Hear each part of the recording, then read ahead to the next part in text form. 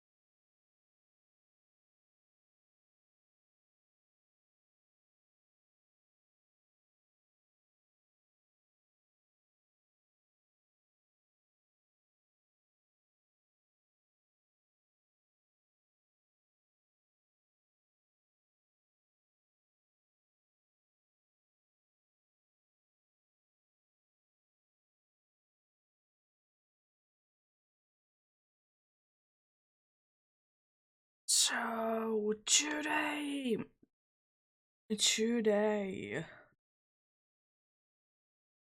we'll be playing combines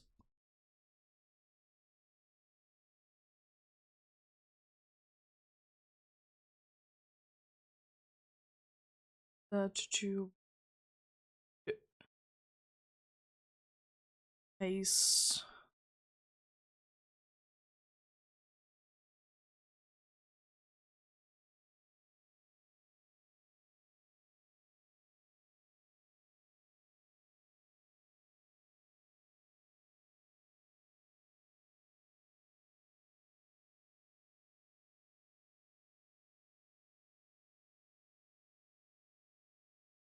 yeah yeah today I just wanted to play something else for for a change. So I thought this game seemed interesting on the Game Pass, so decided to pick it up and play it today. I should be able to go through. But yeah,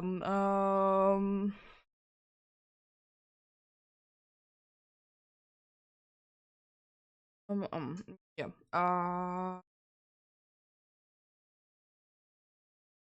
I wanted to play something else for a change, and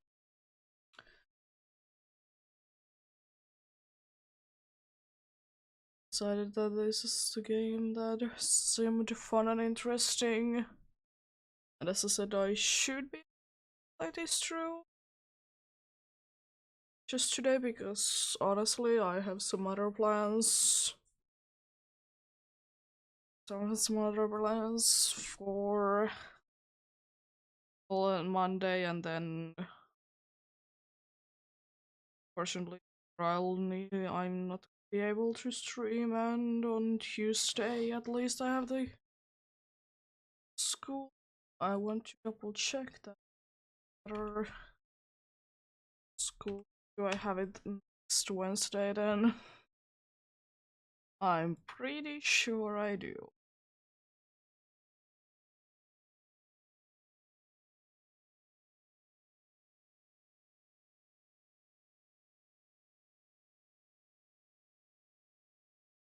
Quickly double check that. Yeah, it's indeed like that. Yeah, let's go ahead and get started. I have been hearing this music for the last like 20 minutes. Yeah, let's go ahead and get started then. Hopefully all the volumes are okay. I don't know yet. Need to probably get into those back in later. That's a good start. Dear Okay. reader, allow me to introduce you to my book. Though it might at first appear like many books you've come across, it is far from ordinary. Mister? No, there is no option to get It it may through therefore automatically. have some misunderstandings about its nature. The story that awaits you has not been fully told. In fact, its conclusion is not yet known, even to myself. It is in that way that my book is special. It is in that way that you are special. Without you, there is no story. I have played similar games to these before. Normal isn't what it used to be. This seems to be still quite a bit different. This is a story about change. Nestled in a shallow valley is the town of Beacon Pines. Far from the town square, across the river, past the neglected welcome sign, a young boy walks alone at dawn. His name is Luca Van Horn, and like you, dear reader, he's here for a reason. Oh no. I have seen a little bit about this game, not too much, but I absolutely love the characters and their design.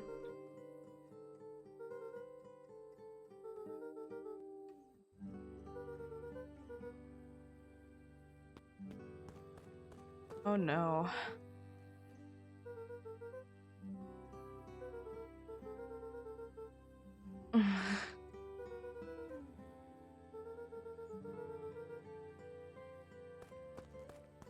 This is a very beautiful place though.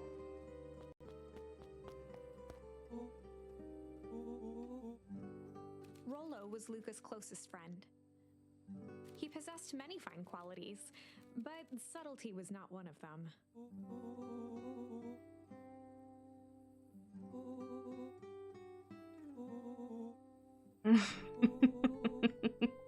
Rollo finally noticed the tears welling in his friend's eyes and the flowers on the grave.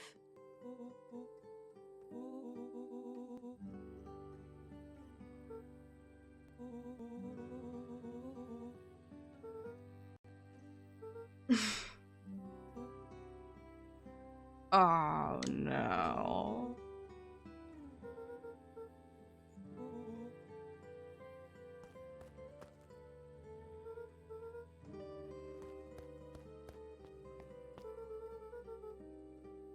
Oh no, indeed.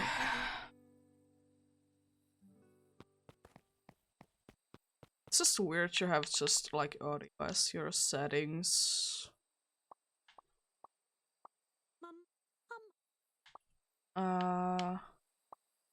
And volume up a little bit. Shh. Whatever that is. Usually it's called master audio.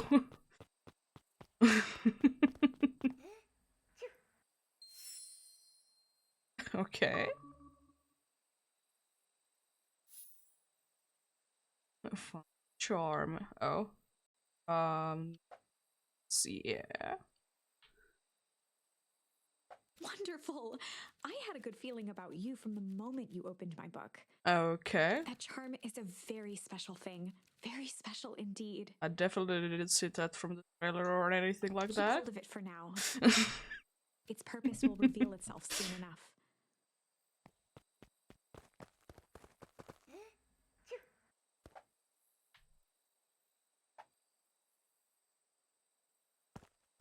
Oh, there is a jump button in this game? Nice.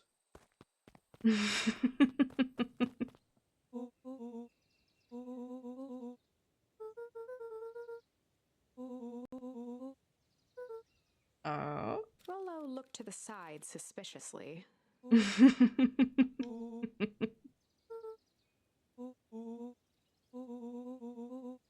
Okay.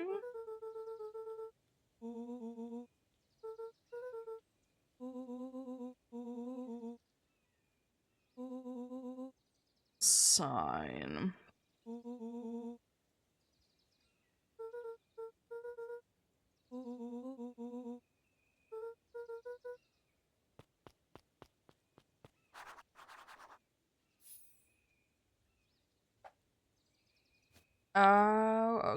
Okay, interesting. So used to preventing A to B interact with everything button, but Dear reader, forgive me for this interlude. Remember that charm you found in the dandelion patch? yeah. There are more of those special charms to discover throughout Beacon Pines. So They've been known to reveal themselves to those who are willing. Some of them can be found in this very house.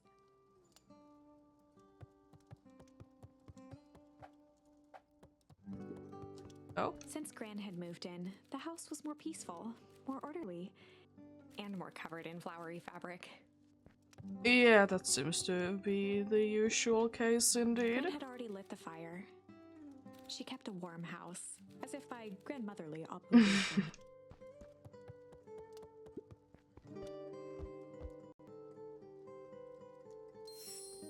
I thought so, that I would be getting something from that.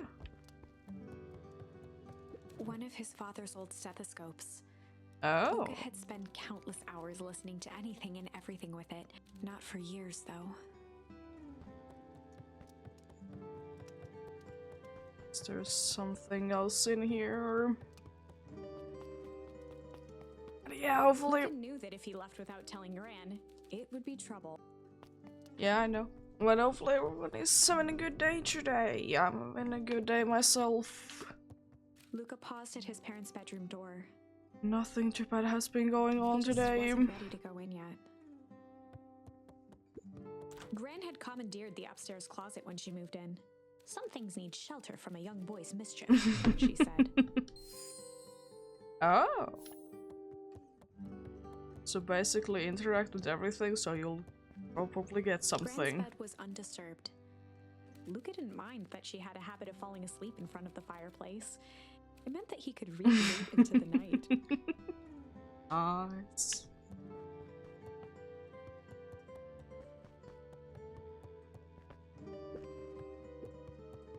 Gran's moving in meant that most of Luca's things had been crammed in the corner. Luca was somewhat annoyed by the situation. Luca tossed on his favorite old sweater. Even though it was the first day of summer, a chill still hung in the air. Oh. Resting. And do anything with my own bed.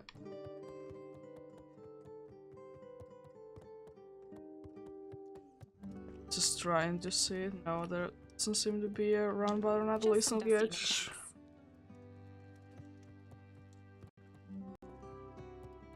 Yes. She's outside then? The only piece of furniture Gran had brought when she moved in was an old hutch.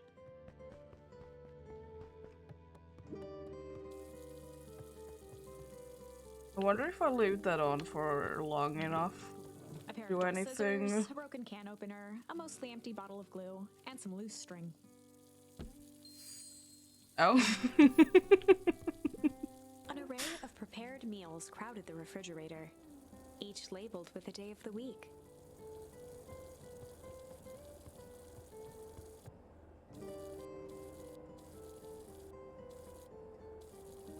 Doesn't seem to do anything. I'll leave it on still if it does something. This is quite exciting. I am now certain that you are the one I've been waiting for all these years. You'll recall I was a bit coy regarding the use of charms earlier. Yeah? Excuse me, I tend to have a flair for the dramatic. You are about to encounter your first turning point. There are certain times in this tale when everything hinges on a single word. Yeah, there is different ways to go through this story. Step forth, dear reader. There's indeed A different sturdy ways old to get through wheelbarrow. this. Young Luca would spend hours hiding in the bushes, waiting for a chance to jump out and startle his mother. She always enjoyed humoring him by feigning terror. Interesting. A beginner's guide to gardening laid open on the bench. Oh, am I not too surprised about that?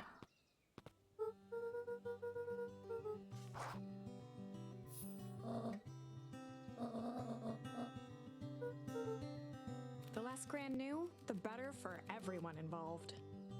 Indeed.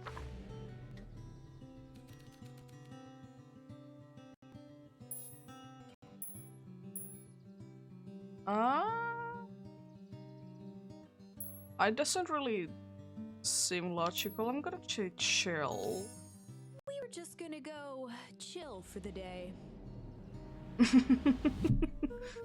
It seems like a thing to do in summer. The best lies are built on truth.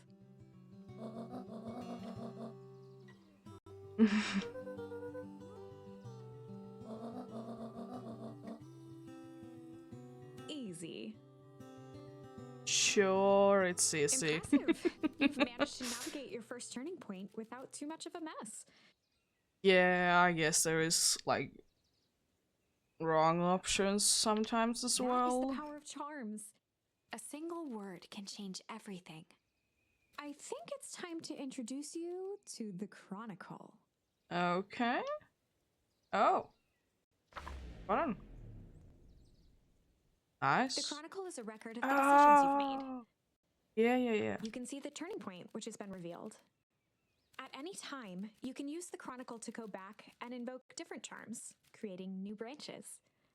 But I guess because this is the first one, there is really like one or two options and they would lead to the same thing anyways. Luckily for us, this is the one and only turning point where the charms won't dramatically alter fate. It's the perfect opportunity to experiment with rewriting things. Do I have to then? I guess I do. See about a ponder then. Ponder for the day.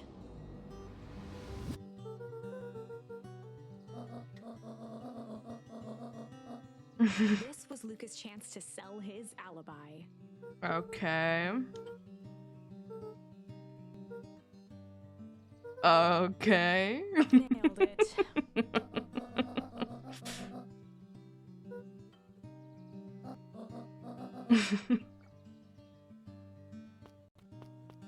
Yeah, I guess that's kind of a necessary one. Oh? Of course. Yeah.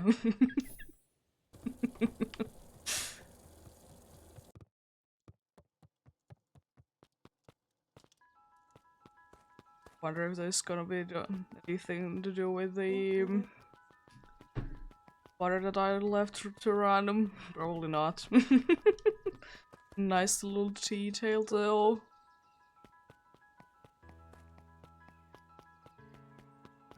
At least like, can I? Oh yeah, I can interact. For a few visitors, the welcome was perhaps more grand than necessary.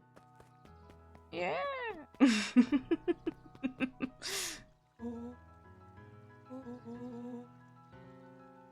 Sure. Oh? Chapter 2. Oh? Welcome to Beacon Pines. For many years, this valley had been a small mining outpost. It wasn't until Sharper Valentine built his fertilizer company that Beacon Pines was established. Over the next 30 years, the town had grown and prospered. Okay. Until the foul harvest and his sudden death. In the 6 years since, everyone was simply trying to get by. Understandable.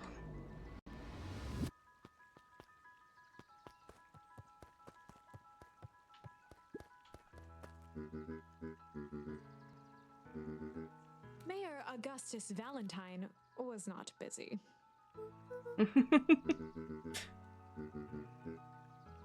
Flustered, Gus instinctively loosened his tie.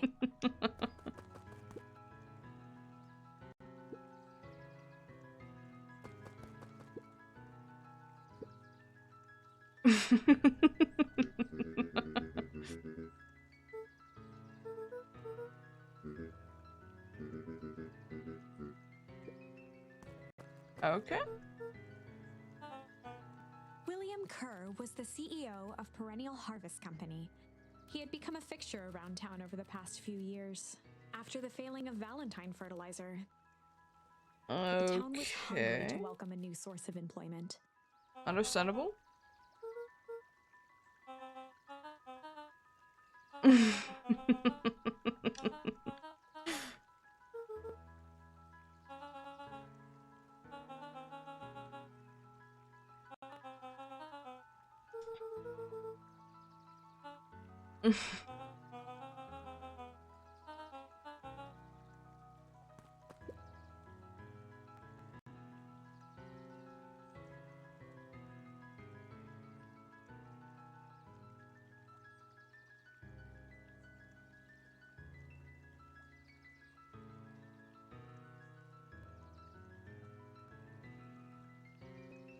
Okay. Is there anything else? And I know that there is a secret path that I'm supposed to go to, but see if there is anything else. Oh, a charm, perhaps?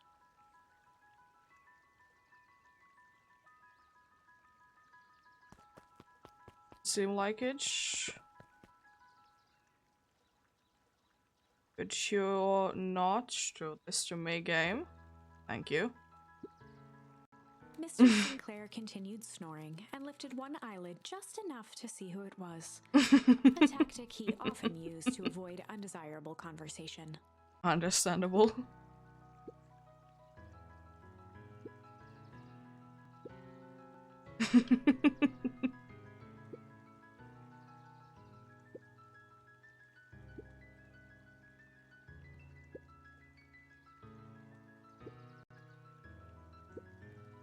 I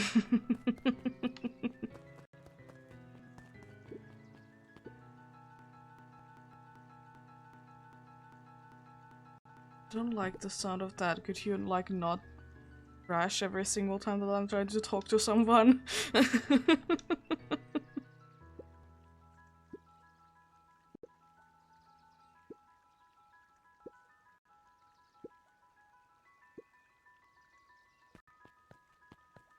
That would be kind of nice. So no music at all, nice.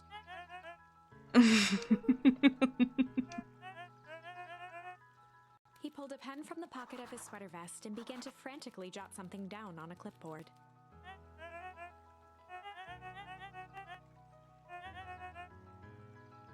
Okay.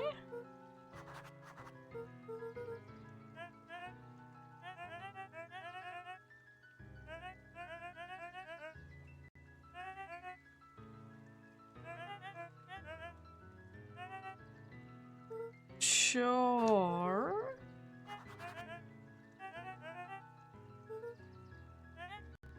Okay.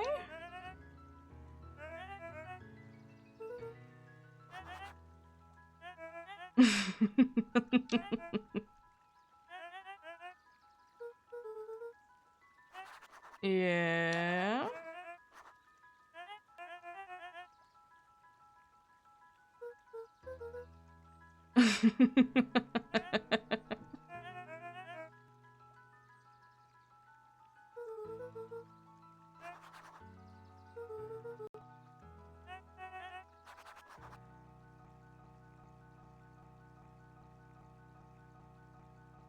Pete stopped scribbling and glanced up from Thank the you. clipboard.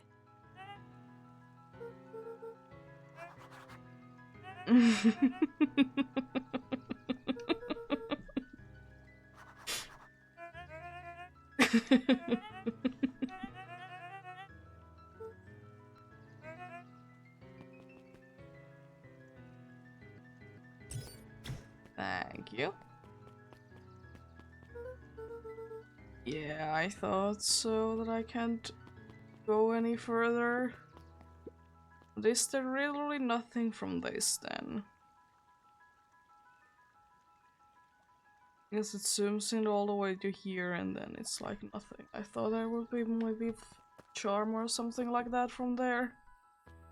Oh, hello there.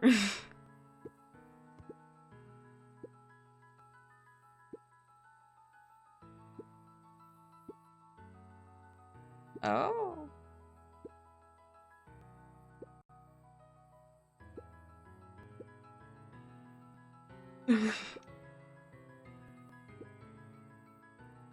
Yeah, just I'm just gonna put that into my back pocket.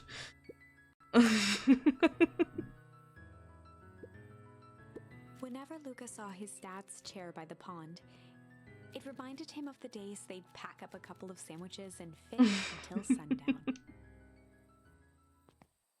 Oh? Luca opened the tackle box and picked the perfect bait.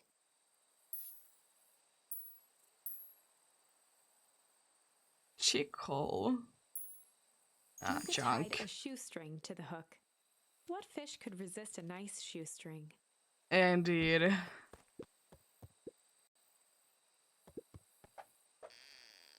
Well, what fish could do that? Why did you press the button?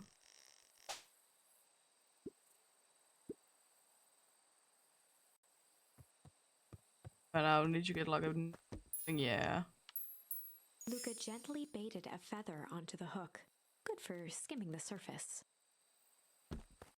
Neither of them seem to really be a good fish, if you ask me. I guess I need to be... Do I need to like be slow with this? Or is it I'm always going to be failing? I think... Yeah. Oh. Duck.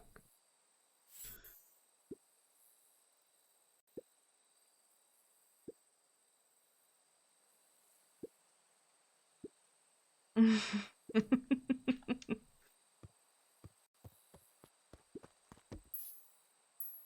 Oh, I tied need to a do... shoestring. What fish could... I need to do both, okay.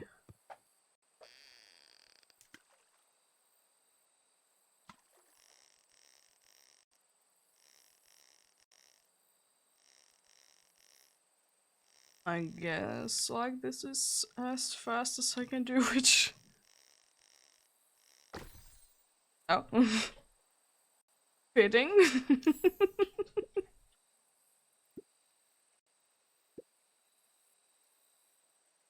I don't really see where it could drift away though.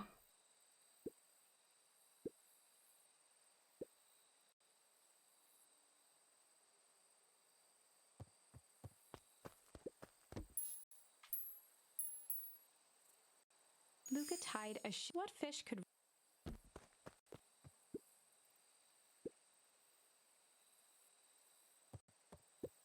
I mean... Yeah, that's probably everything that I can do in here. I guess since I already picked a new one, I'm gonna just see if there is anything at all. If I do this again...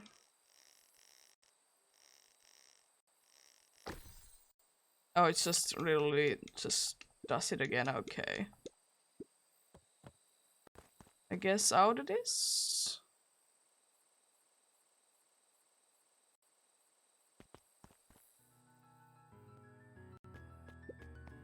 So interestingly enough, there's like little things like that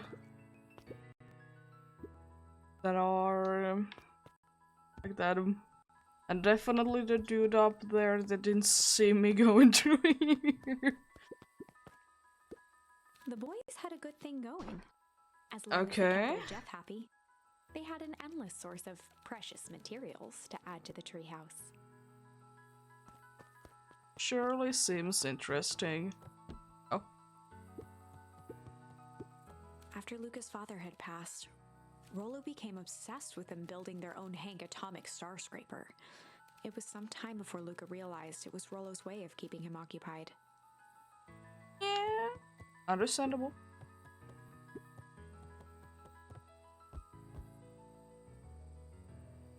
Guess I can't get the same thing twice because I already got that one. Oh. On certain nights, when the clouds were just right, the boys could tune into strange patterns of static. Okay. Rollo thinks it's aliens.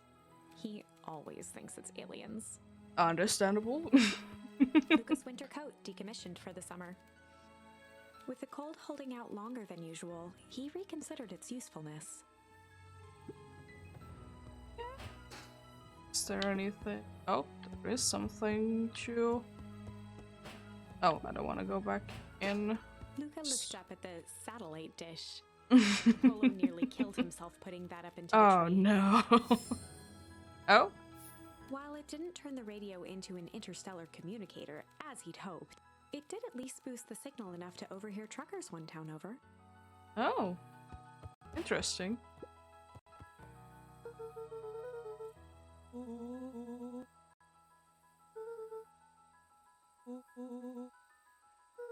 Okay.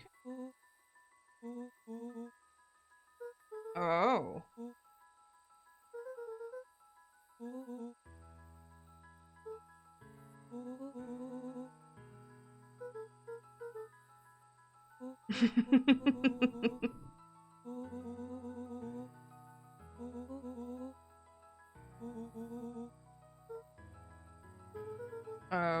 Okay.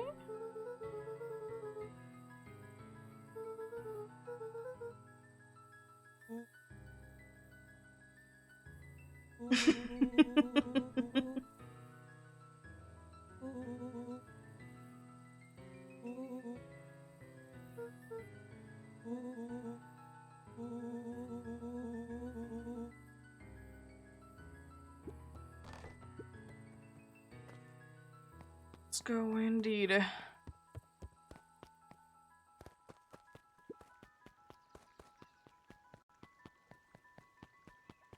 There we go.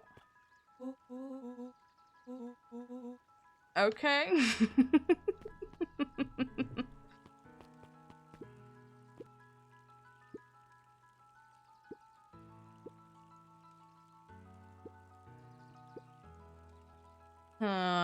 It's good to say something about this, yeah. Luca could see the morning regulars nestled in their booths at the early bean. Understandable. Oh.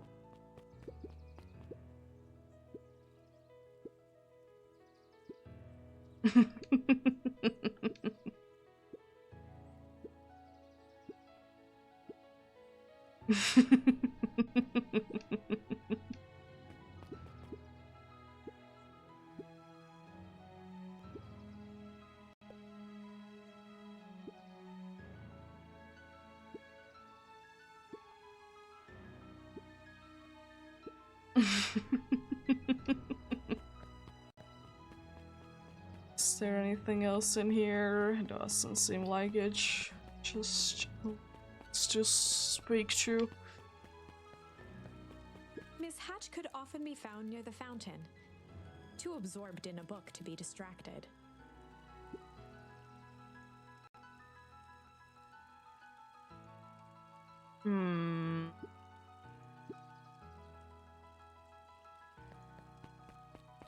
That'd be a foreshadowing for something. Wilder ran the local paper of record, the Beacon.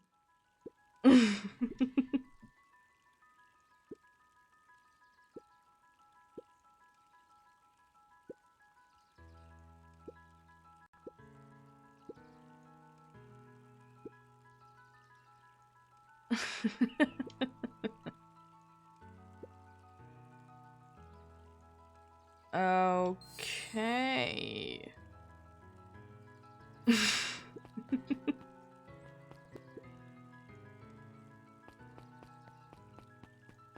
I can't go inside there. I'm gonna go to here. Seems like it's not the right way to go, so there might be something cool in here.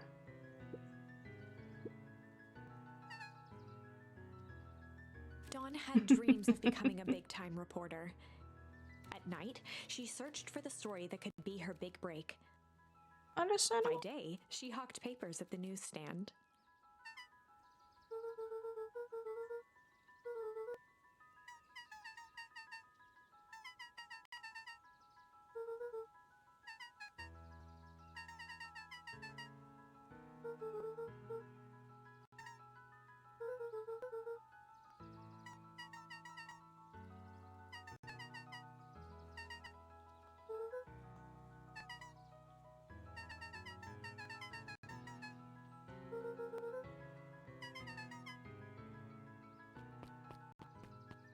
Interesting. Oh. Oh. Yeah. Guess there's more to explore here. And the data's changed then. Oh? Oh, right. Rendezvous with Roxy. This is an important turning point. Okay. The first time where your charms will change the course of fate. Nice. And currently, we only have one suitable charm at our disposal. Yeah, I thought so. Have no fear, we can always return later using the Chronicle once we find more charms. Yeah. Well, now I'm just rambling. Where were we?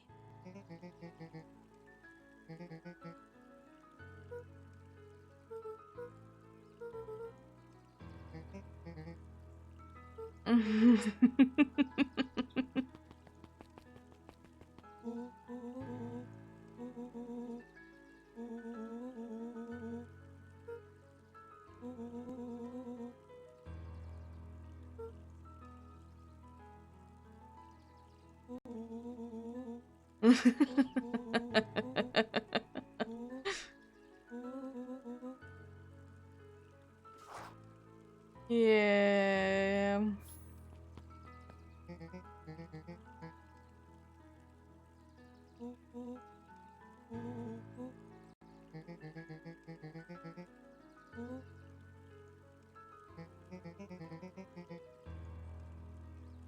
Hmm.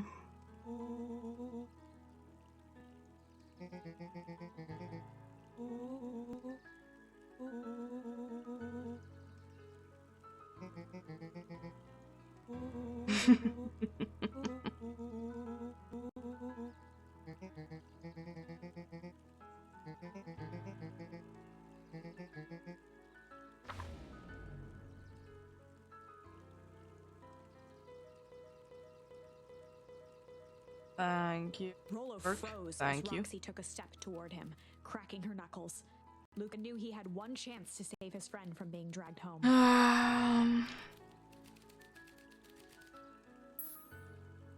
Yeah. In the past, he found the best way to deal with an enraged Roxy was to be a little chill. Interesting.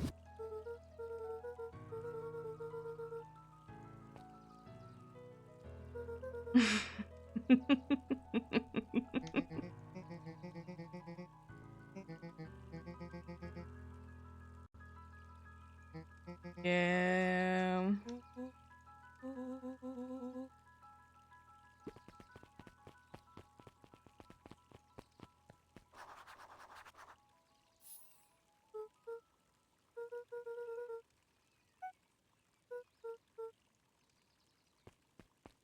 I thought so that I can do anything with that because I knew that there is a way to coming back to things later.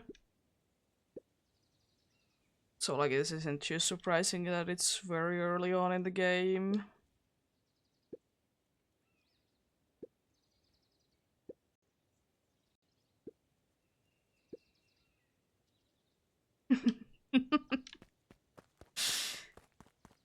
Indeed. So one way.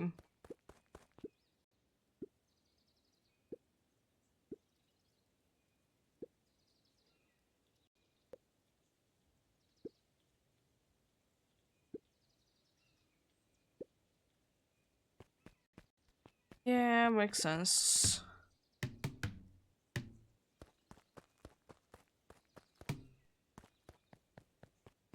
Touching, you say. There might be something to do with that when there's actually people in there, then? Could very well be the case. A bit much, if you ask me. Oh. Nice. Oh? Okay. Jeff's hardware closed down about a year ago. The effects of the foul harvest stretched wide. When there are no crops in the field, tractors don't need fixing. Yeah, they don't really.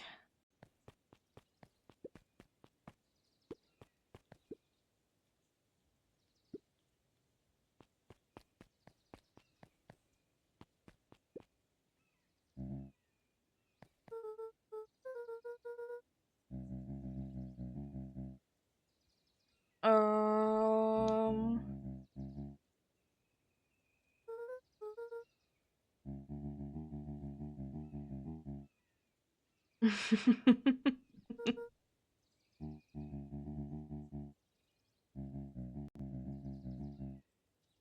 A promise Gran regretted the second it was made.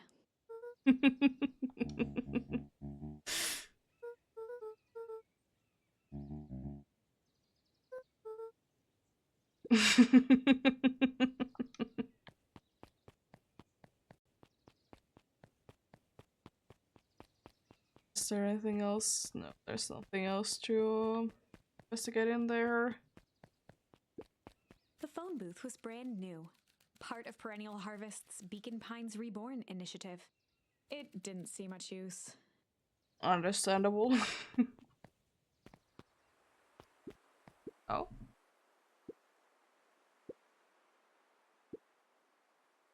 Oh?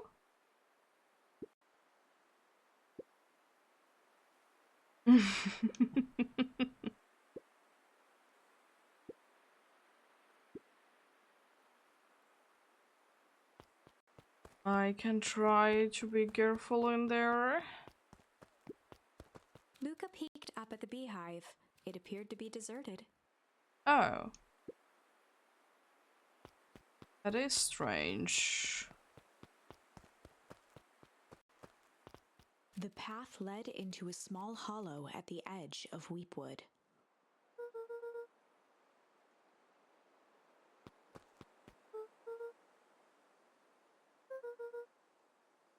The fence thrummed with a gentle electric buzz. Luca often asked himself what Rollo would do, so that he could rule out that option.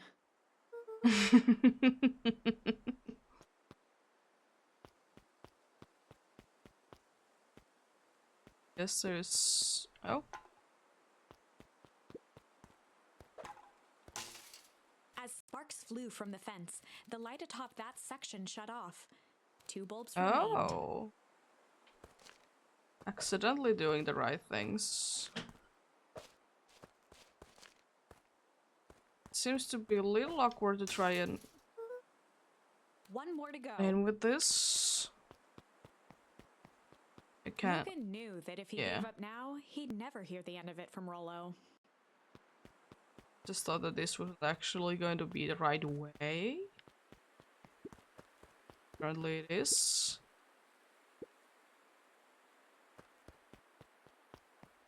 Thankfully there is more time to explore later on. Okay, there literally is nothing else to do in here. There we go. The fence's buzzing gave way to silence. What is in here? Every kid in town knew the old Valentine fertilizer building. Long abandoned, the warehouse once served as the industrial heart of Beacon Pines. Now, it stood only as a reminder of things left behind. The dormant building showed strange signs of life.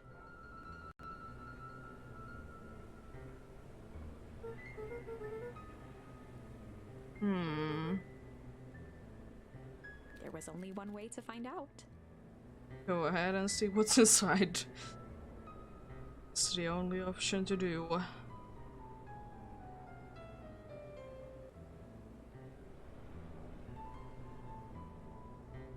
And the only thing to do is to find what is going on inside to go inside. Just don't like the glow on that building though. And I have a suspicion why that is glowing like that based on what I did see previously.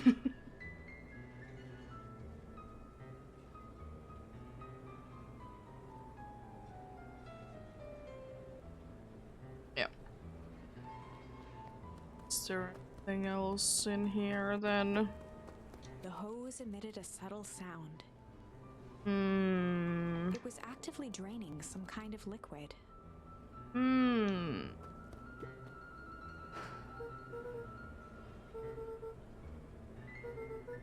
That is probably something that we could do if we have him here. This doesn't seem to be the safest place to go, but it is the way to go. Luca thought he heard faint sounds coming from the other side of the door. He pressed his ear against the cold metal to hear better. The sound of footsteps grew louder.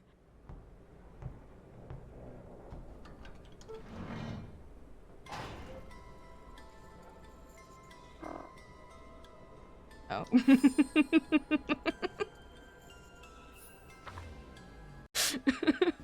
The heavy steel door knocked Luca to the ground. Disoriented, he looked up to see an imposing figure silhouetted in a green glow. It lunged toward him. He tried to scramble away, but felt a gloved hand latch onto his ankle. Oh no. He watched his fingernails leave trails in the dirt as the hand slowly dragged him back through the door, into the lab, into the green light. Oh no. Indeed. This is a story about change. It was far from the sort of change Luca imagined for himself. But change is, after all, a dangerous animal. Okay. I probably should have warned you about this. There are many paths that our story can Yeah. take. Most will end in tragedy, but don't let that discourage you. We will find the ending that this story deserves. I just know it. Yeah, but there really was no From other here way on out, to a go charm will about earn a it. checkmark when it's been used to its full potential at a given turning point. Now, let's try something different.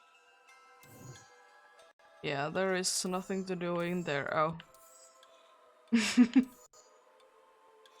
Oh, because because every single one of them is right, even though I didn't say I is technically correct and I've done it.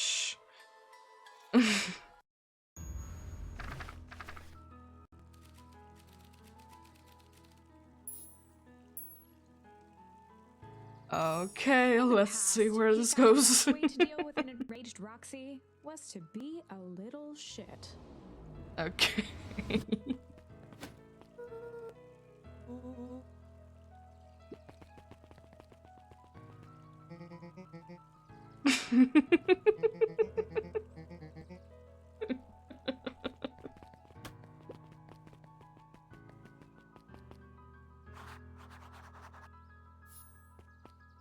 Oh, I didn't get all the way through. Oh, that was pretty much it. Solomon Valentine, current ward of and future successor to the Valentine fortune, huffed as he brushed off his pants.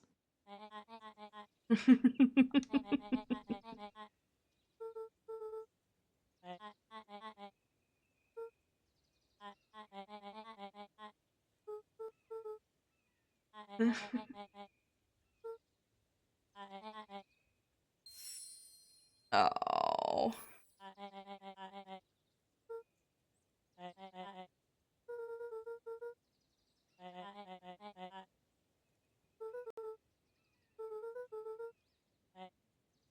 Hmm.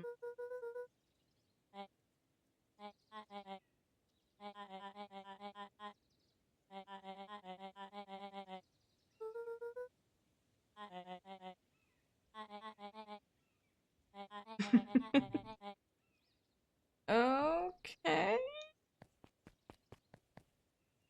Oh. Solomon trifled a gesture toward the approaching heiress Valentine.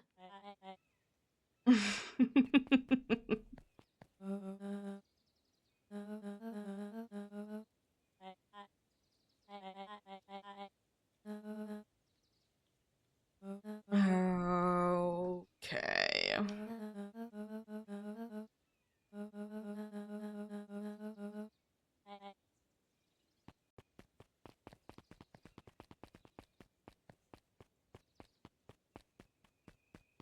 Guess there is no use to talk to you. Oh.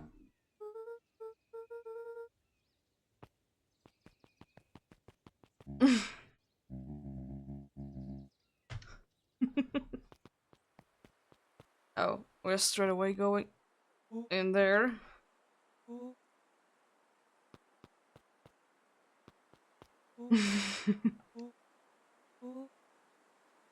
Okay.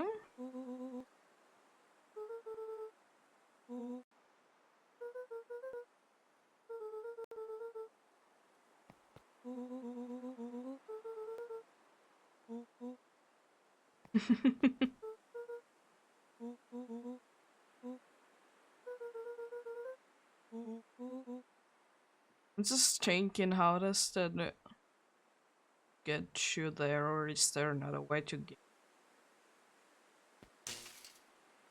Maybe with a key or something like that?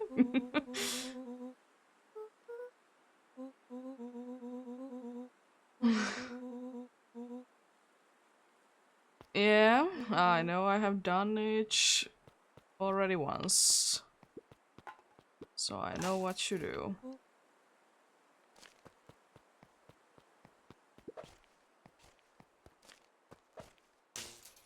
There we go.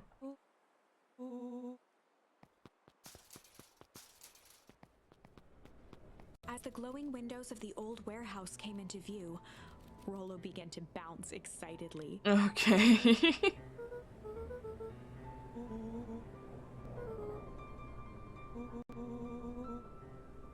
Hmm.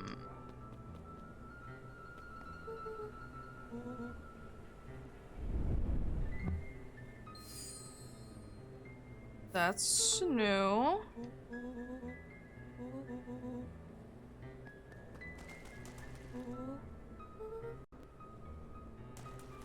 That's not normal indeed.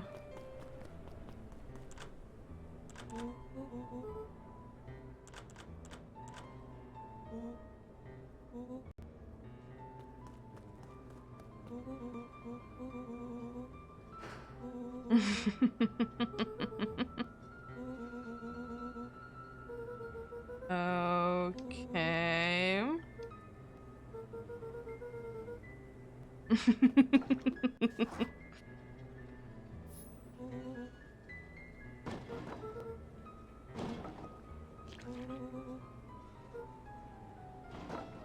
Just thinking, why did the dude come out from there?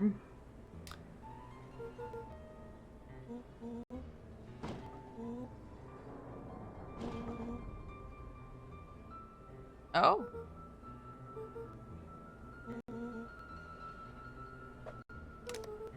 That's actually pretty nice.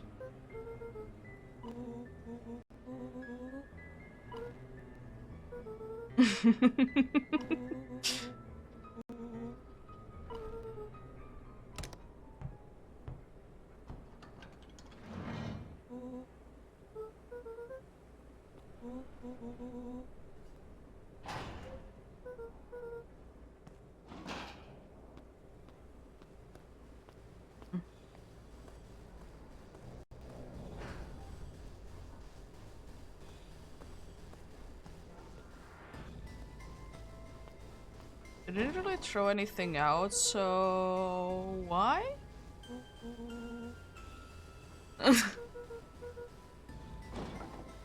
Oh, now you're throwing something out.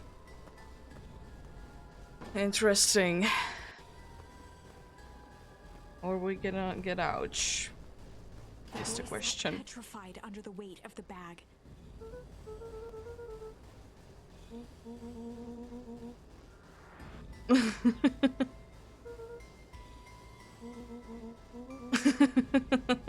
Rollo felt around at the large sack which burdened them. He snapped off a tag from just within a small zipper opening in the bag. Oh? Rollo held the badge up to a faint shaft of light within the dumpster. Oh.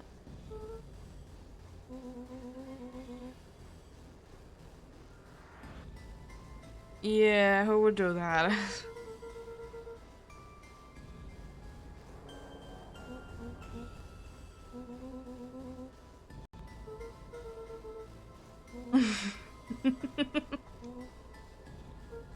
Indeed.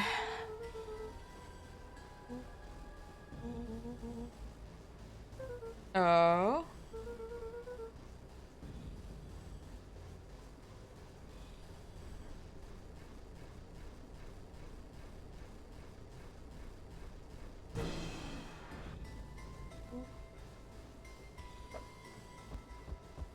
It would have probably been even nicer if the game wouldn't be close to crashing again.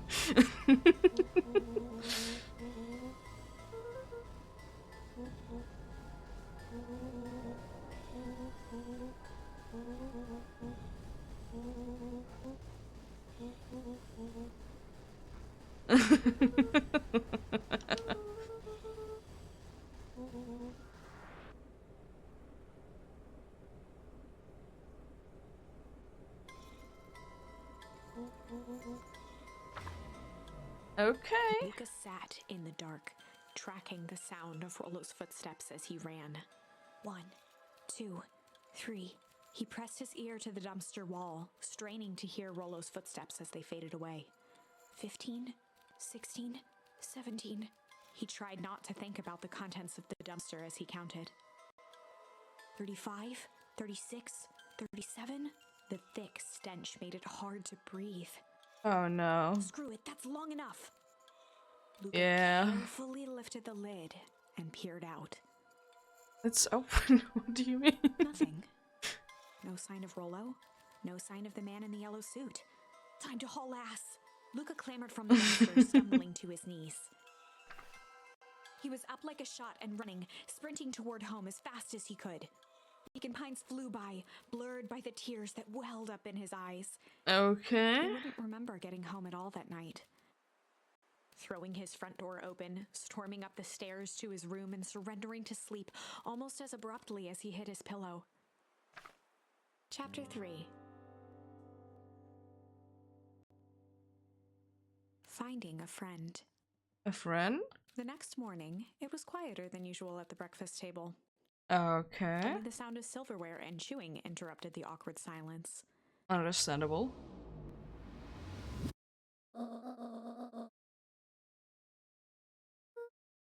Oh?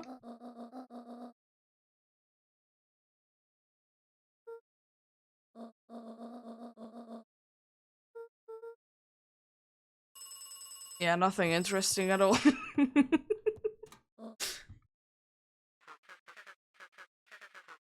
That's certainly an interesting language to speak with.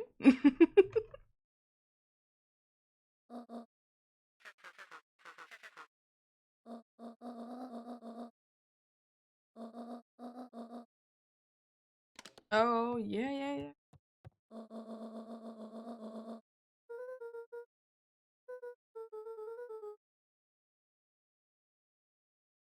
Oh, I think I know what you're talking about. Graham's brow furrowed. She let out a long sigh. Her voice was quiet and even.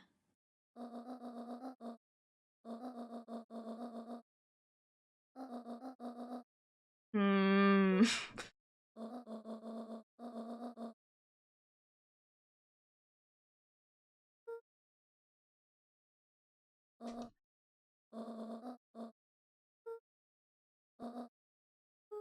Well, sure, that's gonna be the thing that's going on.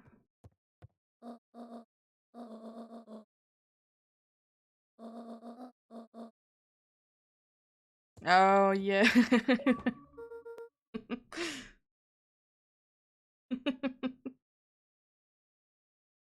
Oh, yeah, I did actually do the both, so there was a thing for that.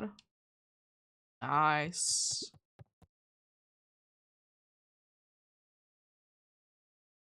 Game.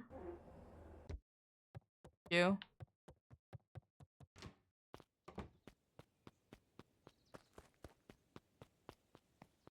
It's probably gonna be some way that we're gonna be getting out of here, and guess why not?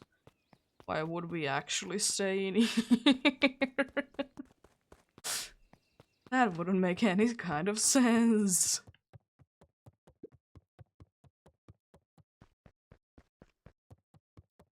It's interesting that it's called ice bogs. I mean, it makes sense. A faint electronic sound floated in the air. Oh, I know what it is. I'll go there soon. I'm gonna just see if there's maybe something else in here. So you could get the pondering from there or either from the house. Treehouse, that is. Yep, thought so. Oh.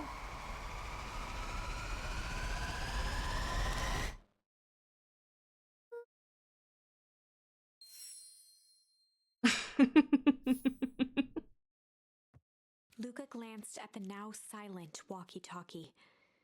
He wasn't sure what to think. I think I know who that is. I'm trying. Oh, it's not.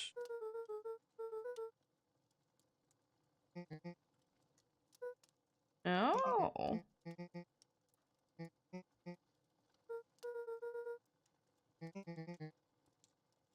Oh. A pit formed in Luca's stomach.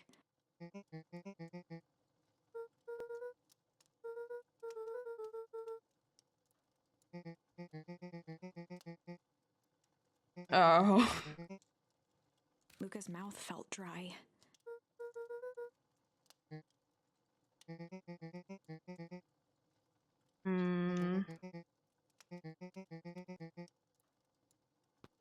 Luca could feel his heart beating in his throat. Didn't you tell her that we can't really leave the house? Why not use the walkie-talkie? I mean, he most likely has. Is it still? The road leading to Beacon Pines was long and uninspiring. A sort of natural barrier for the impatient.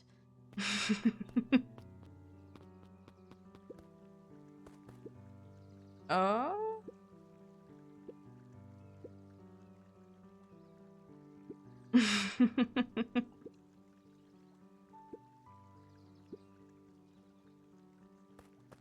It's interesting because this place looks worse than it did like yesterday. This isn't the way to go, but I mean, he can hear? No.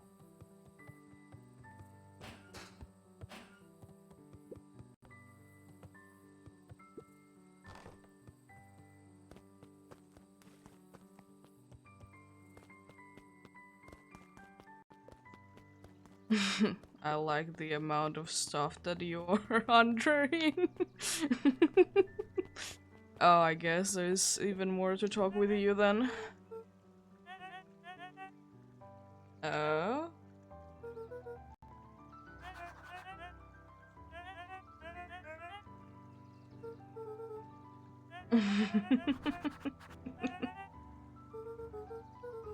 Toby looked up from the clipboard excitedly.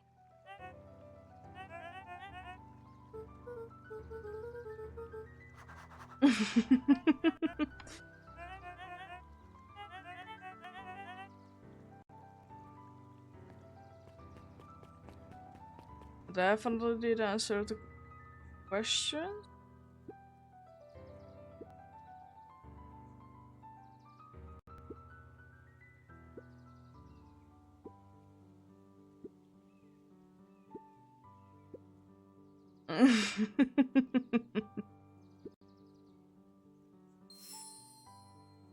Okay.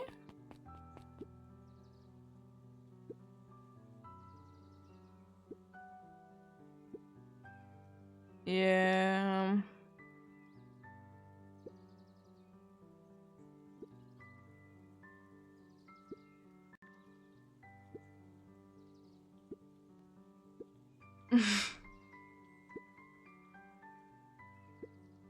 Okay.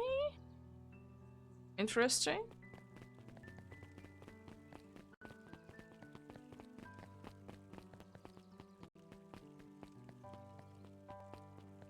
There they go. Yeah, they're only in there.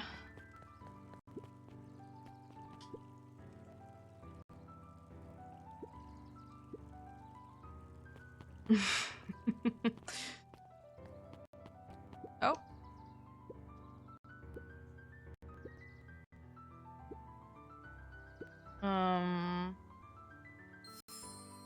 Oh, nice.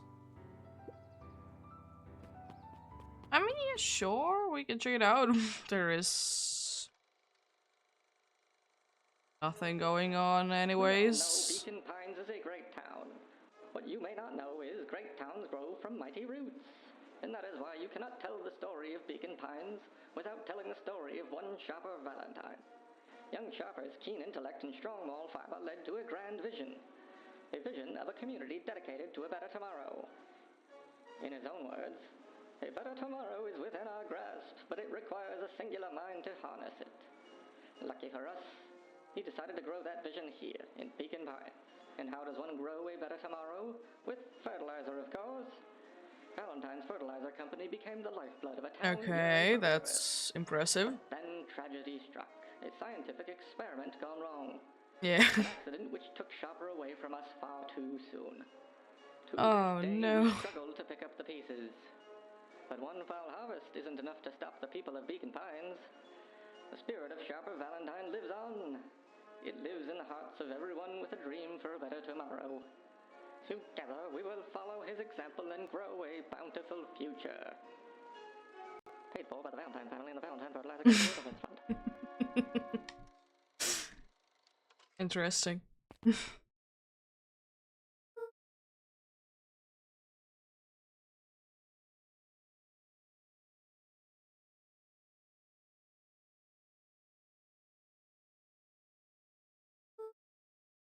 Yeah, that was certainly an interesting one.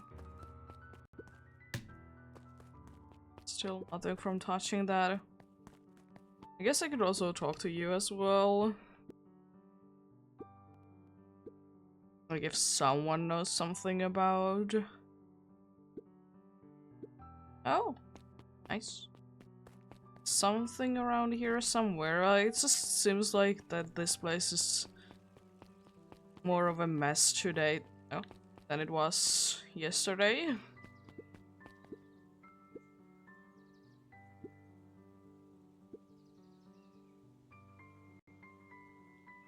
Oh. Understandable indeed.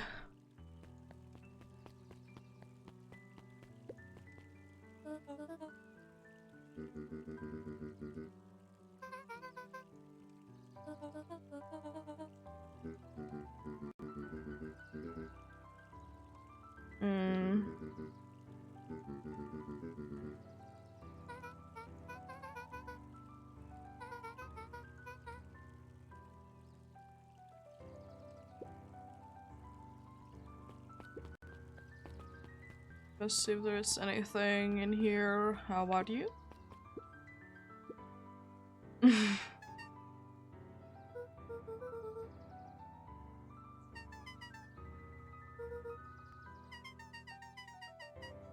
Yeah. Yeah. Yeah.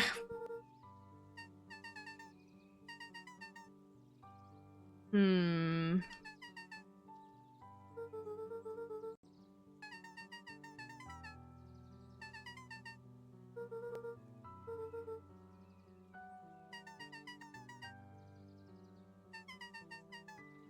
Yeah. There's already people checking that place out though.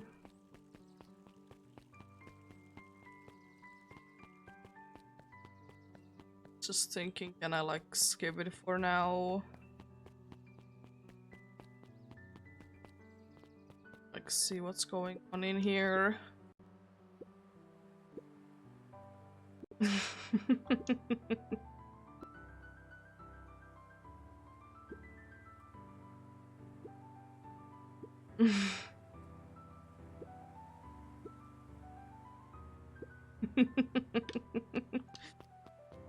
Let's go in. Oh yeah, I thought After the there foul wouldn't really harvest be destroyed anything their to do in wealth and here. reputation, the Valentines shuttered off their estate from the rest of town. Understandable. The Valentine mansion loomed over every other building in town, both figuratively and literally. Yeah.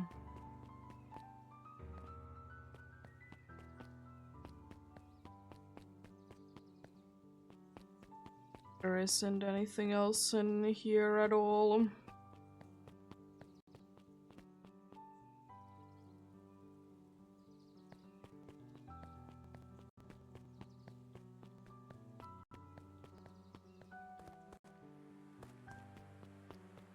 Let's go to the library then.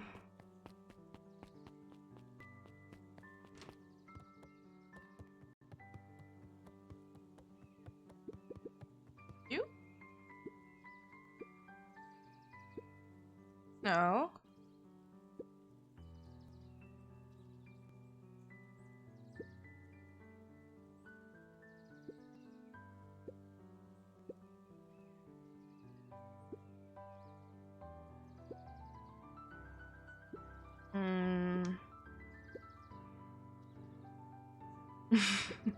The bottom corner shelf was a dusty array of thick science books. Only one binding was clean enough to read: Cellular Biology and the Chemistry of Mitosis. Interesting.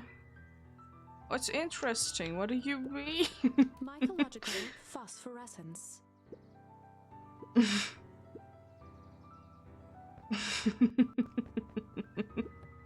The entire top level of the library was devoted to comics, most of which were Hank Atomic and the myriad of lesser revered spin-offs. Interesting.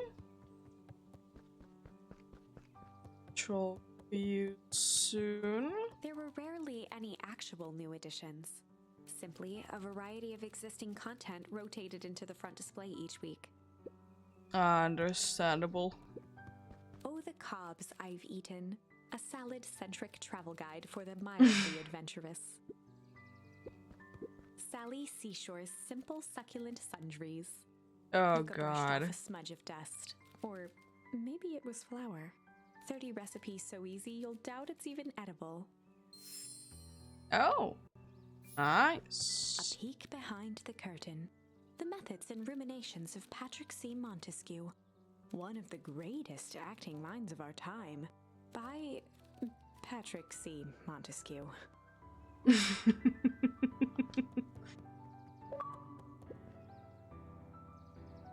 Rude. Oh. Kato Yeah. volunteered at the library during the summers. He wasn't very social, so he'd dedicate each summer to becoming an expert in a single subject, making him a reliable source of very particular knowledge. Understandable. If you were to ask Kato something he didn't know, he'd escape into the dusty old bookshelves and return with just the right thing. Kato was lost in his reading. Understandable. Luca crooked his neck to see the title, Introduction to Melitology.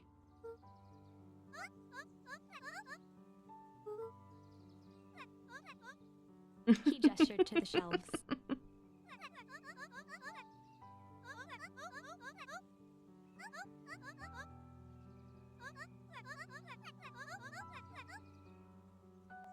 Oh. Okay. Yeah.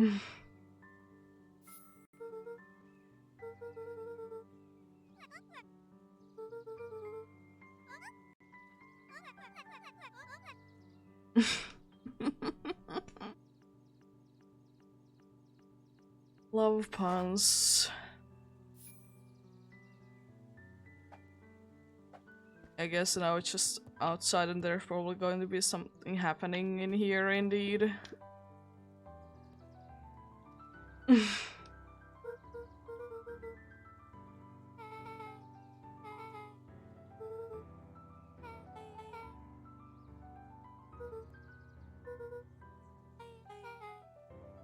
Okay. His family moved often, giving her little time to establish any real connections. She would tell Aww. you she prefers it that way.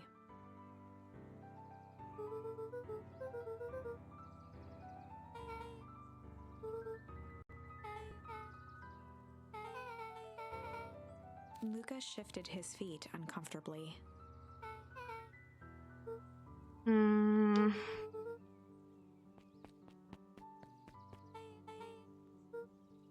Beck pulled a coin from her pocket. Oh? Oh?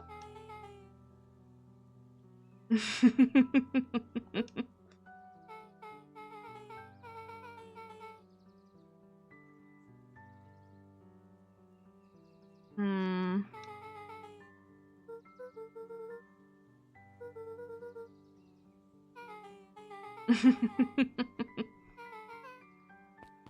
Nice.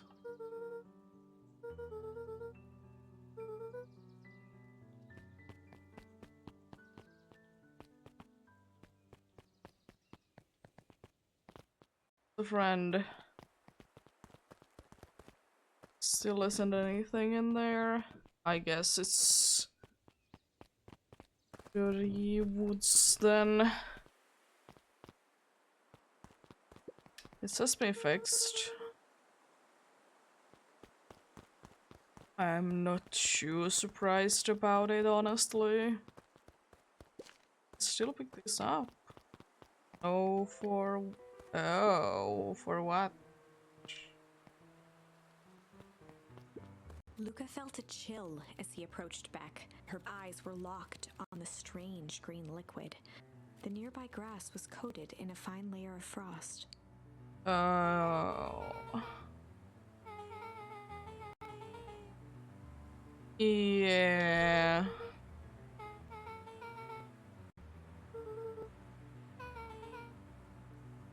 Oh. Luca watched as Beck dipped a broken tree branch into the goo. Beck's eyes widened as flowers grew from the dead wood. Okay. First small buds, which quickly bloomed into vibrant petals. As quickly as they had grown, the flowers began to shrivel and turn gray. Beck Oh. dropped the stick with a grunt of disgust.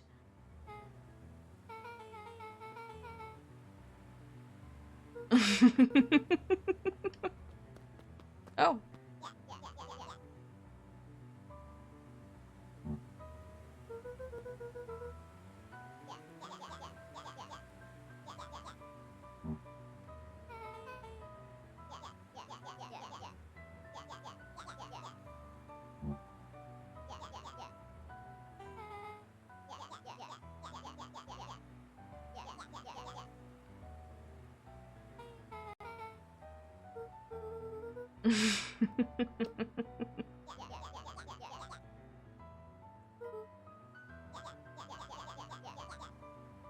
Hmm.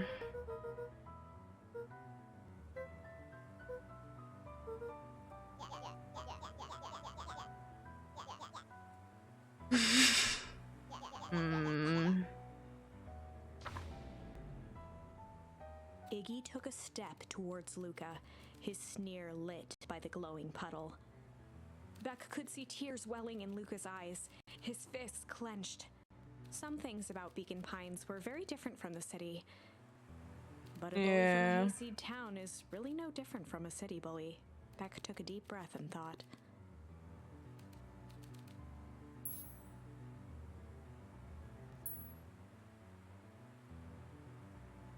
I mean, honestly, the tickle sounds interesting. Well, time to bust out the tickles.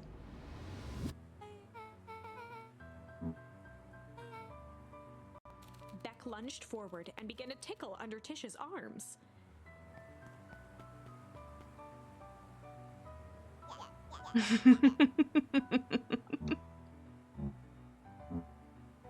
Tears began to form in Tish's eyes as she gasped for breath between gales of laughter.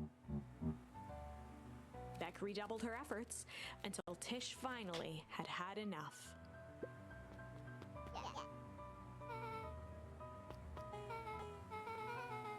Iggy's eyes darted around, a realization dawning on his face that he was now outnumbered.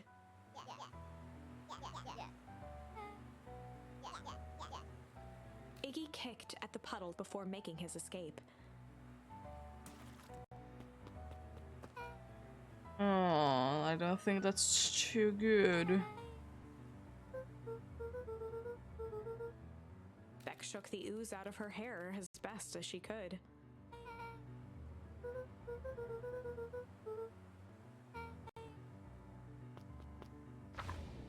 Oh no. Chapter 4. The Best Policy. Oh. Luca paused for a moment, catching his breath. He'd only just met Beck, and somehow he already managed to drag her into this mess. Hopefully he could make it up to her, but finding Rollo was his primary concern. Understandable. It's weird because I'm definitely touching the liquid. How am I not getting anything out of this? So.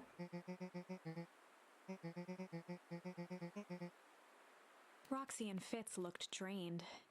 It was clear they'd spent all day searching.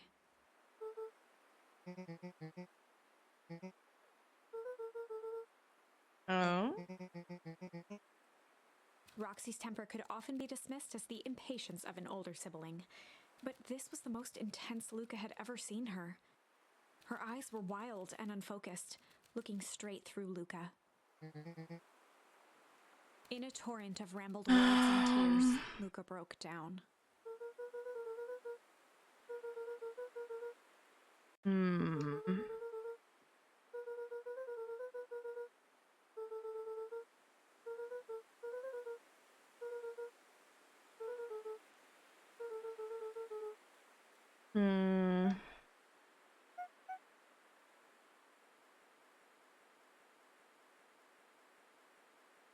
Roxy, still exhausted and angry, softened briefly as her eyes hunted the ground in thought.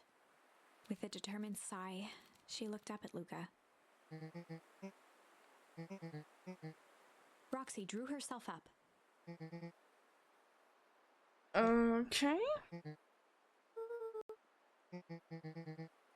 Yeah, and we should be how many ways? Roxy tried to think of the safest place to send Luca.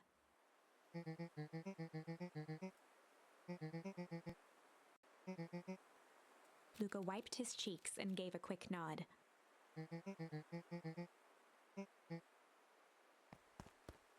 Yeah.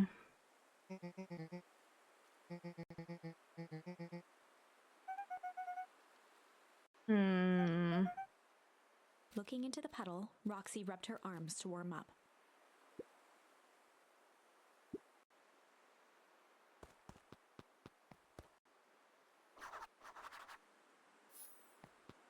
Yeah, I thought so that would be a good place to go anyways.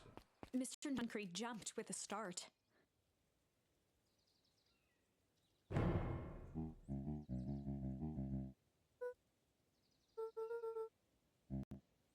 Luca motioned to the phone booth.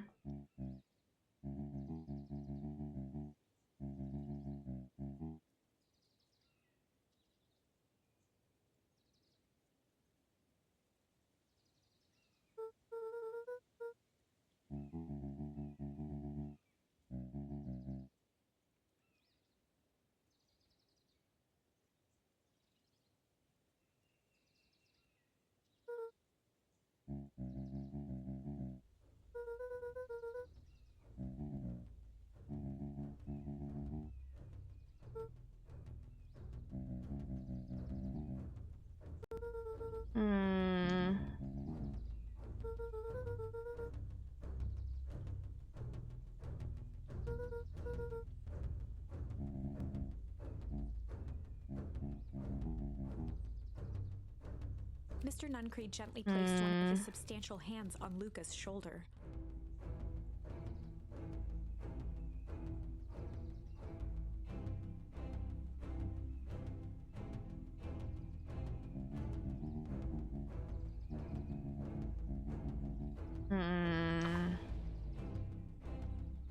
Luca peered up at Mr. Nuncree.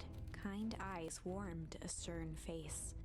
There was a deeper emotion hiding beneath it all. It was subtle, but Luca could sense something eating away at him.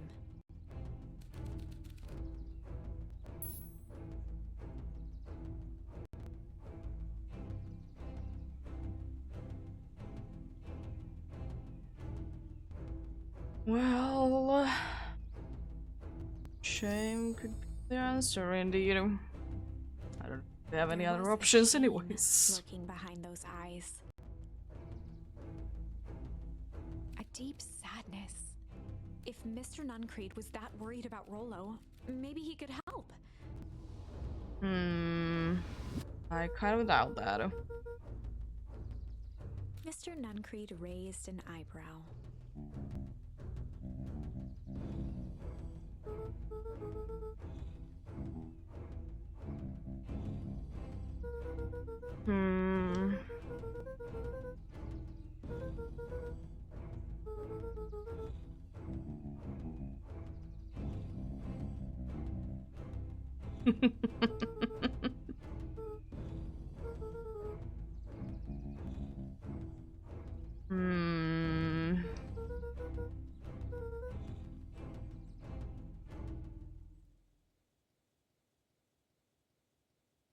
Mr. Nuncreed's shoulders slumped.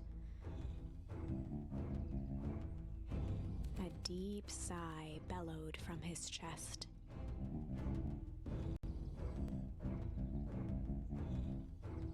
Luca attempted to take a step back, but Nuncreed's hand clamped down on his shoulder.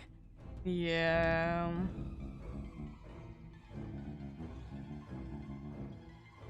With a firm shove, Nuncreed manhandled Luca into the phone booth. The door latched shut with a mechanical hiss.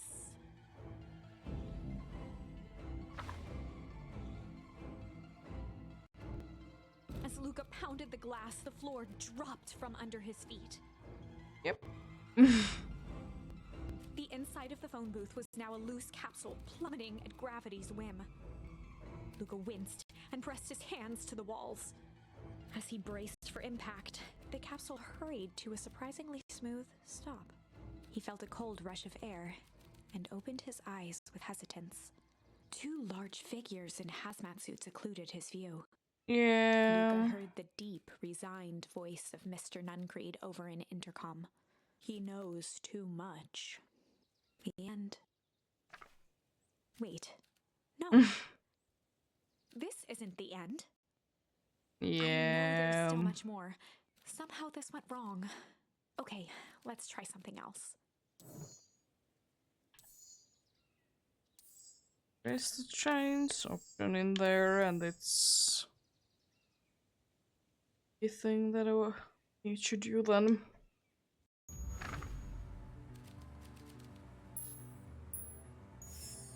Well, time to bust out the strange.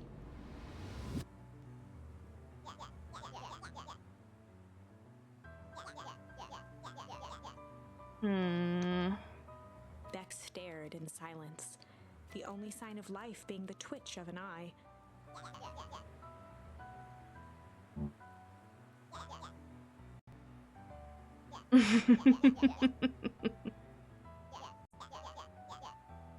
At the sight of Iggy taunting Beck, something in Luca snapped. Iggy's smirk shifted to a look of shock as Luca launched himself into his stomach. Okay. Iggy's clothes were drenched in the glowing ooze. Oh no. Iggy's voice began to slur as he struggled to get up. Oh?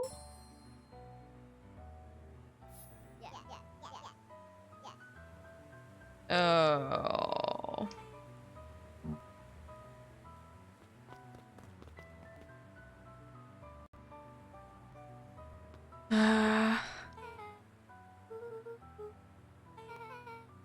The person at the warehouse. This strange ooze and what it did to Iggy. Was Rollo caught up in all of this?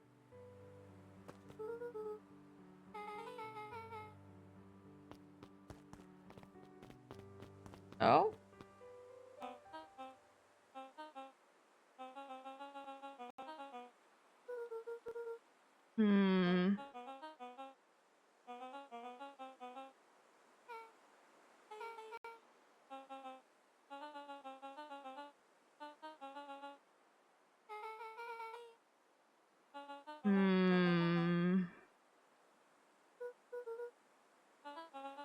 I don't think that's the whole answer, though.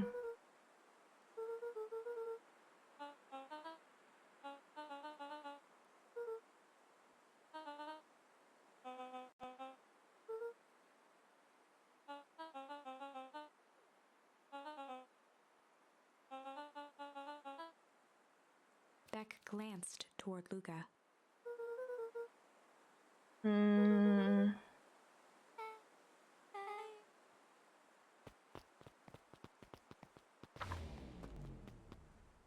Rollo was safe.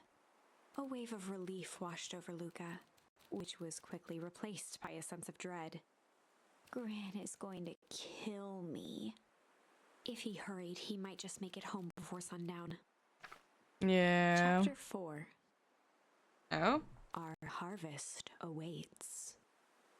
Okay. Luca took a deep breath and gingerly opened the door, steeling himself for Gran's wrath.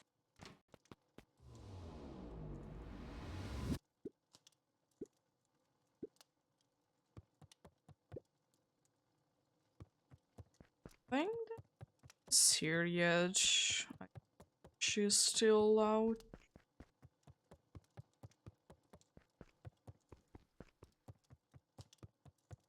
Hopefully.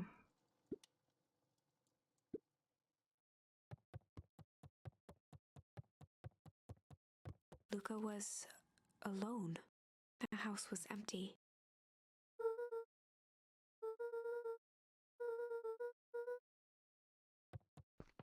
Oh. Straight away to sleep? Luca was sitting by the pond, listening to small waves lap against a rock. His father sat in a folding chair in front of him. Without turning, he spoke. "Why don't you grab me some nice bait?" "Sure thing, Dad." Luca hopped over to the tackle box and popped open the lid. Inside was a rolling, buzzing mass. Okay. "You're fishing with bees?" Luca's father gave a warm chuckle. "Well, you catch more fish with bees than honey. Pick us out a good one." Luca closed his eyes and plucked out a bee. He could feel its wings struggle between his finger and thumb. Holding it at arm's length, he hurried over. His father deftly baited the hook and examined his work. "Interesting choice." With a practiced flick of the wrist, the line buzzed in a graceful arc. The water accepted it without a splash or ripple. The wrong choice, but I respect it. The pond began to freeze over. Sometimes we gotta make the wrong choice before we can make it right. Yeah. Ice propagated across the still surface with an alarming speed. Luca scrambled back as the ground beneath him turned cold. "Dad, I don't understand." "Sorry, kiddo. Understanding isn't always part of the deal." The relentless ice shot through the fishing line toward his father. "Dad, look out!" His father casually wound the reel. "None of it's your fault, you know. Never was." "Dad, we have to go." Luca grabbed his father's shoulders, trying to pull him away. "Please, you have to run." The ice crackled as it spread across his father's hands. "That's the thing about fishing, Luca." His chest began to crystallize. "You toss your hook in, and you never know what you're gonna pull out." A shock of searing cold ran up Luca's arms. He gave one last desperate tug. The chair tipped backwards in a single frozen mass. Luca tried to stop the momentum, but it was too late. He watched the icy form of his father slam into the hard ground, shattering into 1,000 pieces that crowded around his feet. "Dad, I don't understand. What does all this mean?" The gentle rustle of leaves was the only reply. Oh? Making sounds again. Luca's eyes struggled to focus on the walkie-talkie.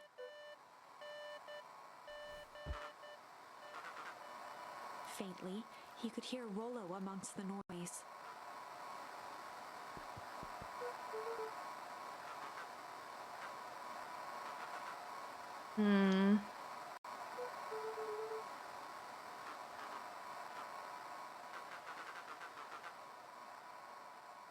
Okay.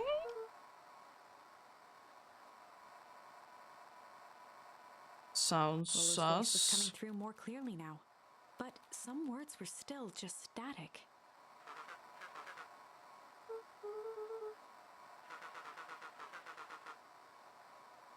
Hmm.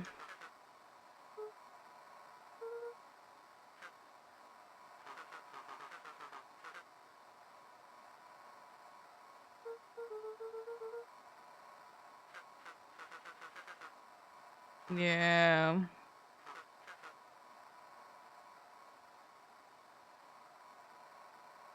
Kind of The thought signal that went that wasn't silent. good news. Luca held still, waiting for a response, his pounding heartbeat marking the passage of time. Lolo's voice began to fade.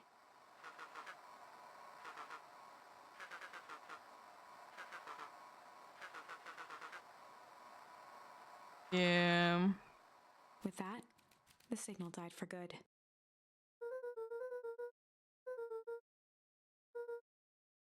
Yeah. Luca Maybe grabbed that, the or walkie-talkie and sprinted to the anyways. treehouse. Radio in there.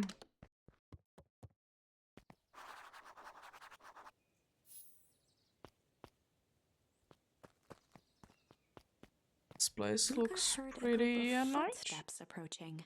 He dashed behind the bushes to avoid being spotted.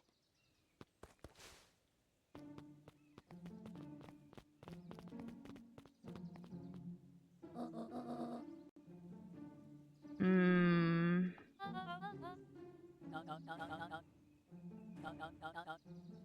Mr. Tolliver paused, shifting his eyes to one side. Yes, we are.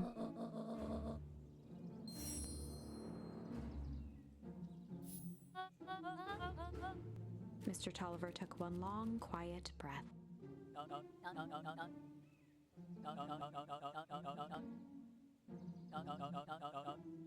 Hmm.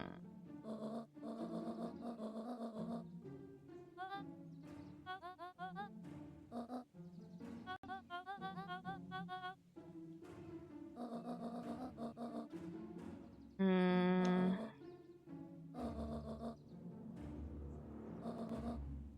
The three shared a determined look.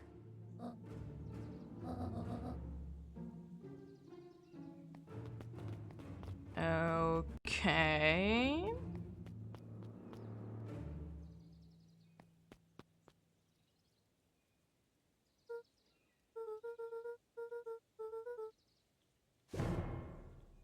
Oh, hello there.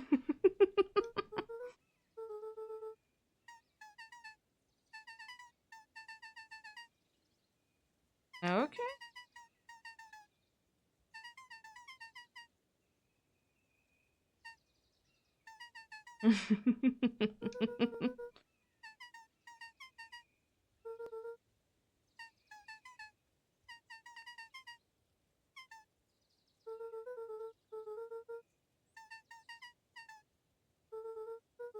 Hmm.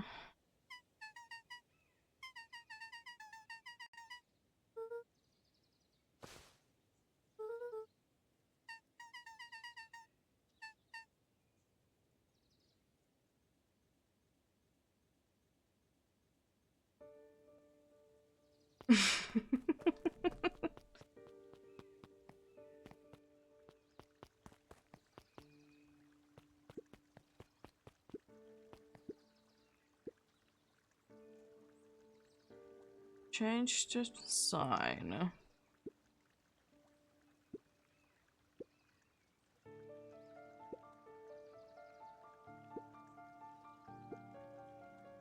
The two boys shared a mischievous grin.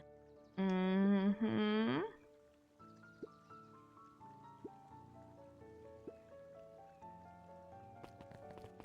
Interesting. Wonder if the game is gonna say... Yeah.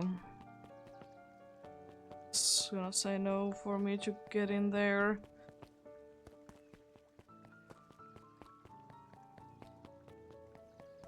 This is still looking like a mess though.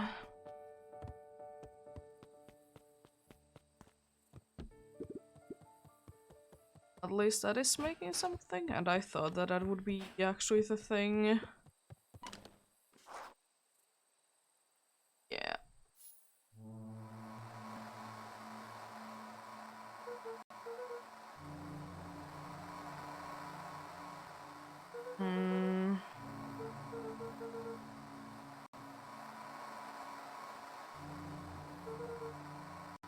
What are we gonna be actually hearing?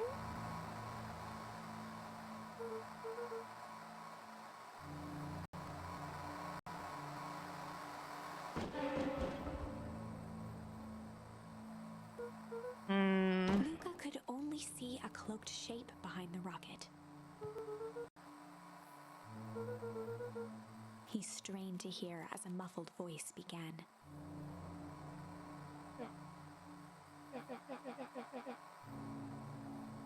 Fear gripped Luca's throat.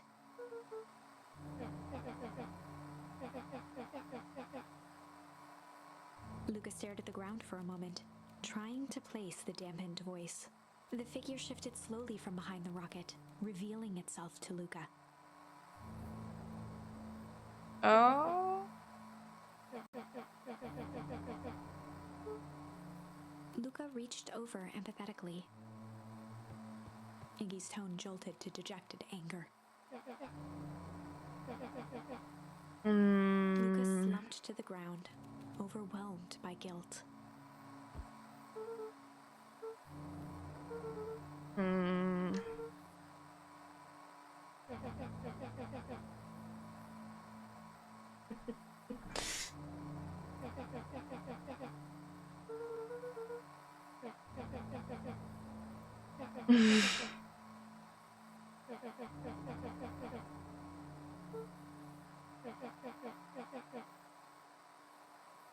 There is no time, you say.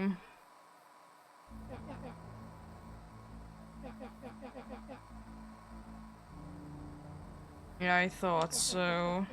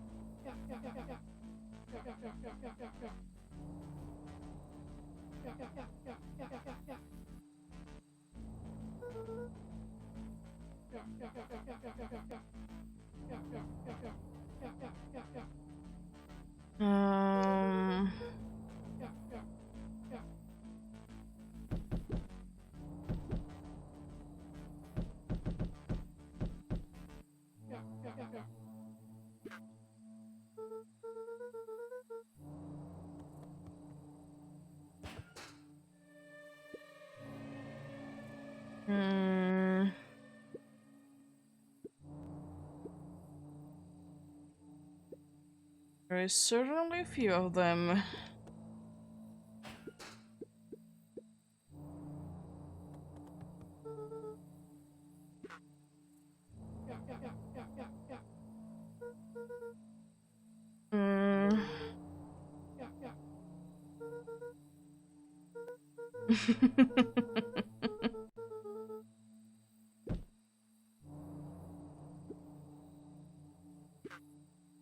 Iggy slumped to his knees.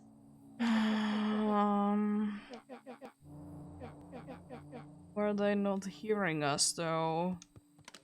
Luca grabbed the walkie-talkie and headed for the window. Luca and Iggy climbed up the back of the treehouse to its roof, where Rollo had constructed his MCDC, the Mission Control Defense Cannon. From behind the crowd of clipboards, William Kerr strode forward, a warm smile on his face.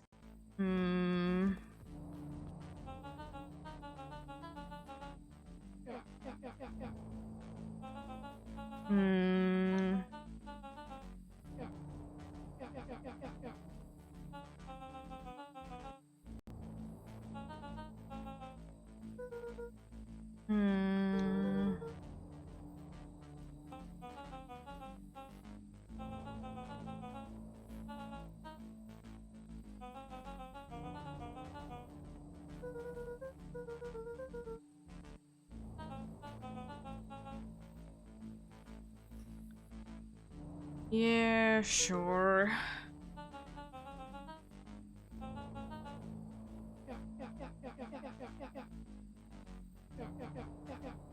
Kerr's smile faltered.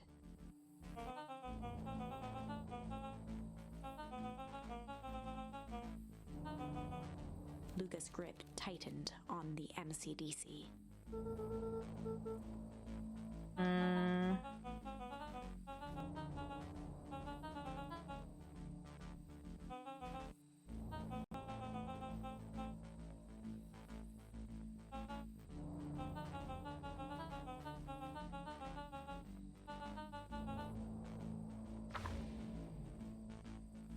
Luca's mind raced. Let's see. He was caught in a trap. What do you do when there's no hope? He wiped his cheeks with a sleeve. What are you gonna do, Luca?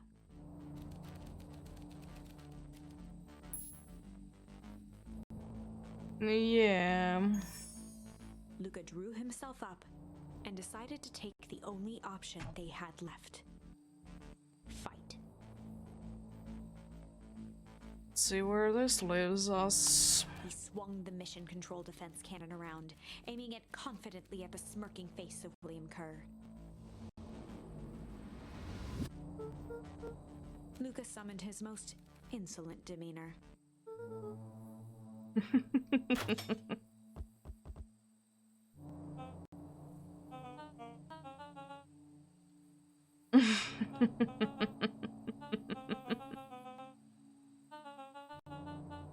Kerr turned his back on the two boys.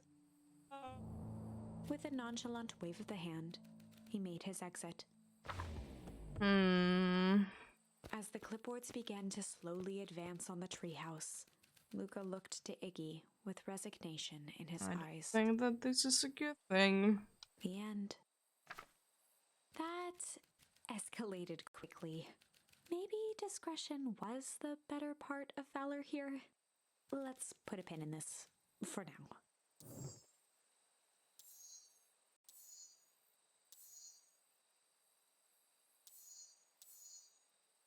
Oh, there is a struggle in there now. It's the only thing that I can squat a bit back. This is a story about struggle. Luca could hear a machine humming somewhere nearby. He felt around wildly, searching for something, anything that could help. His hands found a hard object, maybe a tile. He yanked it free, lifting the cold stone. Let me go! Luca swung the tile as hard as he could at the shape that still held fast to his leg. He heard the crack of glass as the stone hit the assailant's mask. With a muffled yelp, the hand let go. Luca was free and scrambled to the door. He never looked back once on the long run home. Chapter 3. Everything's fine. Sure. The next morning, it was quieter than usual at the breakfast table. Only the sound of silverware and chewing interrupted the awkward silence.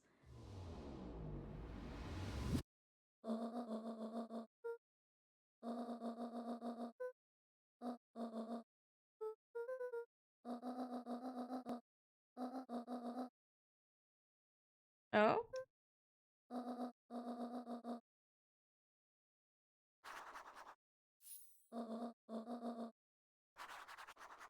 Okay.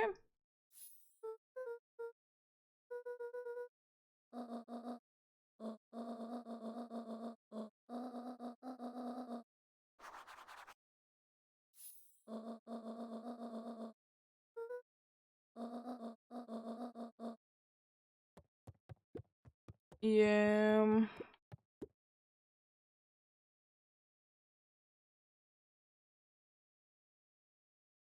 It would be nice if the story would be.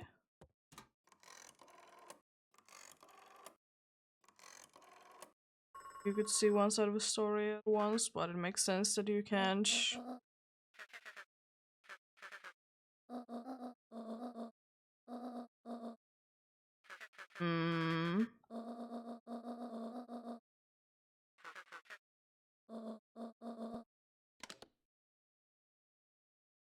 Okay. Oh. Oh, hello there.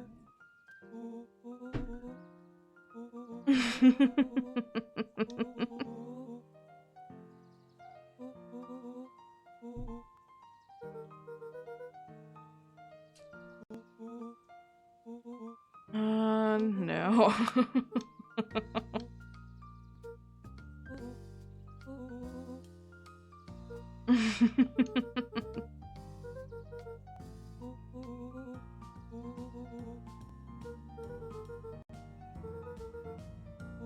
Okay.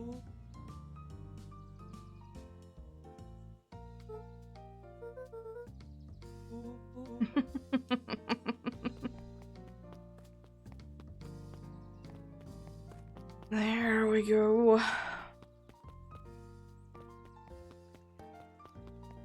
Let's get this now. You're now here?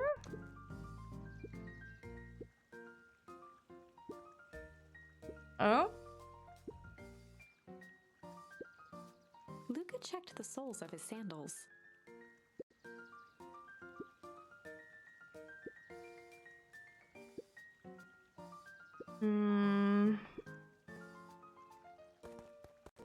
I surely will be watching my step. I mean, I can talk to you. You probably don't have anything interesting to say anyways.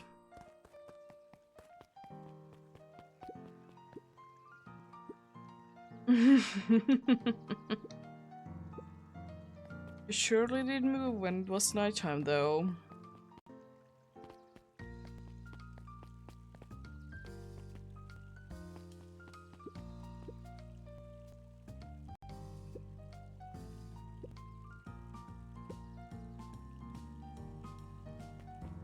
Okay. Oh.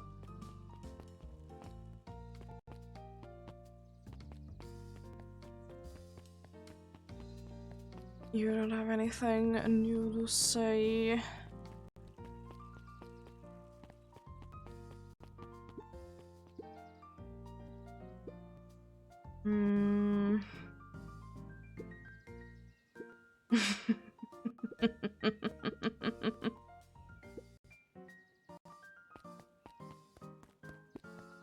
Huddled at his counter, Hiram Tolliver was meticulously shining apples. More accurately, Hiram Tolliver was meticulously shining one apple. Okay. With a yelp, Mr. Tolliver fumbled the apple, flailing at the air as it fell. He leaned forward and lowered his voice.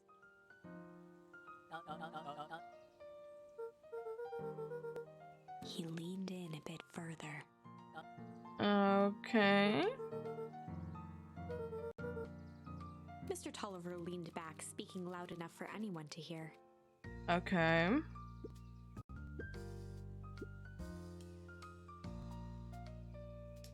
He reached forward and snapped up the jars of jam, giving Luca a little wink. Okay. He leaned in for a final whisper.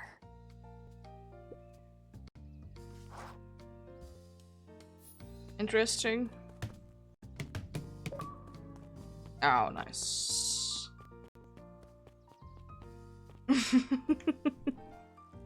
I've kicked you watermelon plenty of times, though. Eris Valentine, oldest of Sharper Valentine's children, and heir to the Valentine fortune, had a way of making questions seem like demands. Mr. Wilder had learned to assume that if he was hearing from Eris, it was because she had taken issue with something he had put in the paper.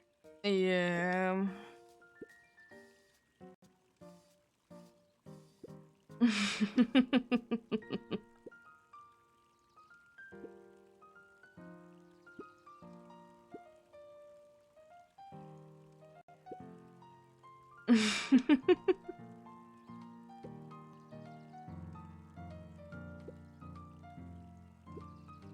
Things have changed indeed.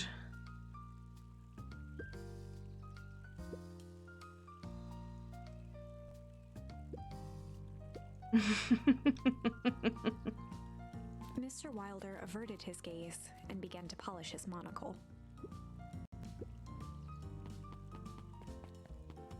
Interesting.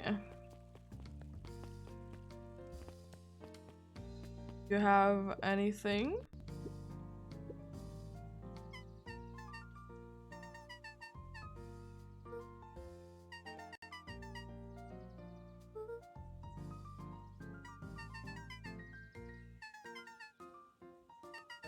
Okay. Hmm.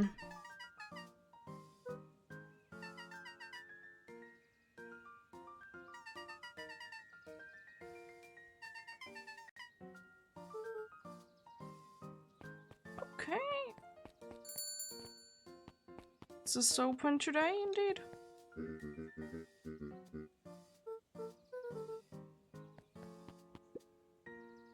Hmm? Oh.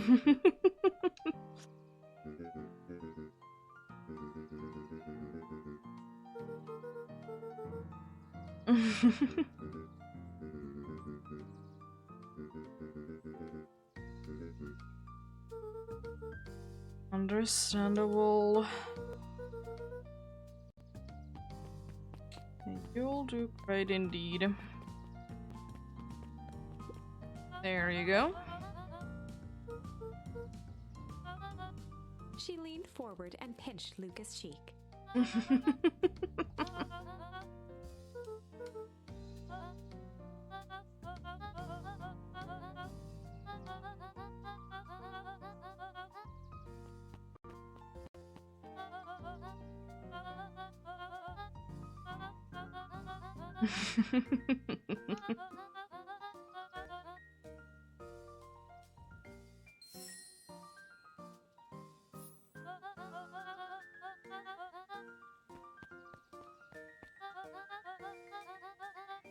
Luca shifted the basket uncomfortably.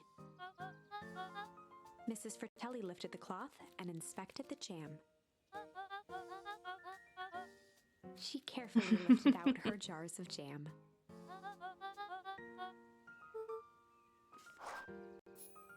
There we go. Luca squinted at the faded photo of him There's and his mom at the diner. probably Memories of that day something came to do, flooding yeah, in the back. past. There.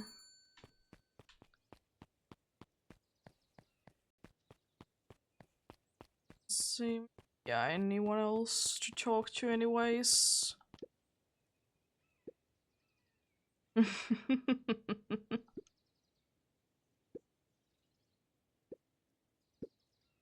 Oh.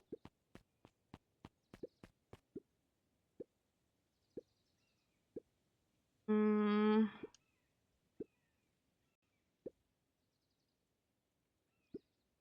Okay.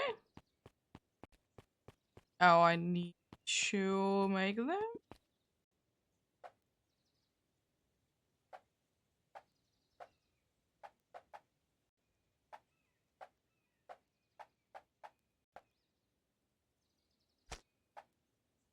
It's an interesting way to make it. For sure. I like it. Guess it was correct.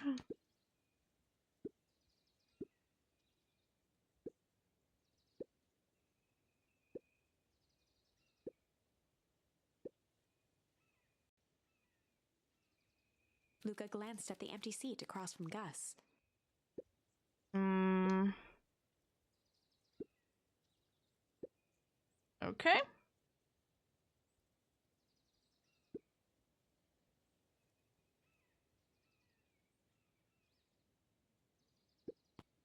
Interesting.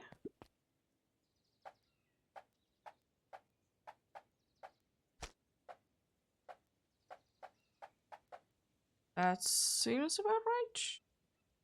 If you would like to try to crash on me. Is that correct?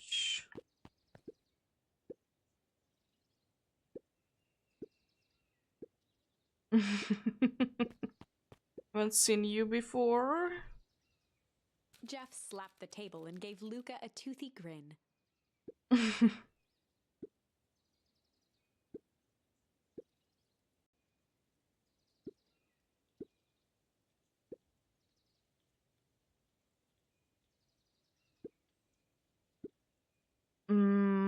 Okay.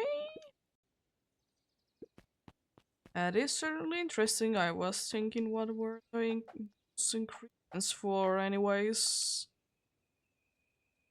Would you like game? I guess you could also like make it the only ones left are like the world burger anyways. I wonder if there's like an achievement out of that, or am I gonna anyways make it?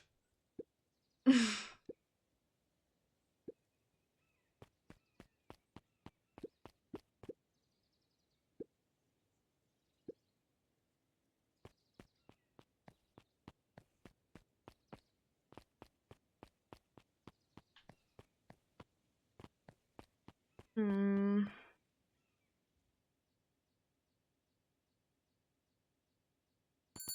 I guess that's it then.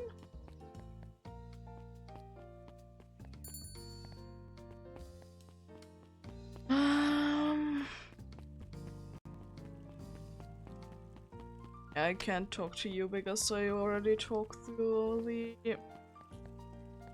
Anyways, if there is anything in here.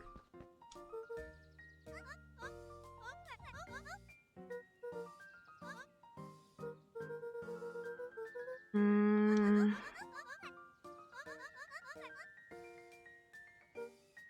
Kato motioned to the book in front of him. Yeah.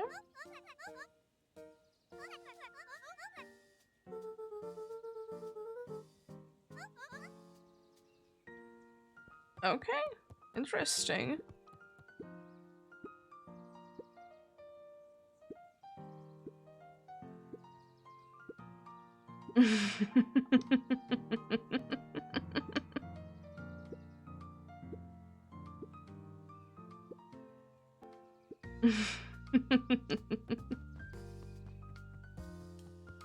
Indeed.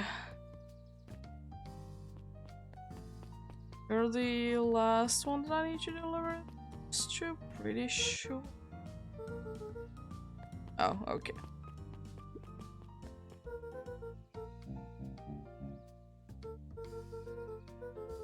Mr. Nuncreed eyed Luca for a moment, then nodded in agreement.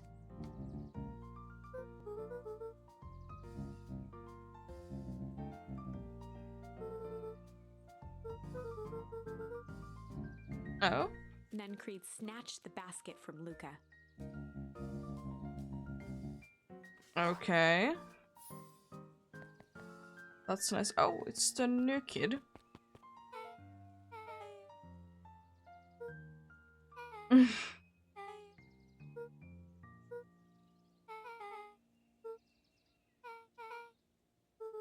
Okay.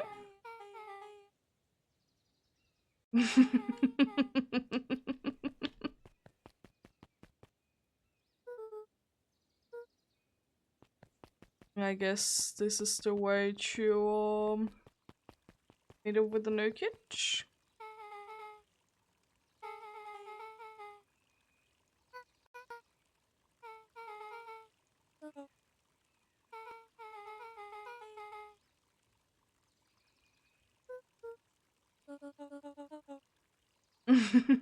Beck locked eyes with Luca.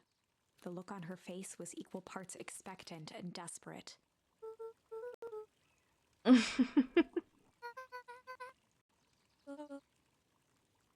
Beck gave Luca a quick nudge.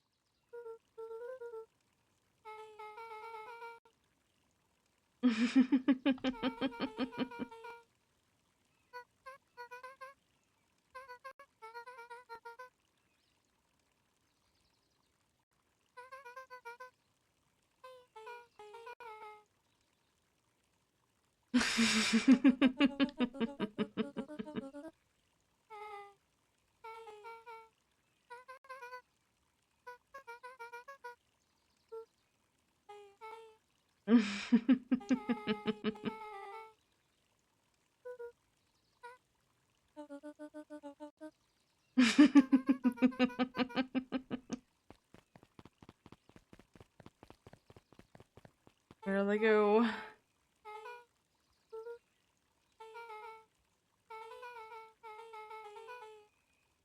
Yeah.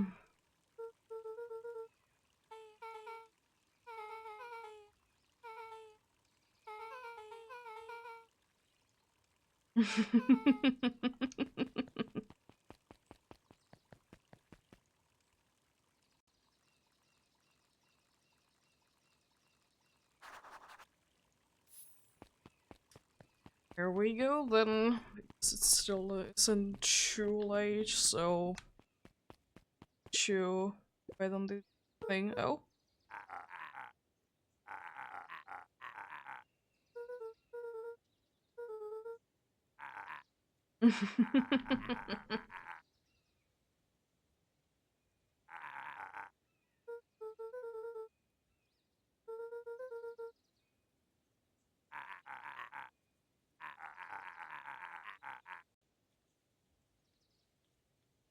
Jeff dug through his pockets for a bit.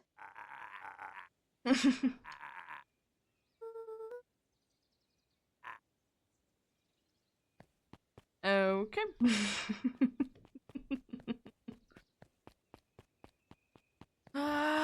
Certainly interesting, certainly interesting. Indeed. To finally meet dude as well.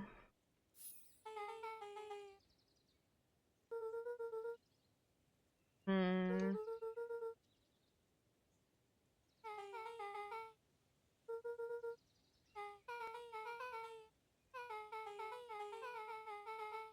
Hmm.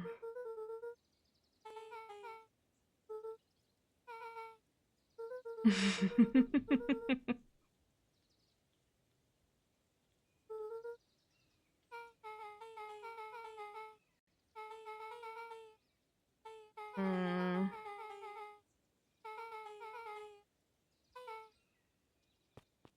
Didn't see them to get in here though yet, so might not be in here.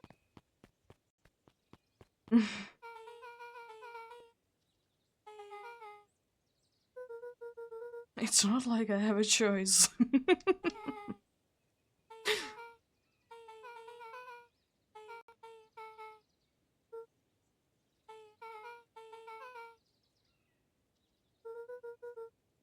Beck took a long breath, then gave a firm nod. Okay. Chapter 4. Dinner with the Moodwills. Ilona Moodwill was worried about change. A gardener at heart, she understood the necessity of change, relied on it even. But there was a difference between the controlled world of her plants and this cluttered cottage in a strange tone. Almost done. Nellie was a blur of activity, digging through boxes. Sorry, love, couldn't find the dishes. We'll have to make do with paper plates. Dinner went by without much conversation. Yeah? As she watched Beck and Luca finish up their pizza, Ilona let herself relax into the chair. The things she cared about were still here. Nellie finally had the job of her dreams. Beck was beginning to take root. Ilona's task Nice. was simply to tend to them. She could do that.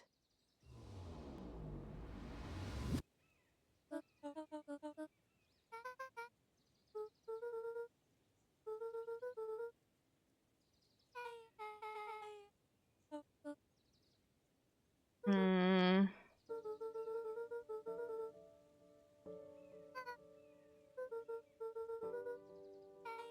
Hmm. Luca's eyes were fixed to his plate, pushing a chunk of pineapple around with his finger.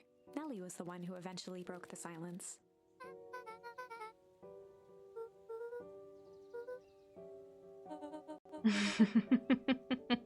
Ilona nervously gestured toward the boxes.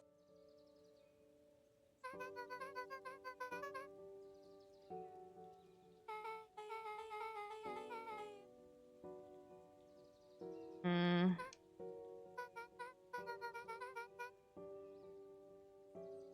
Luca wiped his face with his sleeve. Beck gave Luca a swift kick under the table.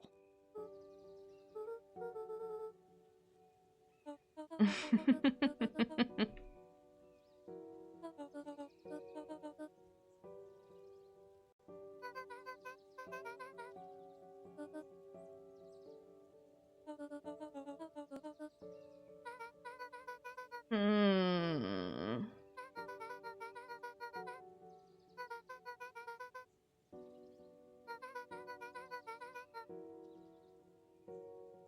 Things start to make a little bit more sense then. Luca glanced over to Beck. She seemed to be holding her breath.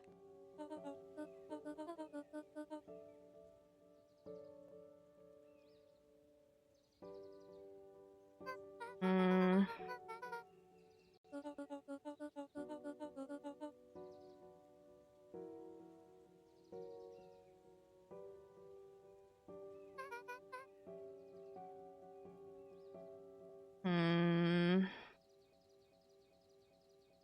Beck slammed her fist into the table, perhaps harder than she intended.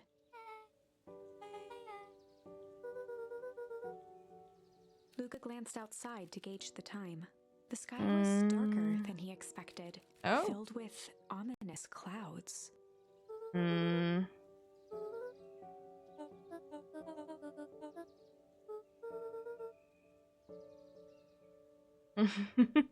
Luca wiped his mouth one last time with his napkin and started to get up.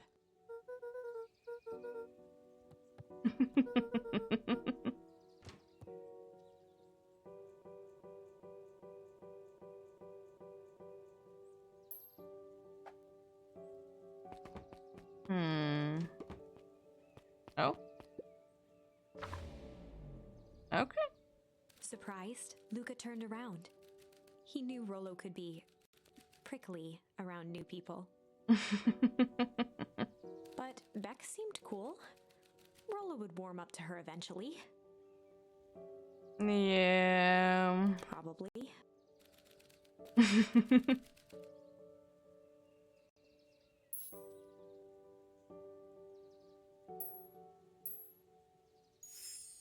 Luca began to respond, but the sky answered for him as the clouds above began to rumble with ominous thunder.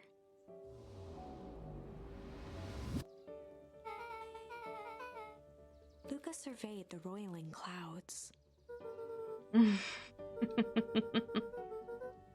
At that moment, the heavens opened up, unleashing torrential rain.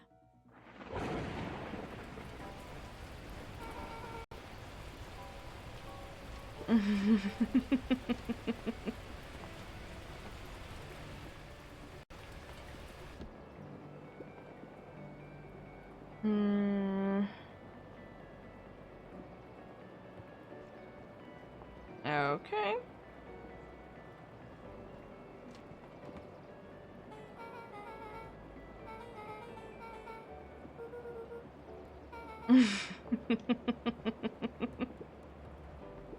Luca squinted into the eye hole of the microscope.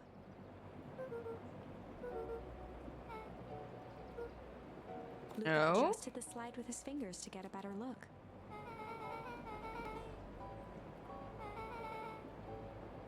Luca wiped his hand off on his sweater and gave a nervous laugh. Beck looked down, timidly tapping the ladder with her feet.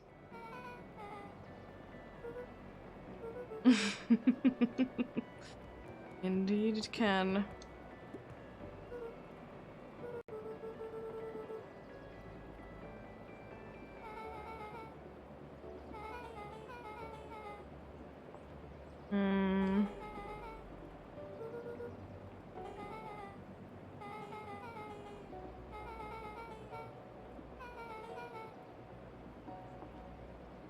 Luca flicked at one of the toggles.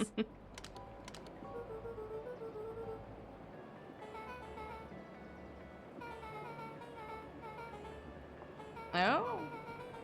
Yeah. Not too surprised about that. Luca bent down to examine the bouquet of wilting flowers. Judging by the odor, they were well past their prime. Yeah. Oh. Okay. He flipped open the attached card.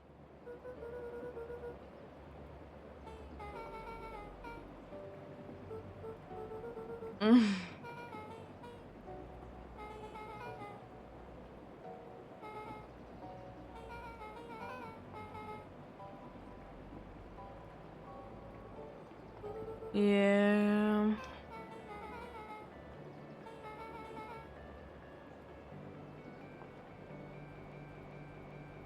Sometimes that tends to be the case indeed.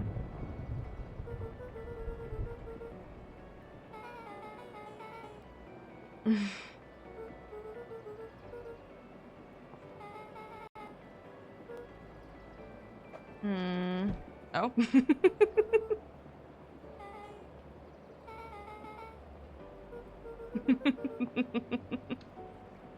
Beck took a moment to watch the rivulets of water running down the window.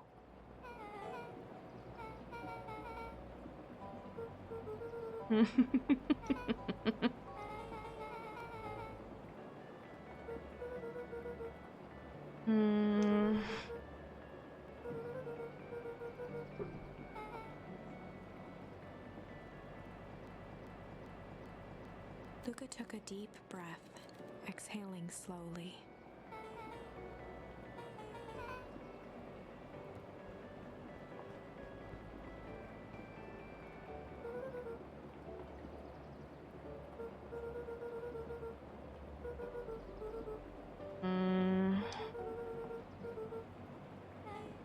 Yeah.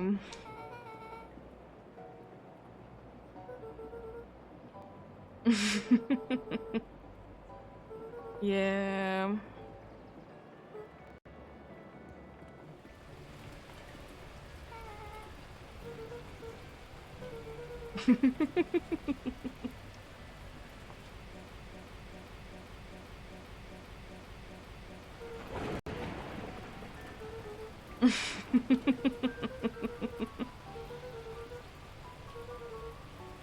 Luca let out a feral scream that echoed into the night.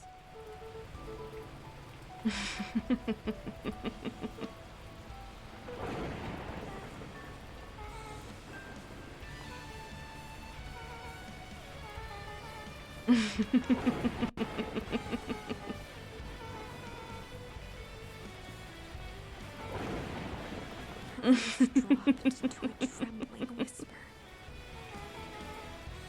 Beck brushed off her shirt and straightened up.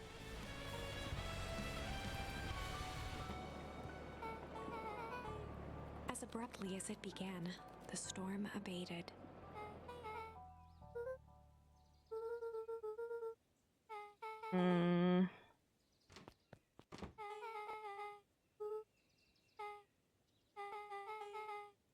Beck gave Luca a light thump on the arm before heading in.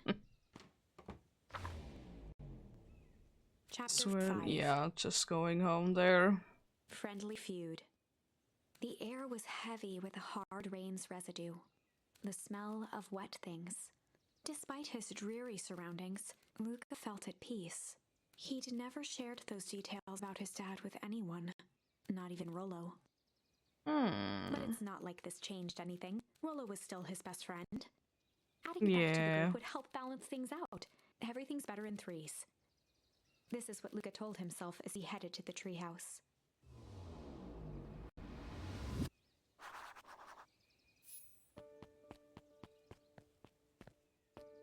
Oh, hello there.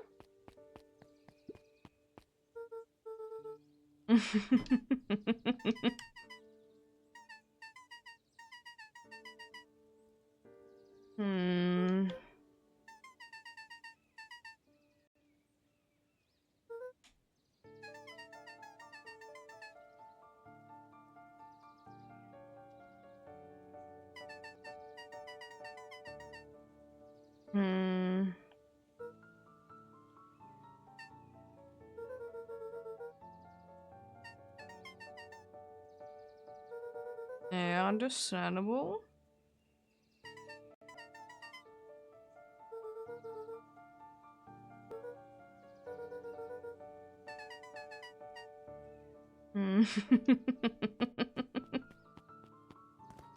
Get him.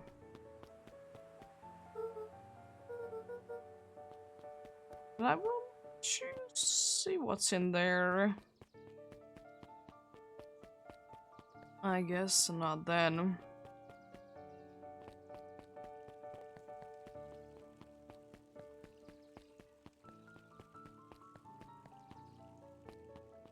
Oh?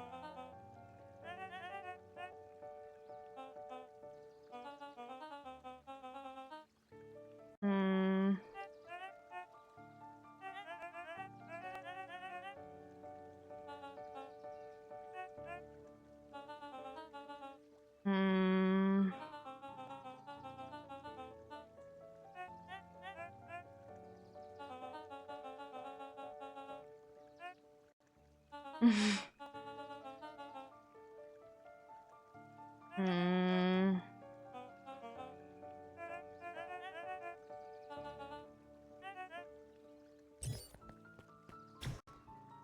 They're still going inside there, probably all the people from there.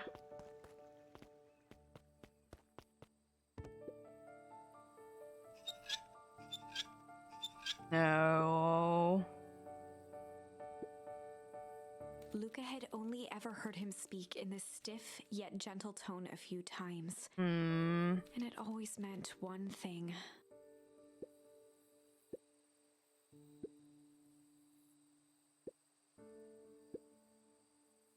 Rollo scoffed. Hmm.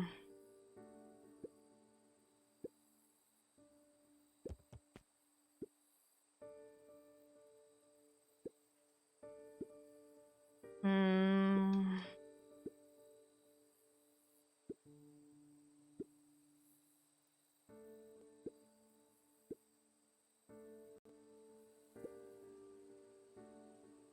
Luca stumbled on his words, knowing he'd said too much. Yeah.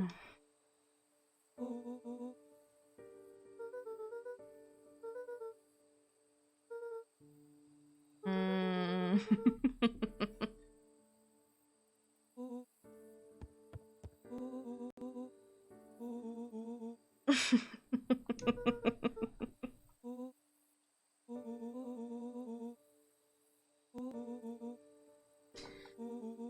Okay.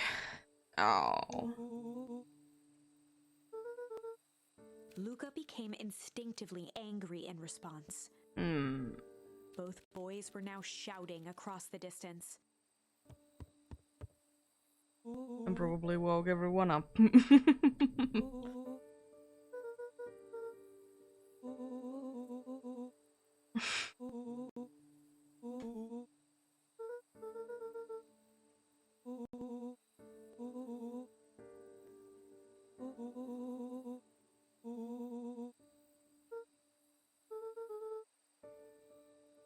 Hmm.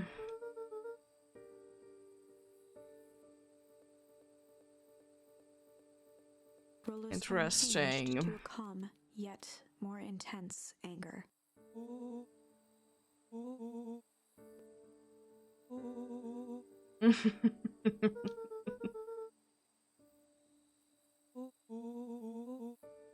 The words hung in the cold night air.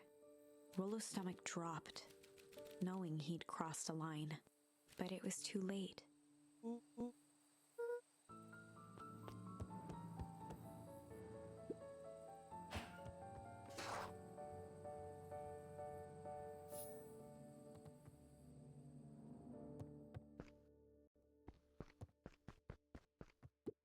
Oh, Luca dug something through in his there. old stuff, not even sure what he was looking for.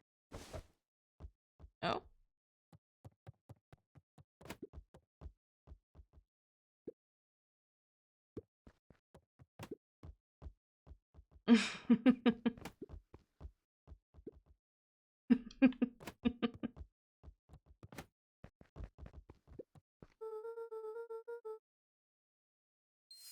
Yeah, that is so deeply feeling sometimes. Gran cooed gently from the hallway.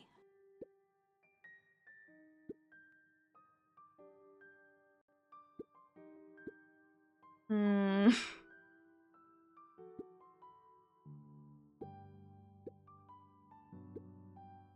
Luca just wanted to be alone. He waited to hear the sound of the front door closing.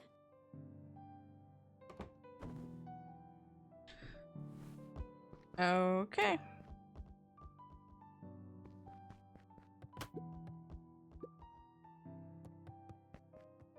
You sure about that? That was surely interesting. Luca dozed off again.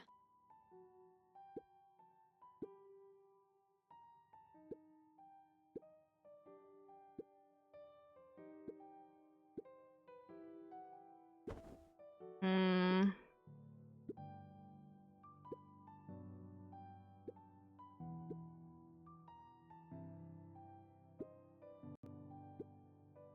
so that would be the case.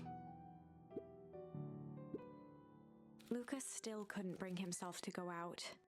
Besides, if he ran into Rollo, he'd have to actually confront the situation. Yeah.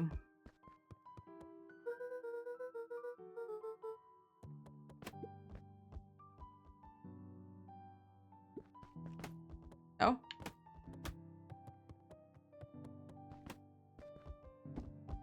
There we go. Something The there. Adventures of Hank Atomic. Luca carefully opened the cover and began to read. Rollo had received it for his birthday, a special hardcover edition with behind-the-scenes commentary and bonus art. Rollo cherished it, but asked that Luca keep it at his house.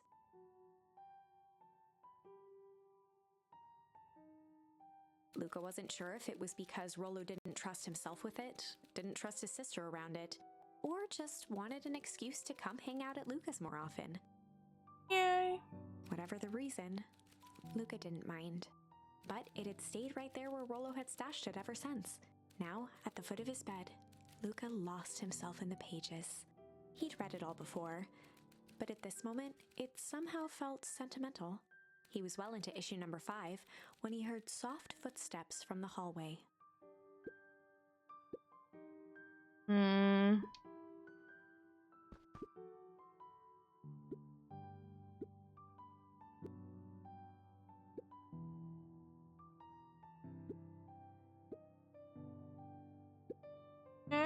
Cheers.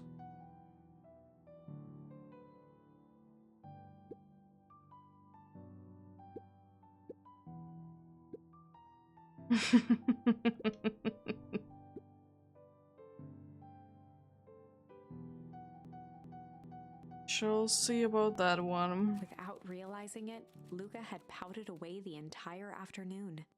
He once again felt the weight of it all and allowed his weary eyes to close. Luca stood in a vast black expanse. He looked up at his father standing beside him. Walt was working a straw at the bottom of a fountain glass, trying to collect the last bits of milkshake. Dad, where are we? Taking a final loud gurgling sip, his father peered up from the glass.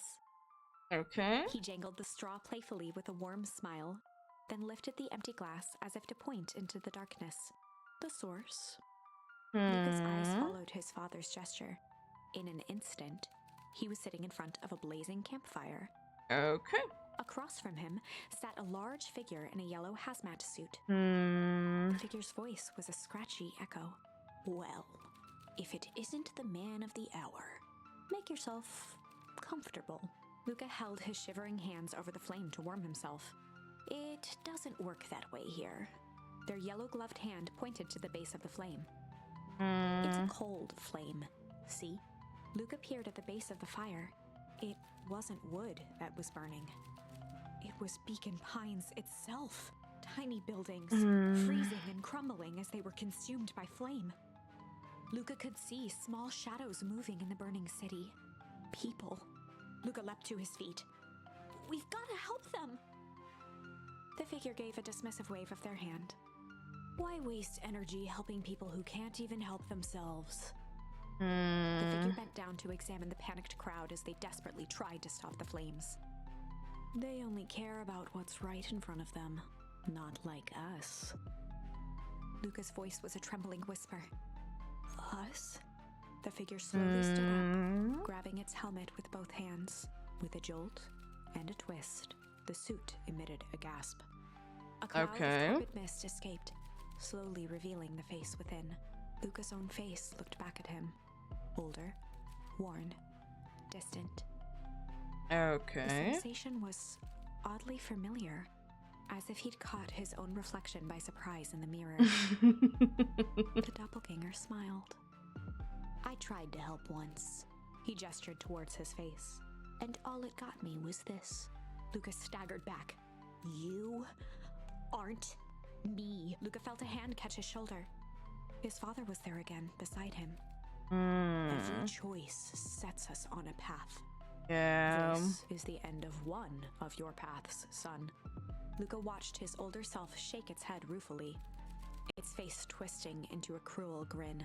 Welp, Dad, if you wanted him to see this, far be it from me to disappoint.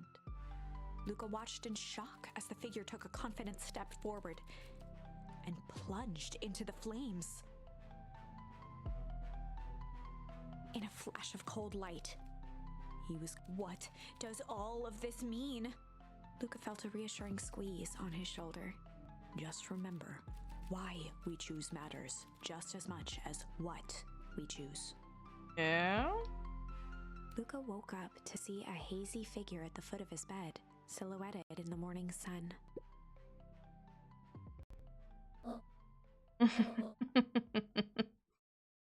Luca rubbed his eyes. The kind, concerned face of his gran came into focus.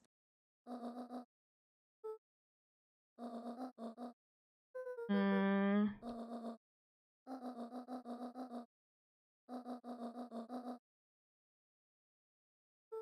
Yeah. Gran silenced Luca with a gentle pat on the leg.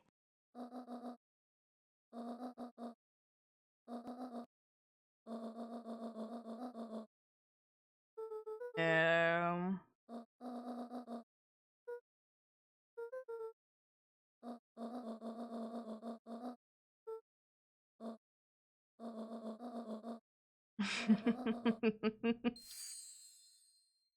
Indeed.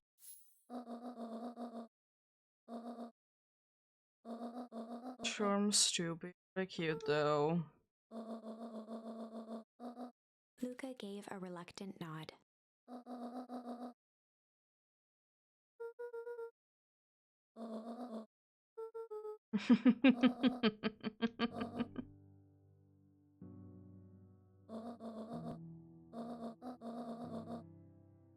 Okay.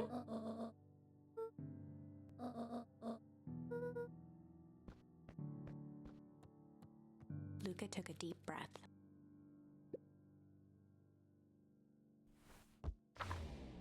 Here we go. Chapter 6. Through thick and thin. Indeed. Despite Luca's bitterness, Gran was right.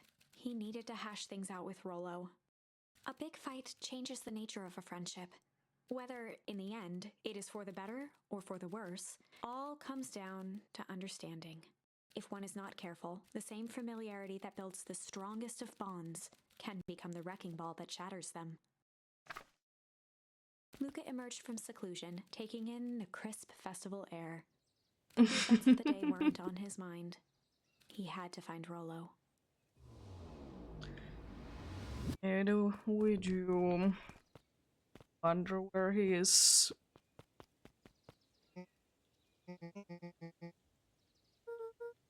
Roxy rolled her eyes, shaking her head.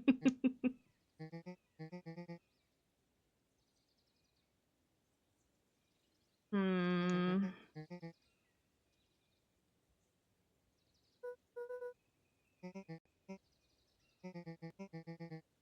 Luca looked down and kicked at the dirt. I am the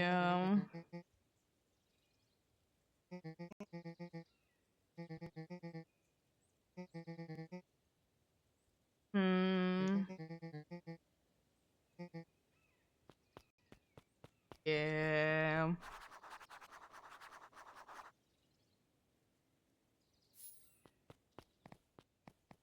Just immediately think of this place.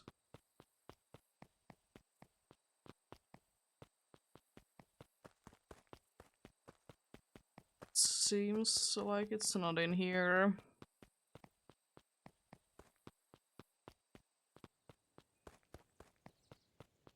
I was just thinking that it could be there.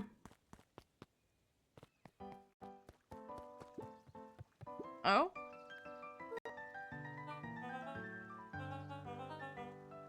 Mr. Cook pointed to his grinning mouth.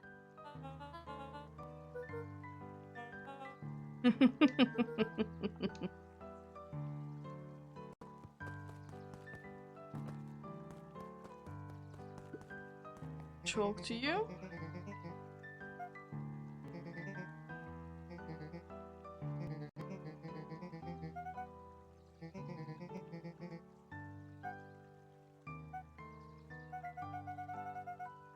Hmm.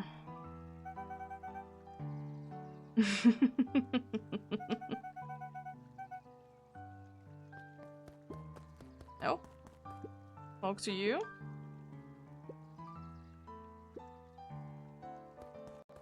Okay. Now I want to do the thank you.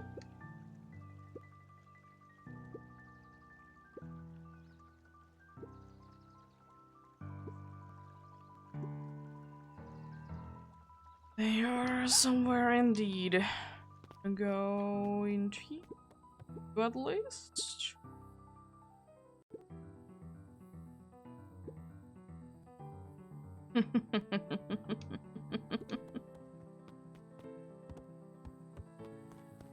I doubt that you are in here very much. I just wanted to come in here just in case there's could have been something in there anyways. Although that you could have been there anyways. Or indeed. Or indeed there.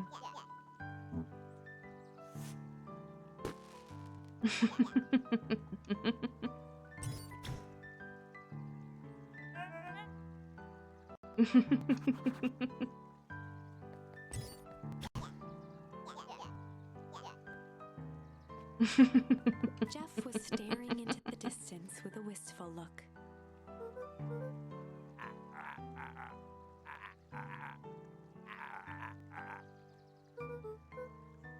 Jeff turned to Luca with a furrowed brow, then gave an understanding nod.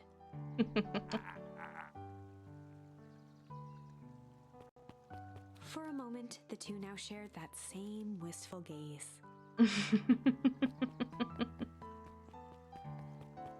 I like the addition to trash cans with him. Balloons.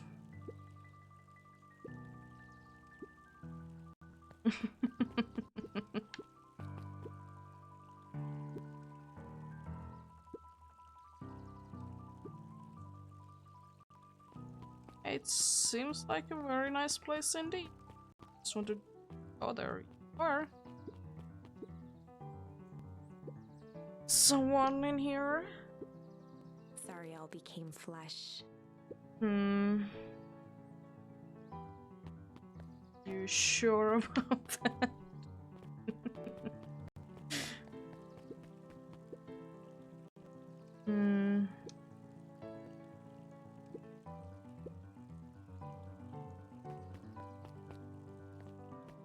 There is not.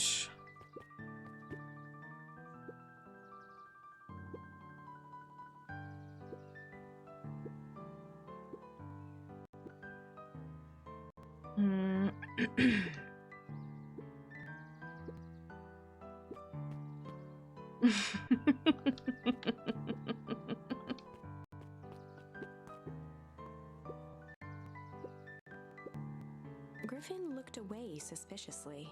Okay. You're sure about that?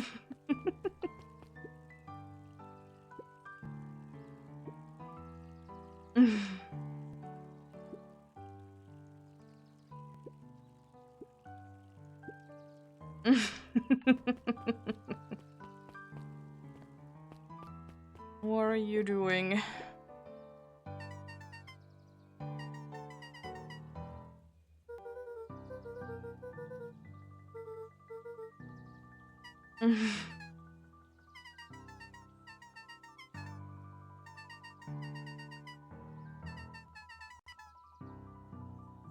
Okay.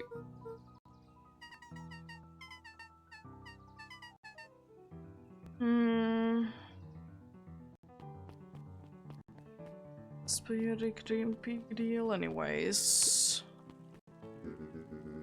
Sounds like a big deal indeed.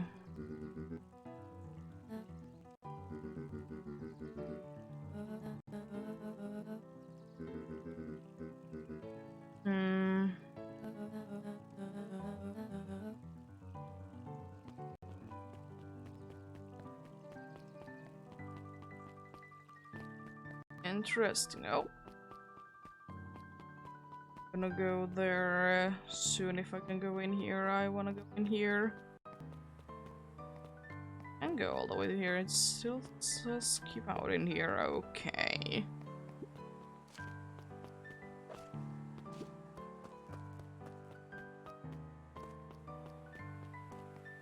Yeah, since there is no battle because there's a different. Indeed. Is there anything I can hear? Check it out. There is nothing in here at all.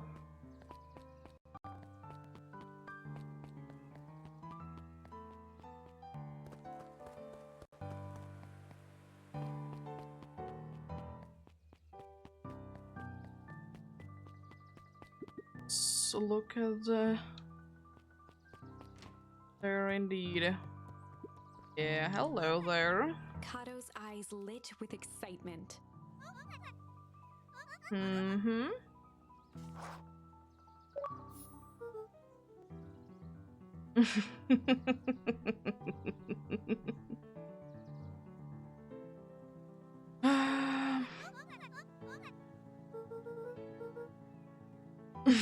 Kato straightened up and cleared his throat as if preparing to sing.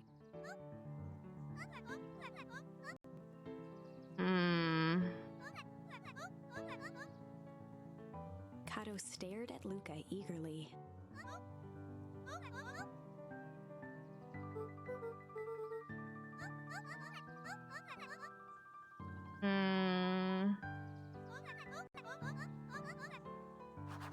That's nice.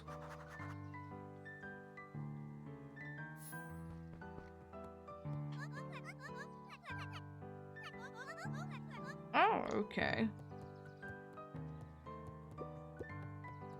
I'll talk to you anyways.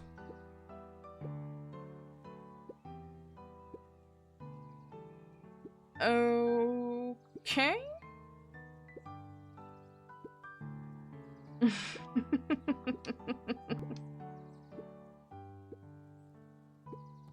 Luca grabbed the modern science of atomic radiation from the shelf.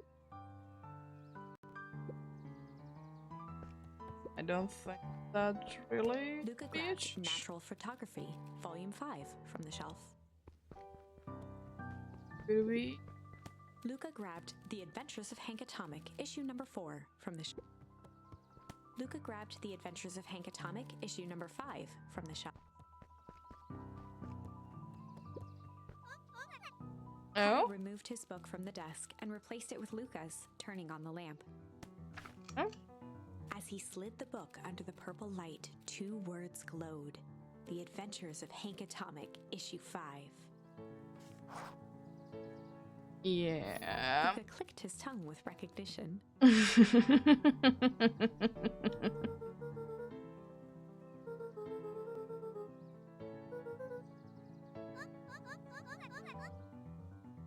Oh.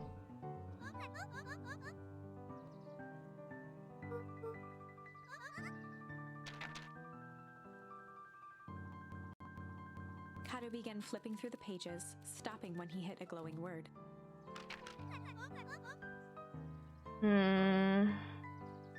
He continued flipping.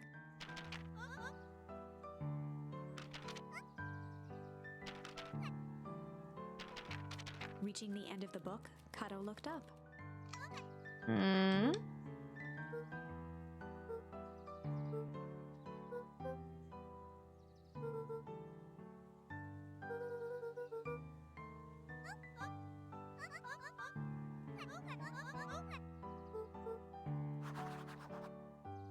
Yeah, interesting.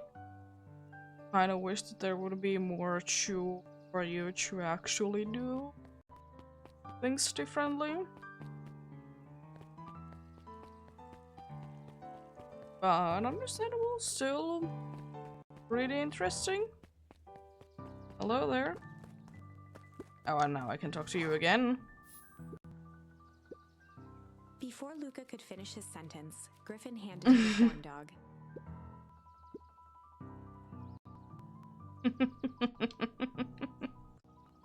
Luca shrugged, taking a sizable bite out of the corn dog.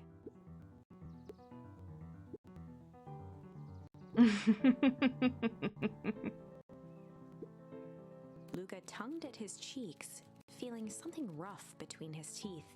He reached into his mouth and pulled out a slip of paper. Interesting. He shook off the bits of corn dog to read the slip.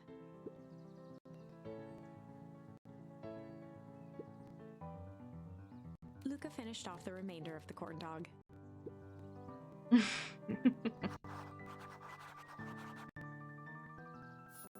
Okay. Really isn't too many of those places around here. You did seem a little sus earlier, so like, yeah.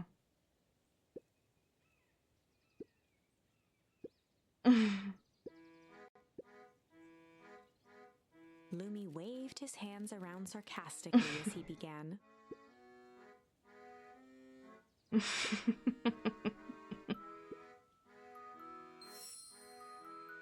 You sure about that?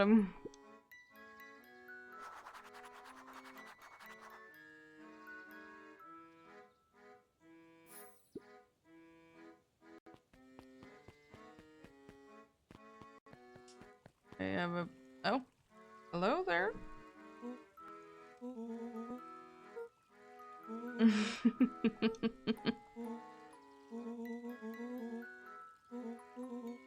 Rollo sheepishly handed Luca the balloons. Yeah.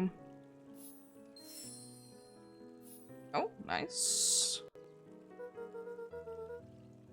I'm sure this will be getting used later, these charms then.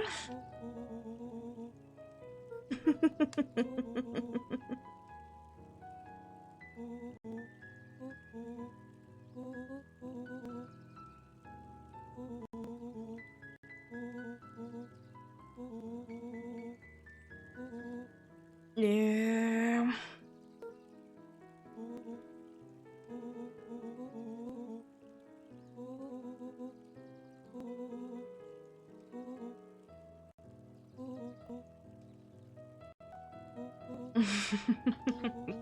Luca threw himself at Rollo, hugging him as tightly as he could.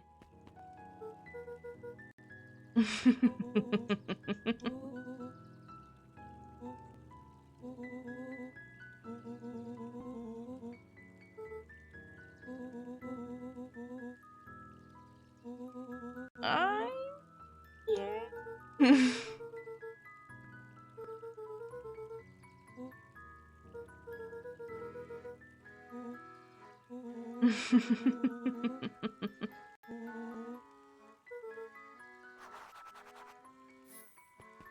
Let's go in there then.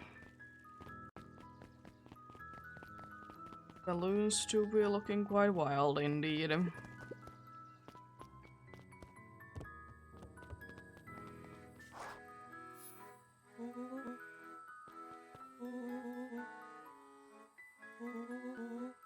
Rollo handed Luca an unopened letter.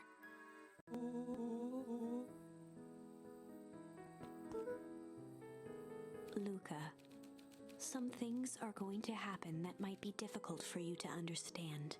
If I am honest, I hardly understand them myself.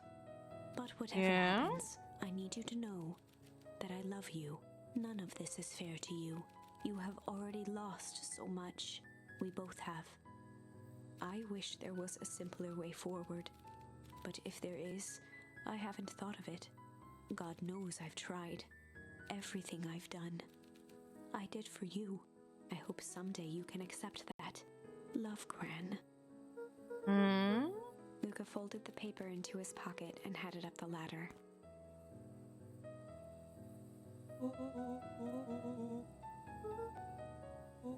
Yeah.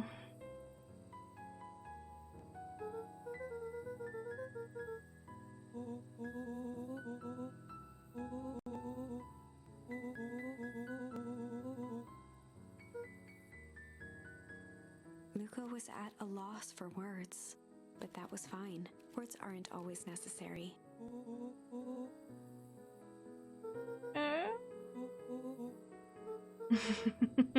Sadly, this was untrue. Oh? A distant rumble shook the treehouse.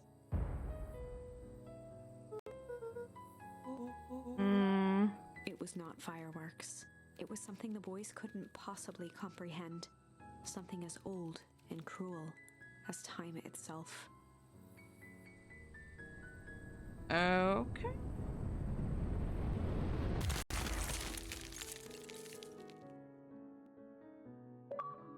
It's surely an interesting A end. shockwave of cold tore through the room.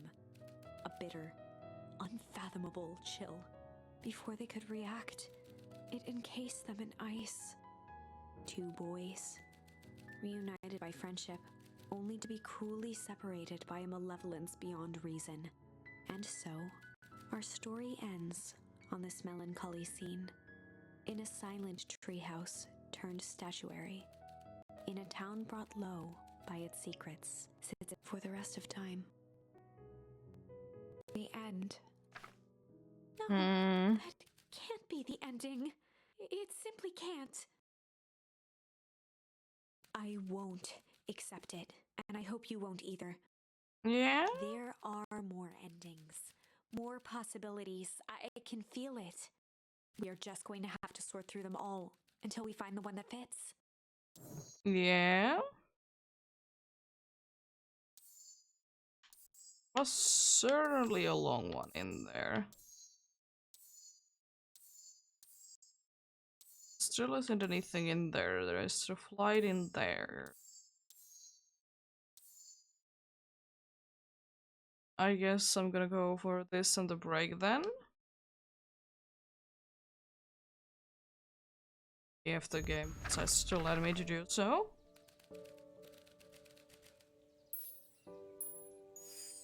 Luca began to respond, but the sky answered for him as the clouds above began to break, revealing patches of star-filled summer night.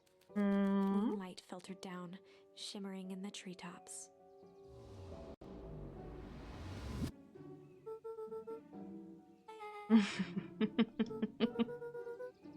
Luca stopped himself mid-sentence.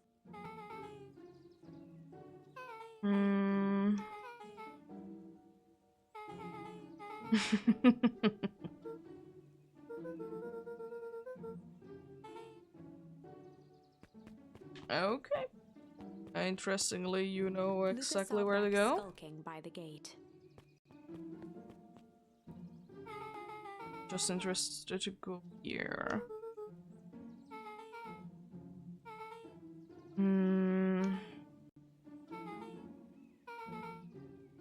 Beck grabbed the wrought iron bars and shook the gate.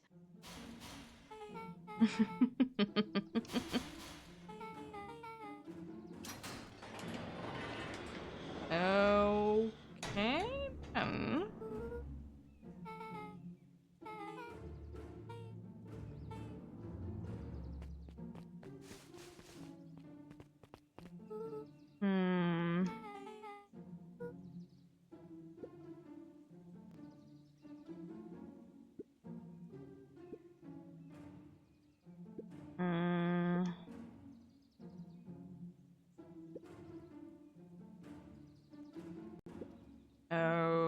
Okay.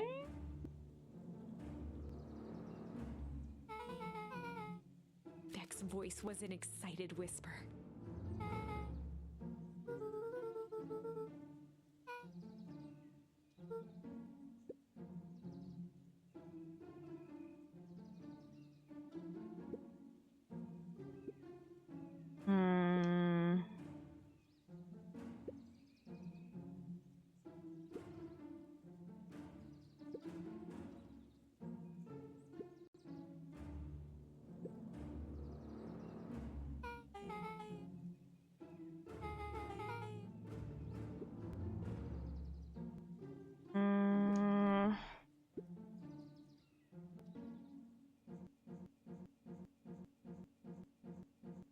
The mysterious figure retracted their mask, hair pushing out from all corners.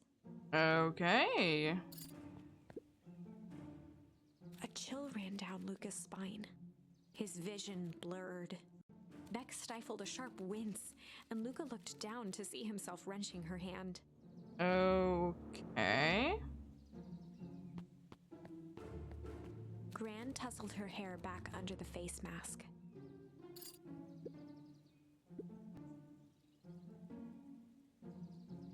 Gran Okay. gave Eris a curt nod and disappeared into the night.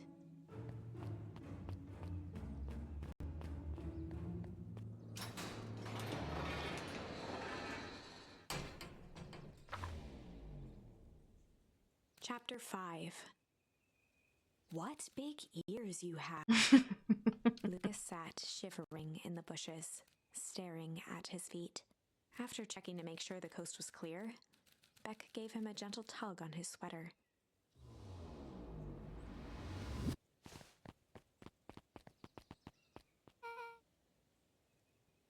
Hmm.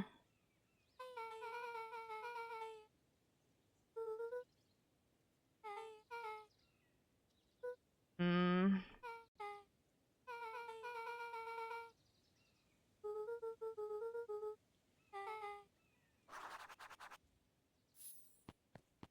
Yeah, everything is gonna be After the just foul harvest fine. destroyed their wealth and reputation, the Valentines shuttered off their estate from the rest of town.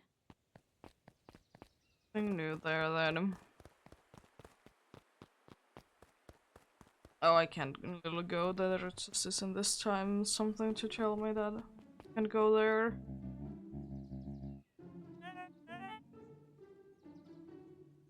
The clipboard finished writing with a scratchy flourish and looked up.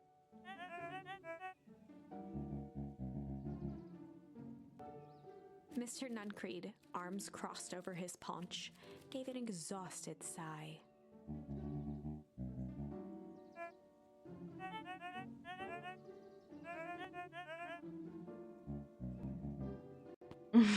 He snatched the pad and scribbled his name so hard the pen nearly snapped.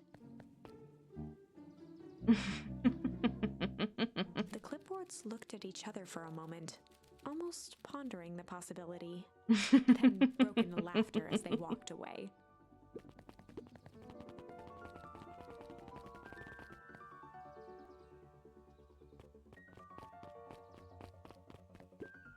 Oh?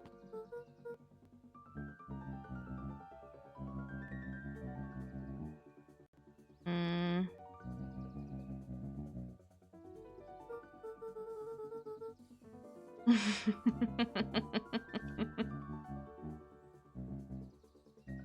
Yeah. It's it.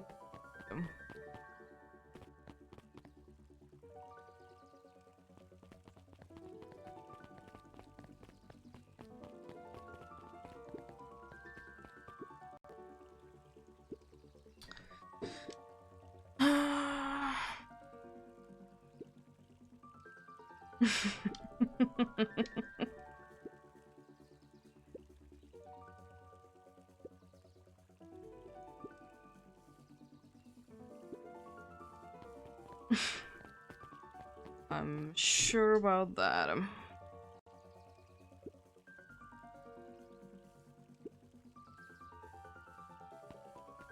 Is there anything down here? No, there is nothing down there at all. Something up here, I doubt it.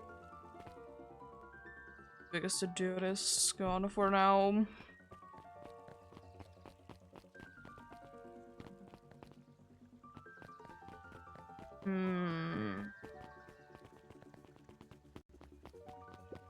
William Kerr and Gus Valentine proudly surveyed the half-covered festival banner.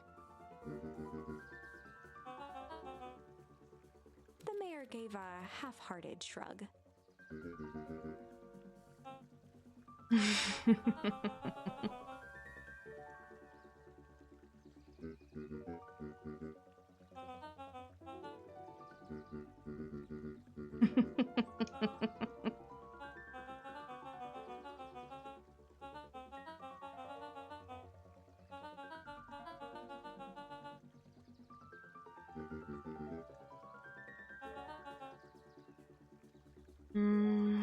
Kerr locked his arm on Gus's shoulder.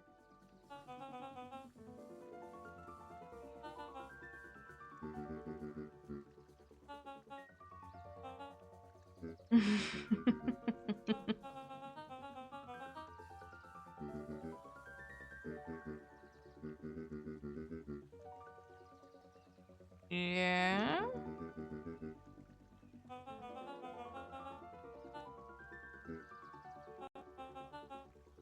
With a glimmer in his eye, Kerr gestured grandly toward the horizon.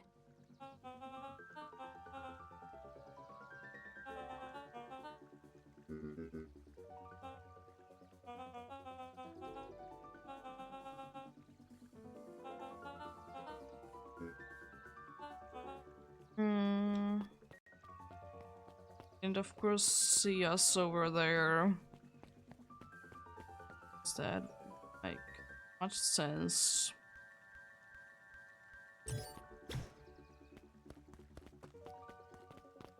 And to you. Oh?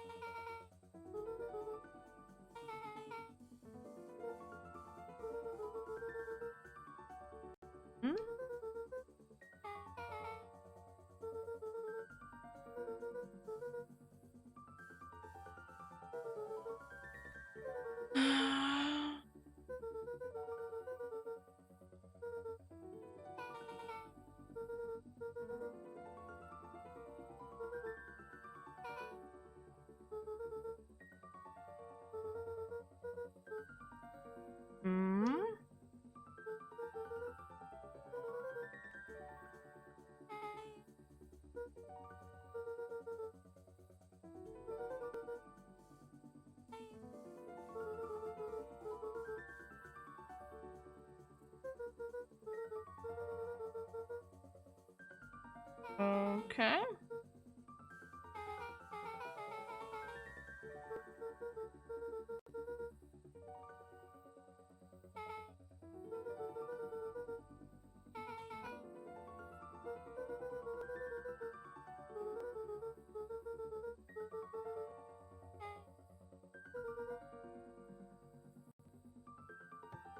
Interesting indeed. Oh, hi.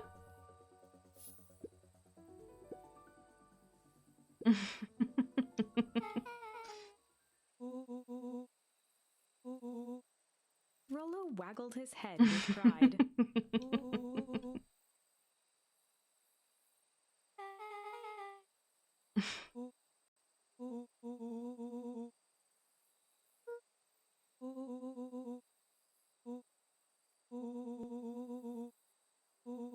Okay.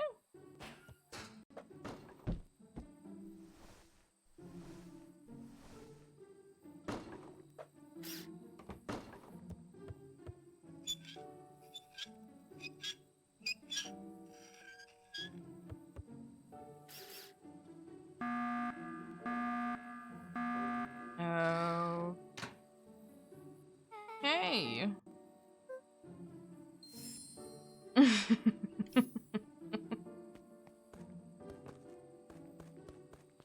There might be, yeah, something going here. Oh.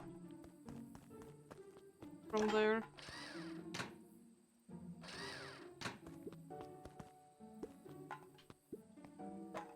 Oh. Can be pretty close. Oh, now it's moving. Okay, nice.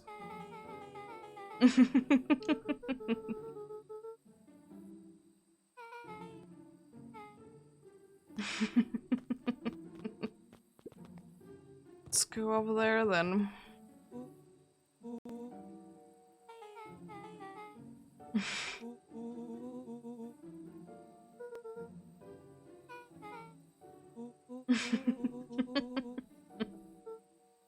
Luca sucked in a long breath.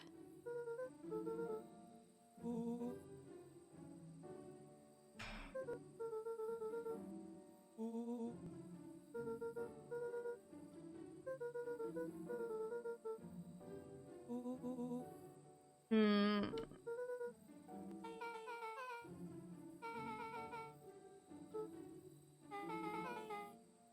Hmm.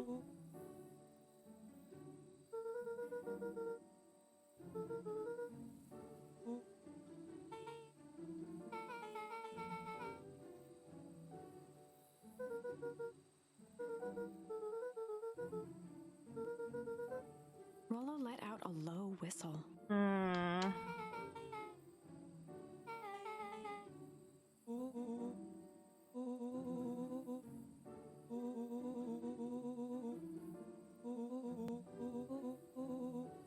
Yeah. Rollo and Luca shot back a look.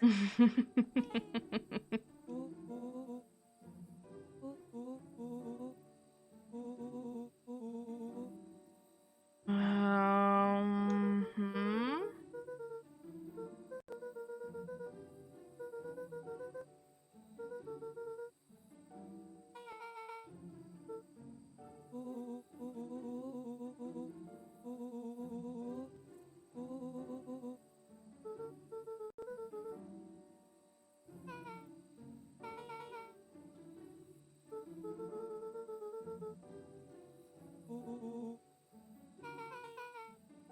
Yeah.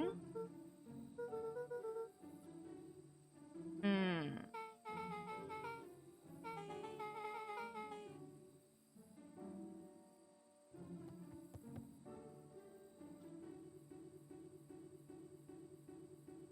Luca gazed out the Interesting window. indeed.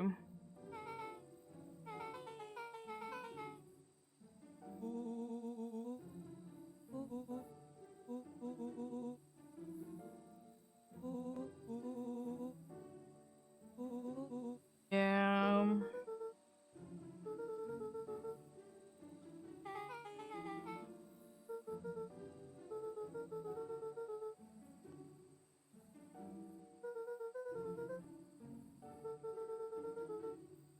Okay.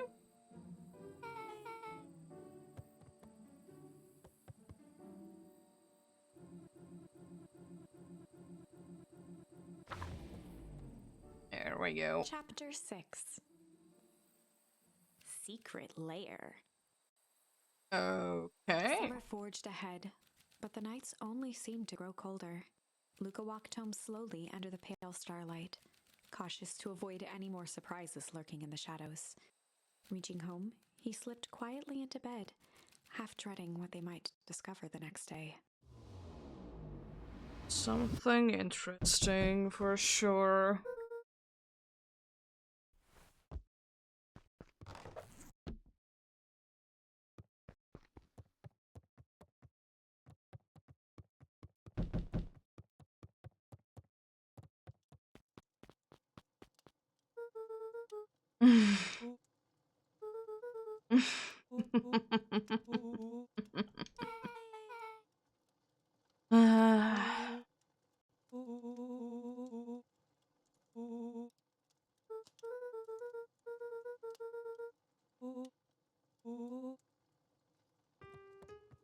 Luca and Beck rolled their eyes as Rollo strutted across the room.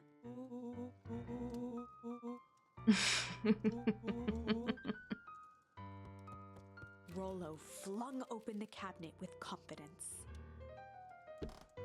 He coughed as a veil of dust hit his face.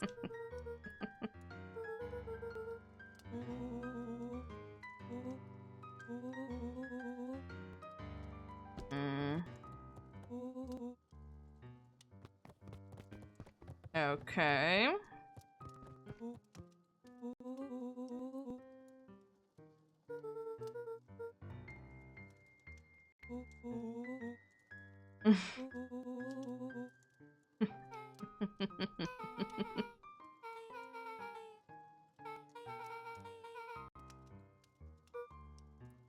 Yeah.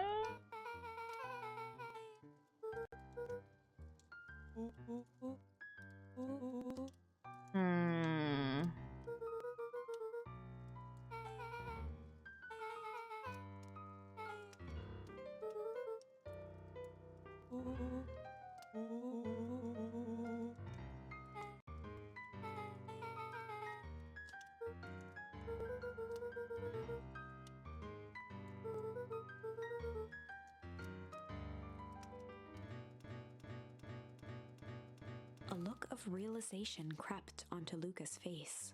All three kids snapped to glance at each other, then sprinted in turn toward the kitchen.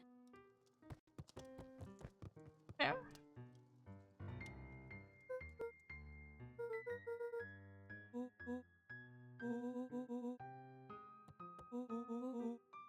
Before he could finish, Luca scrambled up Rollo's back.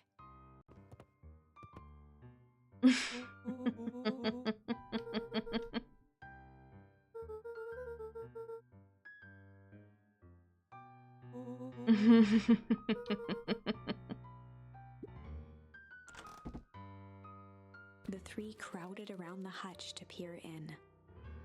With the glass doors opened, a perfect porcelain display gleamed in front of them. Their eyes searched for anything amiss. But Okay. the only distinct feature was its impeccability.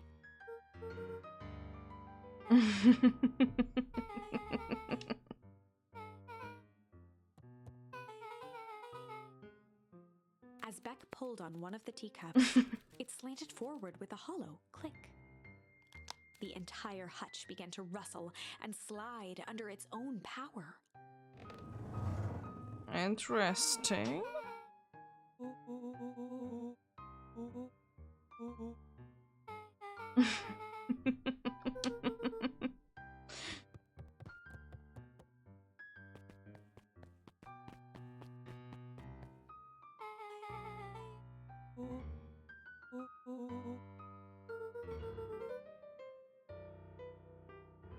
I don't think that this is gonna be ending too well.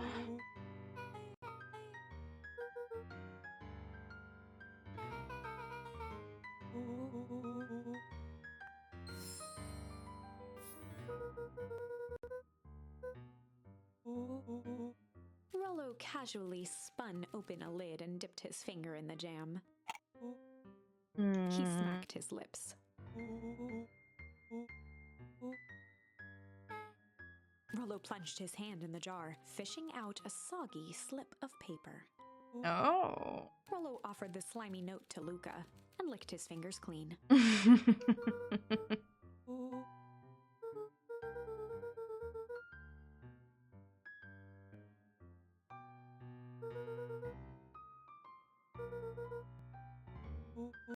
Okay.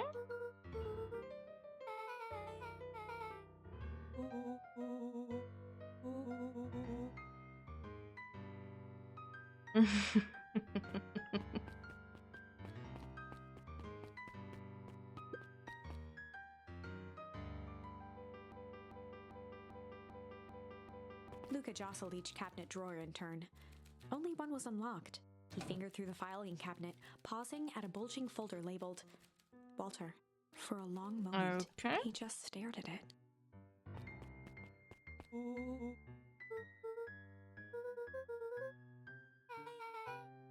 Luca nodded and caressed the label with his thumb.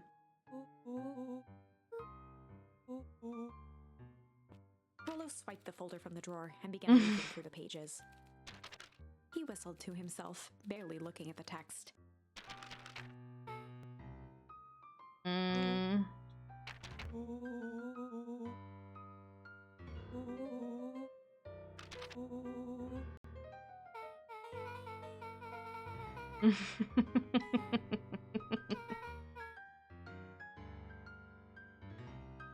He stopped at a page and mimed, holding up a monocle.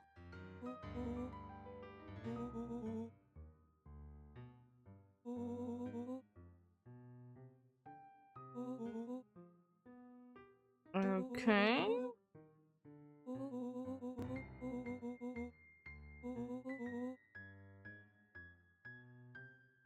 Interesting. Rollo looked up with heightened surprise.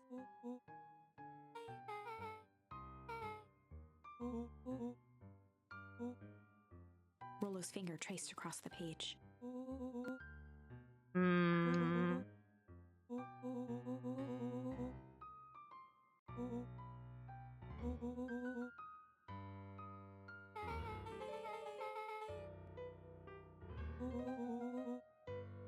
Rollo scanned through several more pages.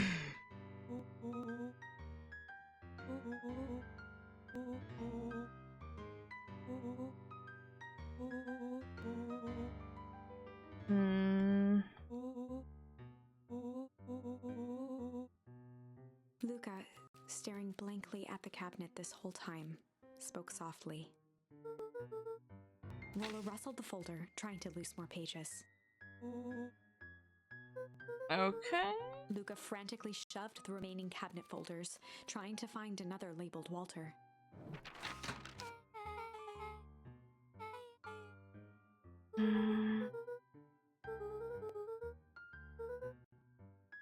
Luca slammed the drawer shut. Certainly something going on.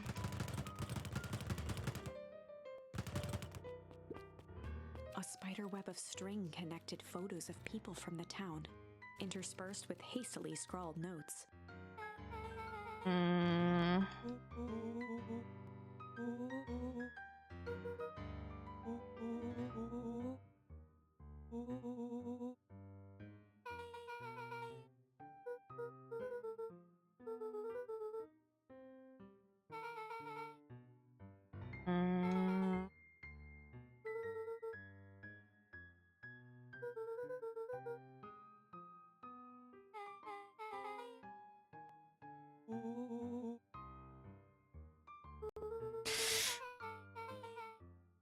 Yeah, for sure, that's the case.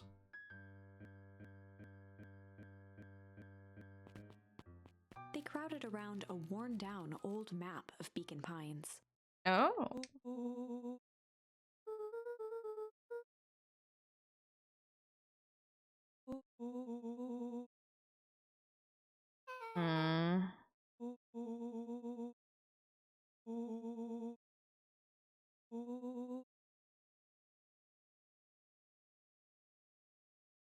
Rollo carefully traced the path with his finger. He jabbed down at the end point.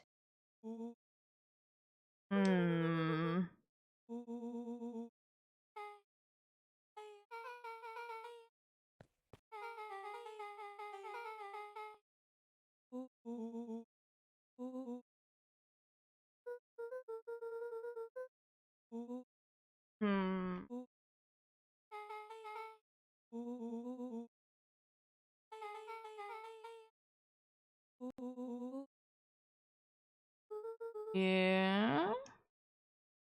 Makes sense.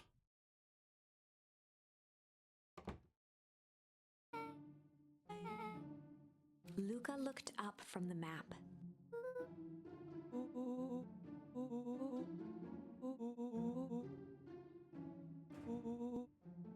Yeah. Beck flicked off the light, and Don't they became think statues things are gonna in the be dark. ending too well in here either. Overhead, creaking floorboards bent under slow, deliberate steps. The kids looked up, the tilt of their necks following each footfall.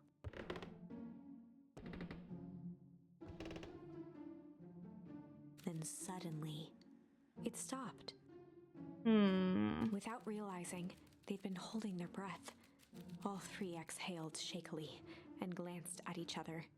A muffled male voice broke the silence. A final few footsteps reached the entrance above them, and the voice now echoed down the stairs. The three kids shuffled to the corners without a peep.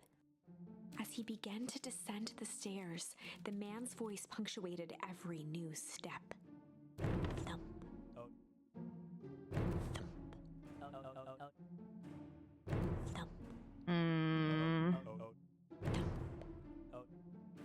Thump.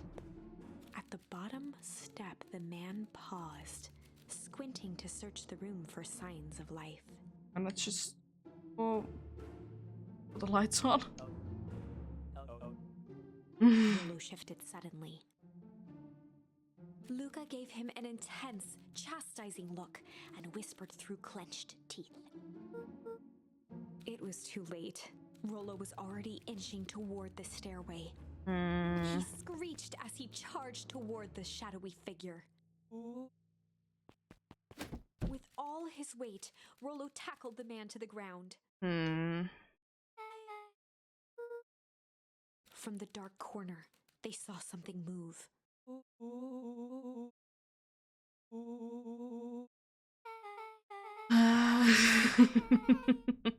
Luca scrambled to the hunched figure on the ground. Pressing his fingers to the man's neck, he sighed with relief. Yeah. As Beck flicked back on the light, Luca and Rollo both gasped in stereo.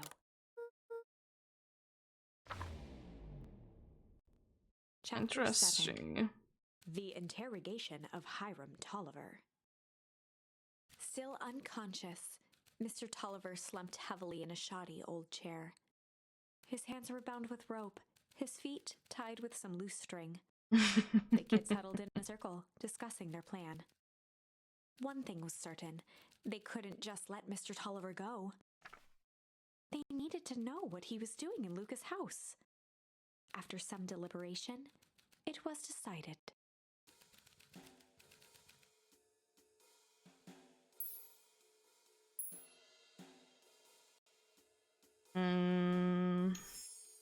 They'd run the classic good cop, hard cop interrogation.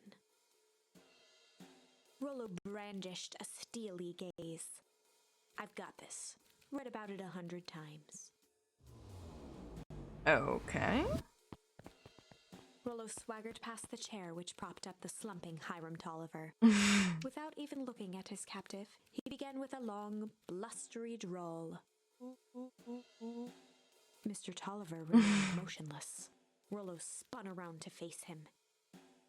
He'd clearly expected to rouse Mr. Tolliver with his booming voice. Beck and Luca gave each other an unsure glance. Rollo slammed his fist on the table. He grabbed the table lamp and beamed it onto the unconscious face. Mr. Tolliver groaned and slowly lifted his head. He recoiled with a muddled, weary squint. Okay. The chair wobbled as he attempted to straighten up. Mr. Tolliver could only make out rough shapes through the glaring light. With a gruff tone, Rollo hoped to both conceal his voice and intimidate.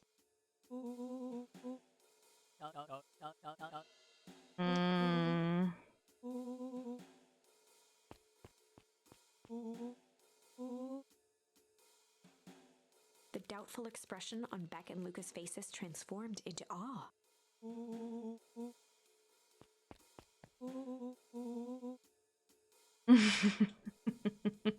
Rollo, hitting his stride, was now channeling every detective trope his memory could recall. He slammed the table again. Mr. Tolliver's voice became desperate. He was nearly in tears.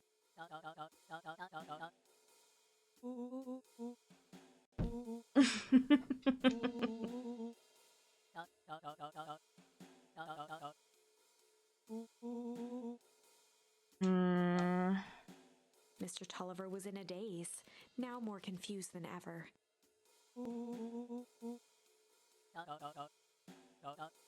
He shook his head, feeling more and more dizzy.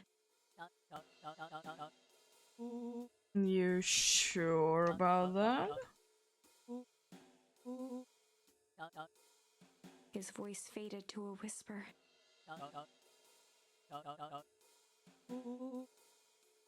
With that, Mr. Tolliver passed out cold.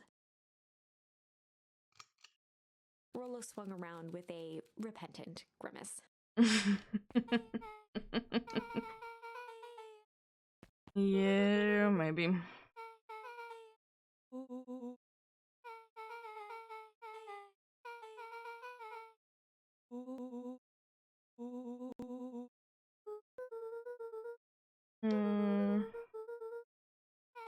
Yeah, there really wasn't anything in there at all.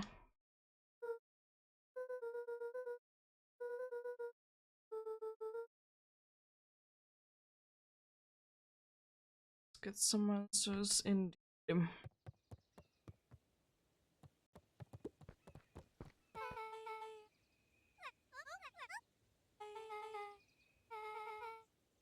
Mm.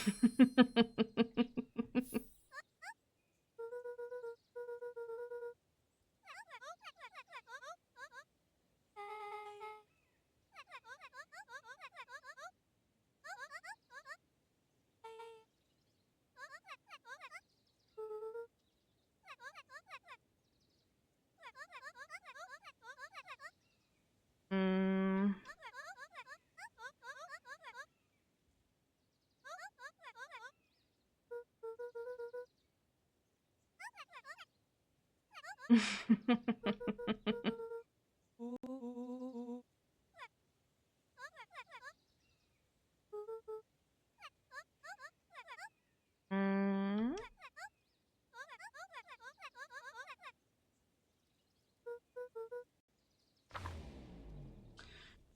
Chapter 8. That's a good place to 6 start. feet under, 3 towns over. The kids spent the rest of the afternoon combing through dusty piles of old county records, desperately searching for anything that could help them make sense of Mr. Tolliver's cryptic utterance. Luca tried to shake the thought of Gran's basement, but his focus wavered. Explosives, messages hidden in jam, dossiers on various town figures, and a corkboard threaded with photos. Okay. Gran was the only family he had left. He still couldn't bring himself to believe the worst. But the old map with the symbol of explosives in town square made that difficult. As the sun Indeed. began to set, the kids were no closer to the truth.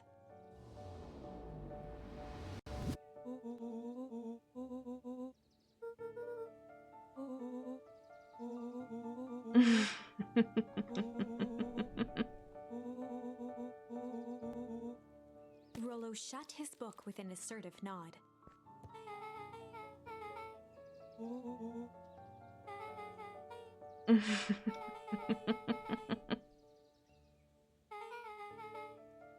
Rollo muttered under his breath.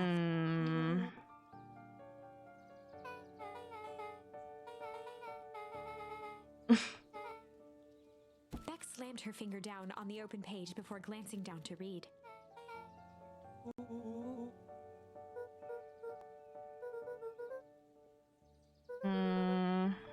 Something tickled the back of Luca's mind.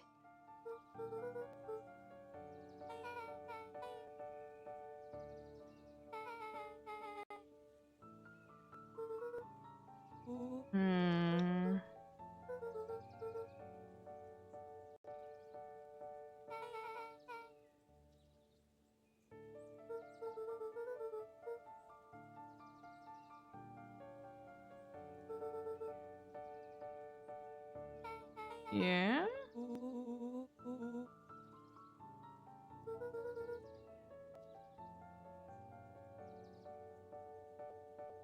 And The question hung in the air.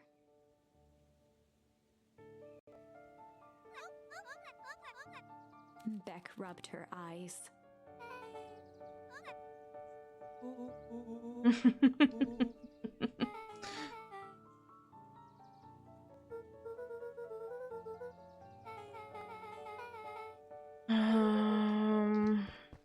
Yeah. Luca's heart Surely was everything is pounding gonna as he be approached the house. If he was fine. lucky, Gran, or whoever it was, hadn't gotten back yet. And of course, there was Mr. Tolliver tied up and unconscious in the basement. Dealing with him would be the first order of business. Luca shook out his arms to calm his nerves before entering. Oh no.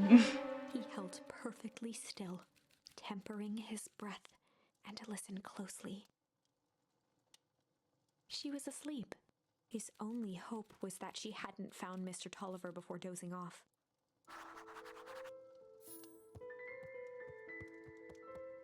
Check it out then.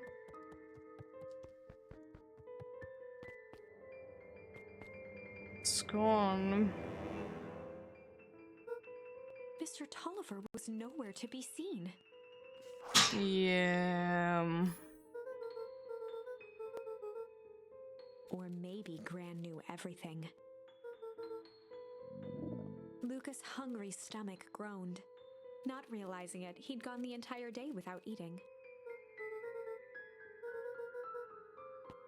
Luca rushed over to the pile of Yeah. jam jars, unscrewed one, and shoveled a handful into his mouth. He flipped the lid to read the label.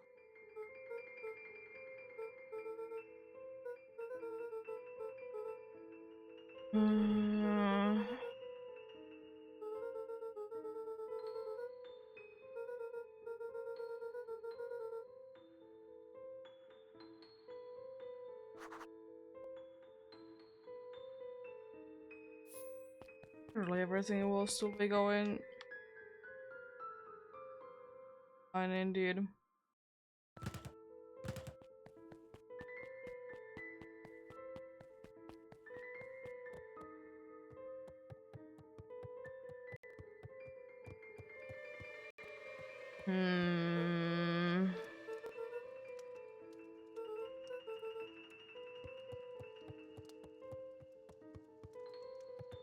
As Luca climbed the final stair, the emotion of the day dragged heavily on him. With each consecutive step, his legs weakened. His stride began to falter. No. He tried to grab for the railing to steady himself. Something was wrong. Luca groaned and tried to move. His limbs might as well have been bolted to the ground. Through numb lips, he mumbled just before falling asleep.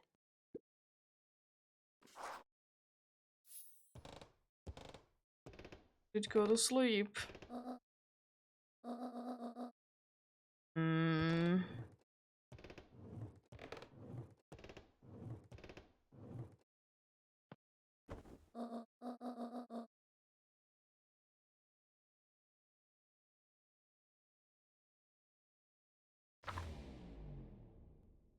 Chapter 9. A speech to end all speeches. Luca awoke to find himself face down in bed. He moaned into his pillow. Why would Gran drug him? Or rather, why was she trying to drug Mr. Nuncreed? Shaking the questions from his woozy head, Luca snapped back to the matter at hand.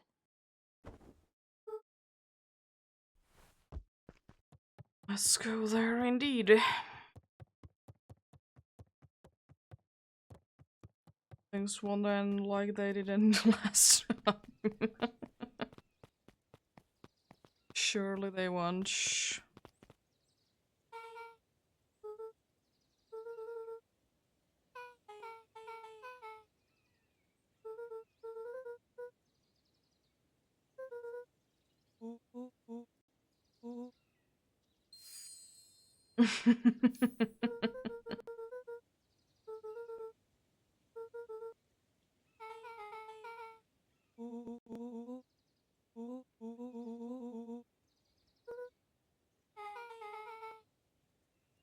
Okay.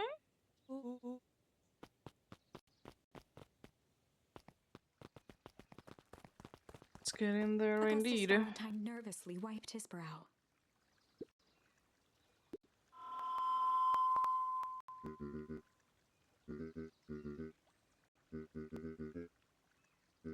Yeah?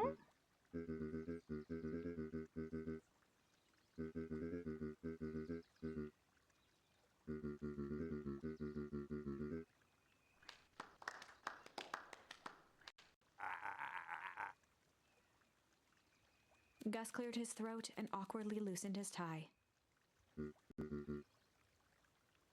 William Kerr bounded on the stage with the energy of a preacher at a big tent revival.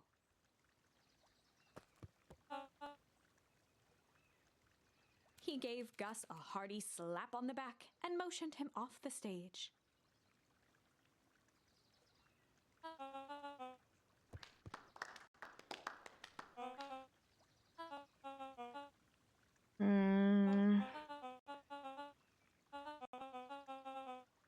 Mr. Kerr pulled a big stack of note cards out from his vest.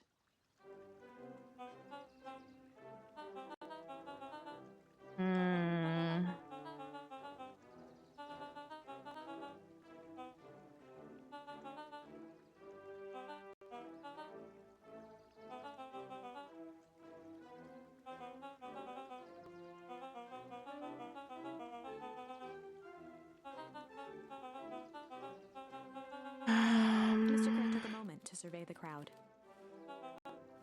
He wiped away a single tear.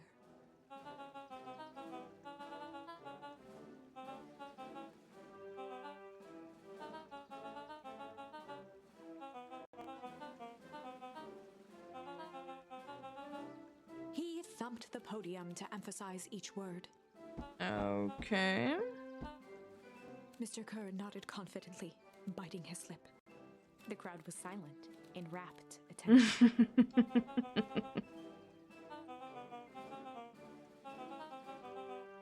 Mr. Kerr methodically made eye contact with each section of the crowd.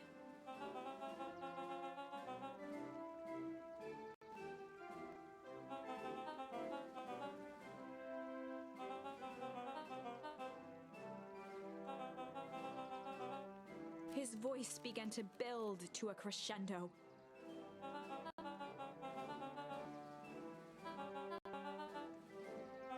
Okay.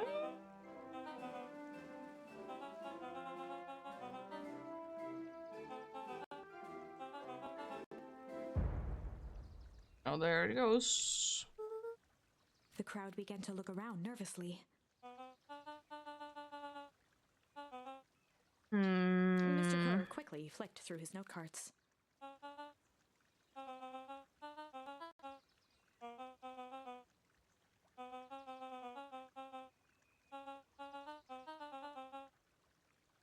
He raised his hands up to the heavens. There it goes. At that moment, a merciless wall of impossibly cold air ripped through the crowd, instantly freezing everyone and everything it touched. Yeah. For a man like William Kerr, this was a fitting way for things to end. On a stage, with an entire town frozen in rapt attention for the rest of time. The end. There's that ice again! Whenever I think we're getting close, it comes along and ruins everything! Maybe we It's should only just the second time, but anyways. Maybe we should just close the book, walk away, and never think of me again. No, I don't mean that. We got a little closer this time. We just need to try again. Please.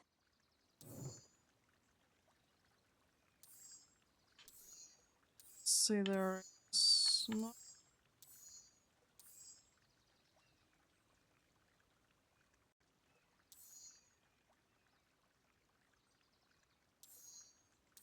Wanna still go here and try and see what we can do?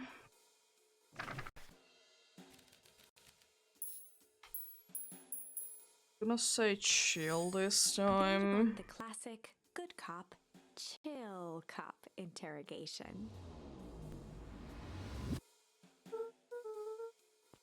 Yeah. Luca walked calmly to the light switch, flicking it off and on a few times. Mr. Tolliver shook his head, gathering his wits. He looked over to find Luca, who returned a calming grin.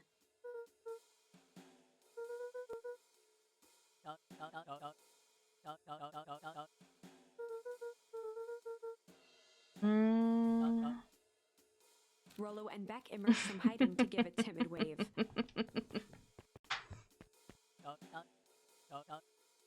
Just hoping that it won't be too much of a repeat from last time, though. Luca glanced over to Rollo and Beck, who replied with skeptical looks.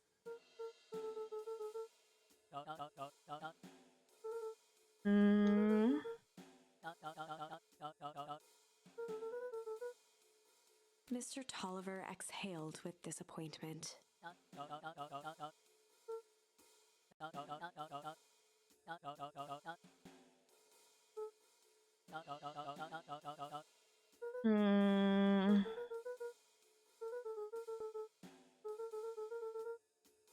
Luca gestured to the corner.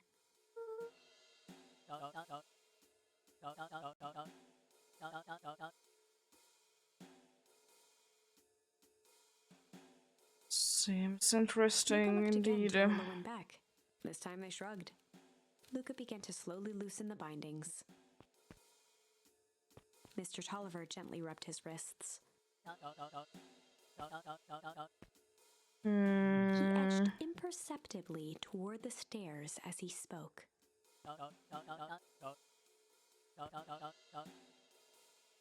Before the kids had even noticed his movement, Mr. Tolliver was at the light switch. Yeah. He punctuated his final words by flicking the switch and rushing up the stairs.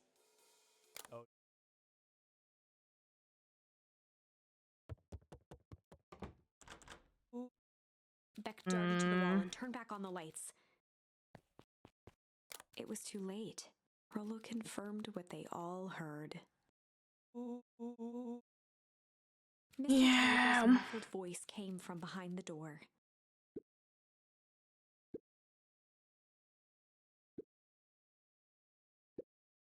They looked bewildered at each other.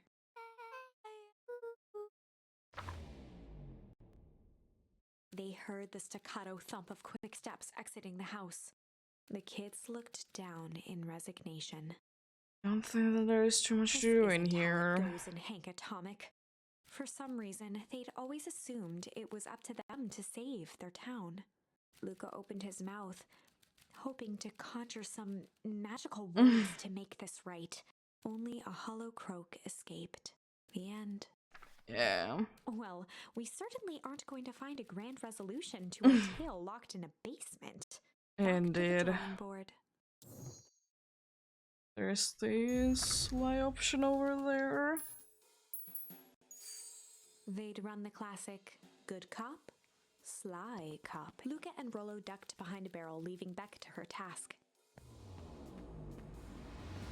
With a few crisp snaps, she roused Mr. Tolliver.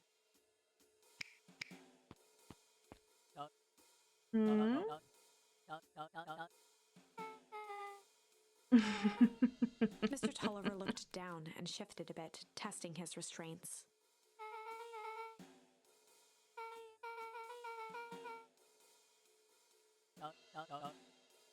Beck caught herself before letting the surprise manifest on her face. She'd already gotten him to reveal his relation to Gran. Okay. This was gonna be easy. Surely.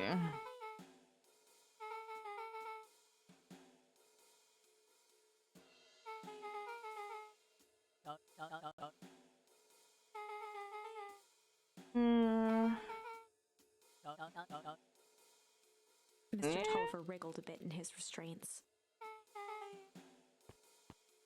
Beck quickly removed the ropes.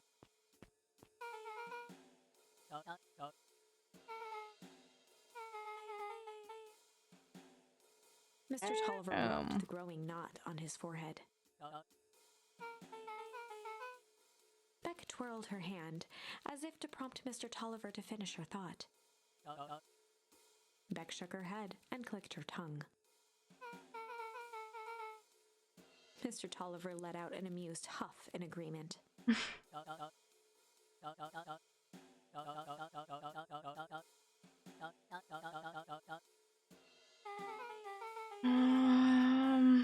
Beck was on a roll now, playing Mr. Tolliver like a fiddle.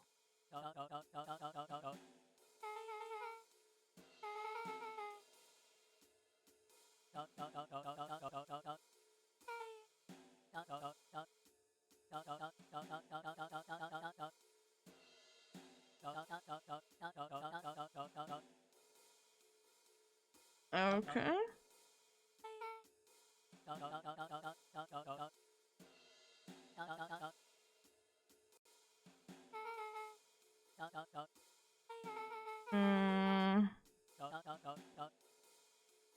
Yeah.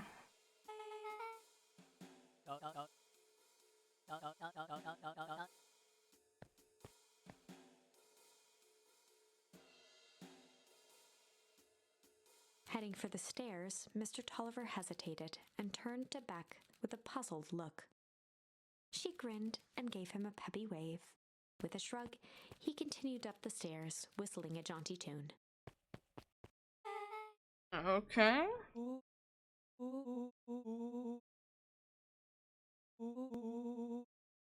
Beck blinked slowly into.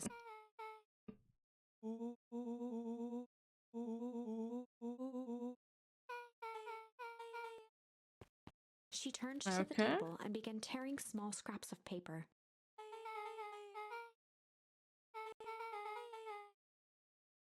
Beck marked each scrap of paper and leaned back.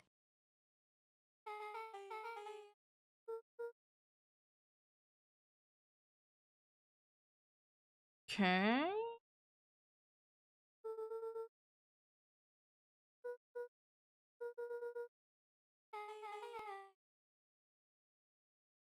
Mm.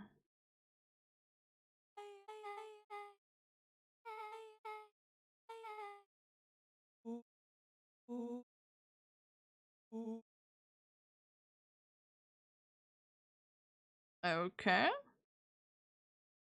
Luca and Beck looked at Rollo with amazement.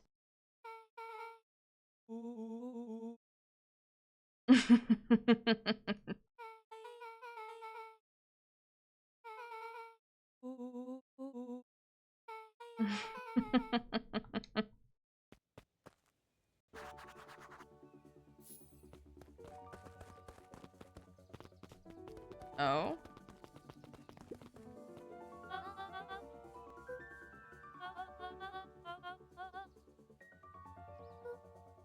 No. Hmm.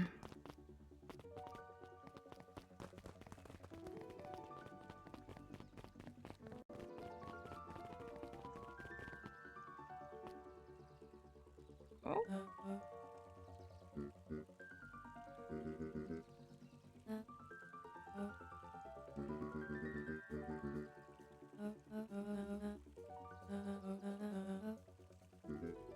Gus looked around nervously.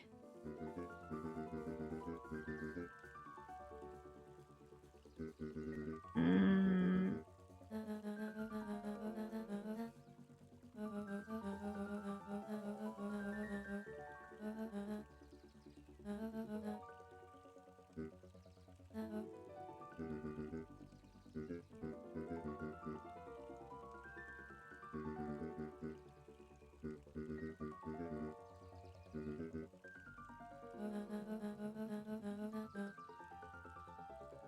Yeah.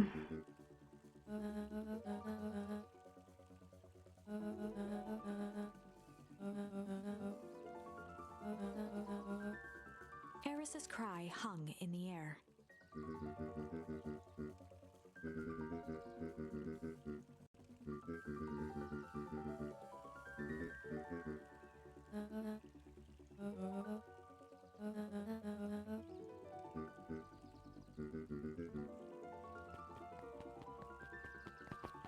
Interestingly enough, the dude is still reading a book there.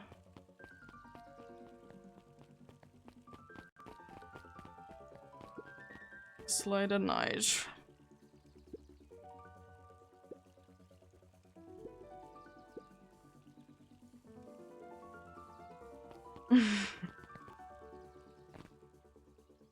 Pretty sure the old place is quite empty indeed. Seems to be this guy. Maybe? Yep, there. Isn't anywhere else to go, it seems.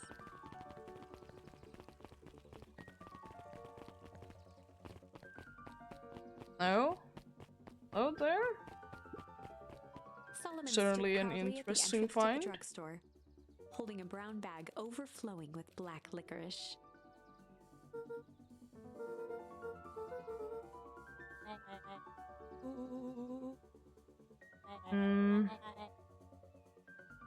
Solomon shoveled a surprising amount of licorice into his mouth.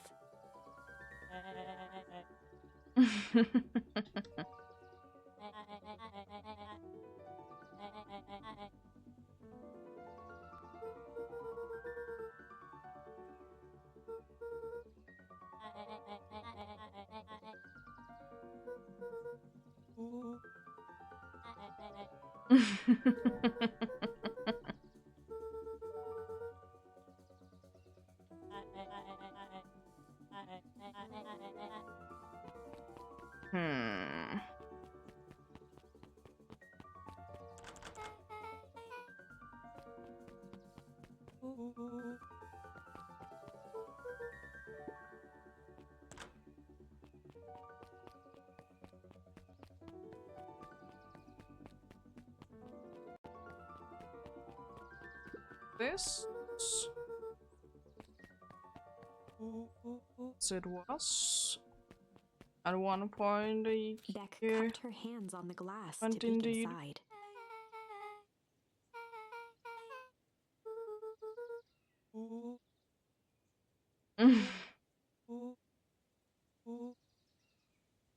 Beck flung open the door, and they all squeezed in. Let's see. Luca cracked his knuckles and entered the letters into the keypad.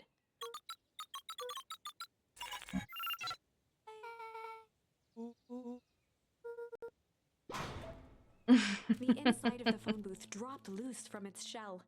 Without even the space to panic, they closed their eyes, held their breath, and accepted their fate. Suddenly, the chaotic Goes descent better slowed this to an time. effortless landing. It was unclear where they ended up, but at least it was solid ground. The Oh, air there's was the broken stagnant and smelled vaguely of chlorine. and sweet indeed.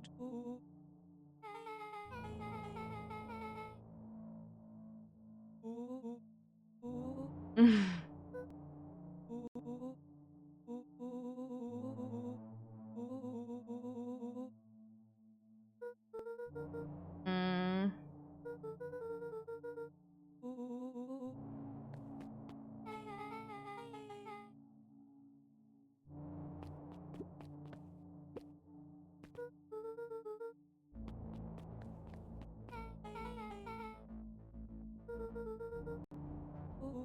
Yeah.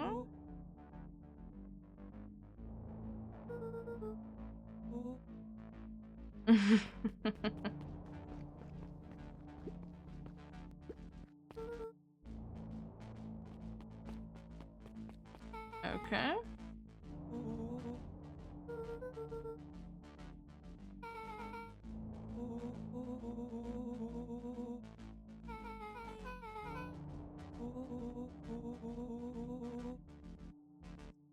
Okay.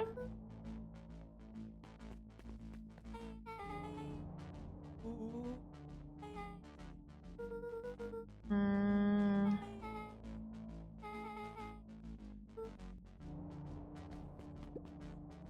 Maybe she's...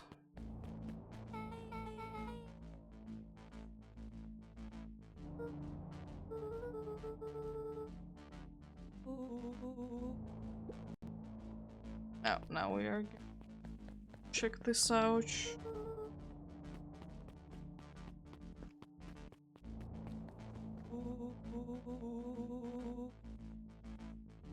Rollo's hands hovered over the field of blinking buttons. Oh no.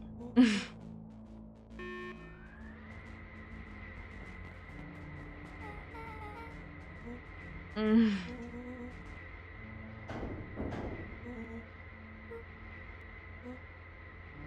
Yeah.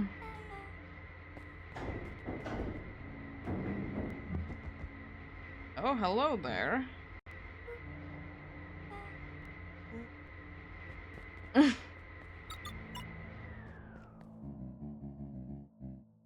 Hmm.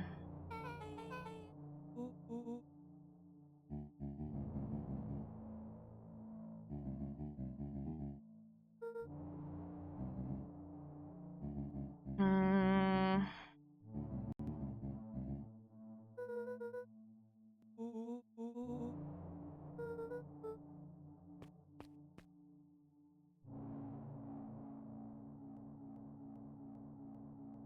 Joseph waited for a moment in silence.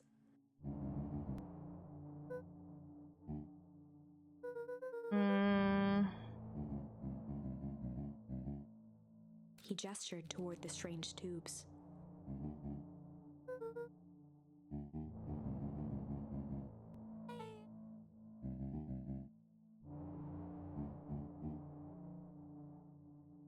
Yeah.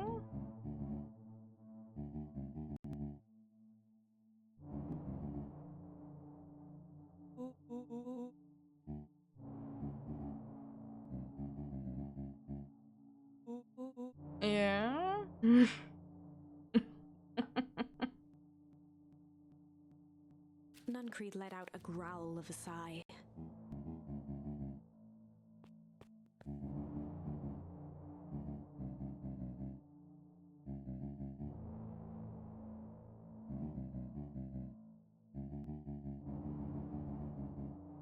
Okay.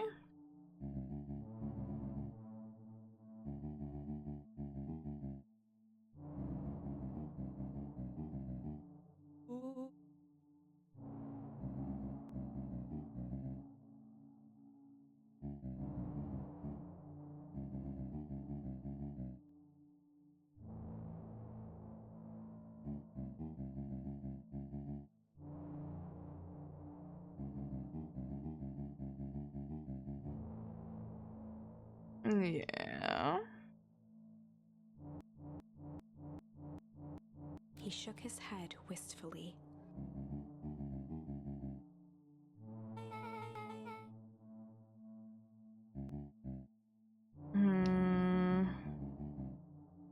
Nuncreed took a menacing step towards the children.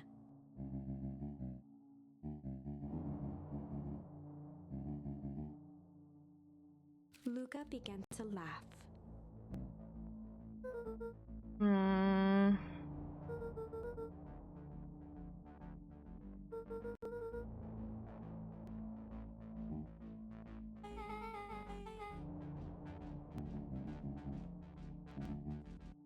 The color drained from Nuncreed's face.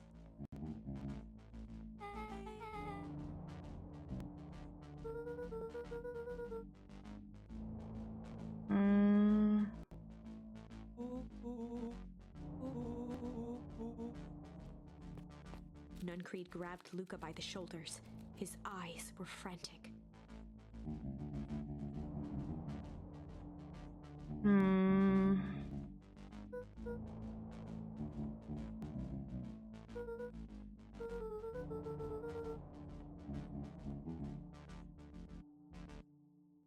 A jolt of realization struck Mr. Nuncreed. Yeah.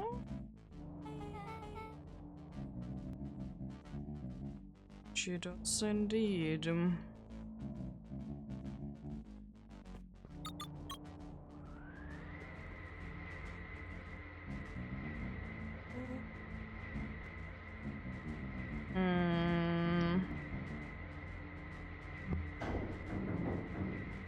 For some reason, I'm thinking that we will not do that.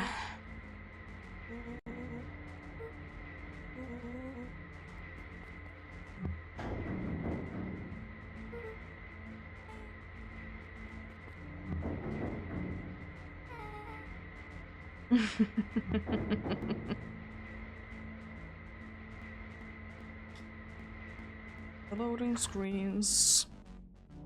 Chapter 8. The Cold, Hard Truth. Beck leapt up, allowing the suction to yank her into the dark. Dimness eclipsed around her like the shutter of a camera as she seemed to cover great distance in mere moments. Her only points of reference were glints of upcoming turns, which approached with frightening speed, only to carom her gracefully along. She heard the tinny, distant echoes of Rollo's glee. Once she stopped fighting against it, the ride was impossibly smooth. Then, all of a sudden, as if minutes had passed in an instant, light blazed into view. A burst of wintry air snuffed across her face as she was flung out into the cold. Okay.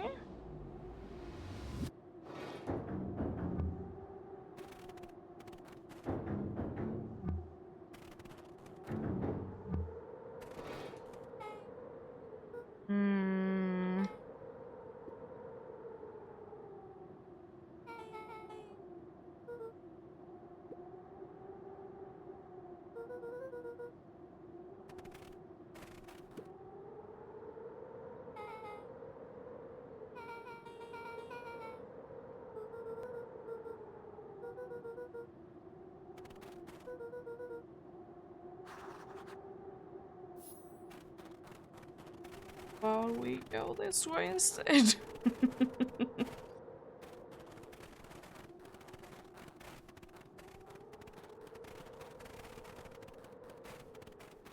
Absolutely nothing in here. Okay. Hmm.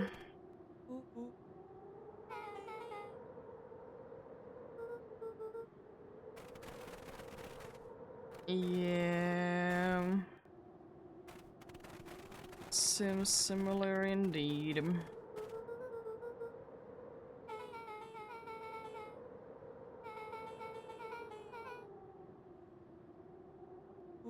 Yeah.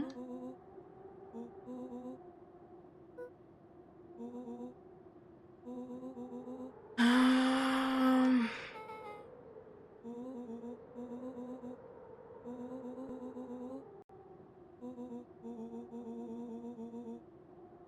Hmm.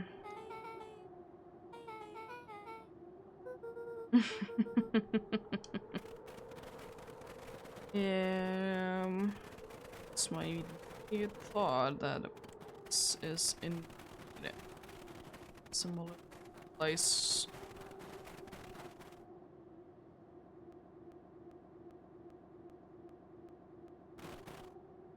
As they rounded the corner to the first town square, they spotted Mr. Nuncreed inching cautiously toward a pit at its center. He held his arms out gingerly, as if approaching a beast in the wild.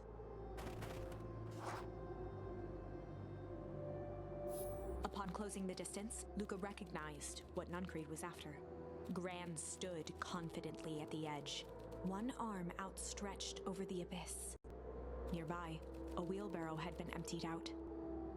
She held a lit torch, which flickered in the bitter wind.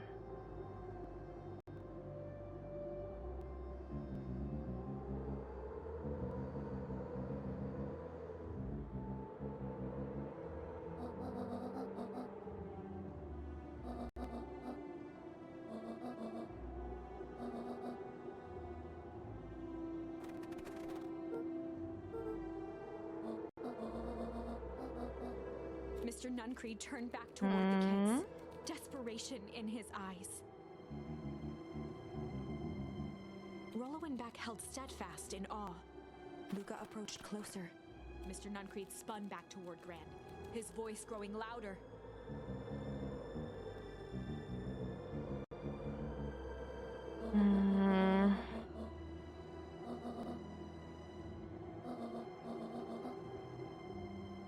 Okay.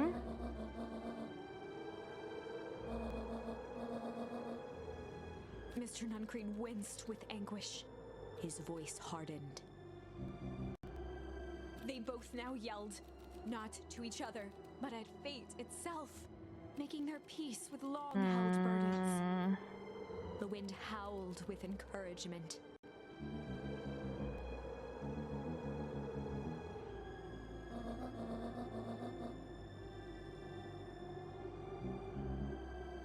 They menaced at each other, both catching their breath. The moment balanced on a knife's edge.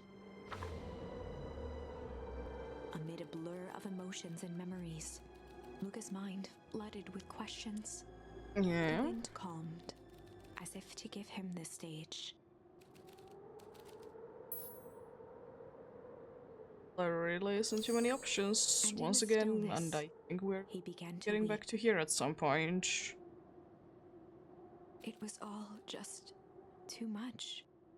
Falling to his knees, Luca whimpered softly. The tears crystallized as they hit the snow. Gran stared at Luca for a moment with warm sympathy, remembering why this was all necessary.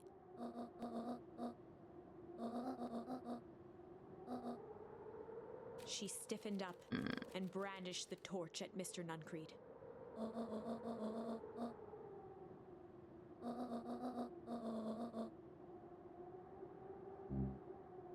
Ignoring his final plea, Gran flung the torch into the deep darkness.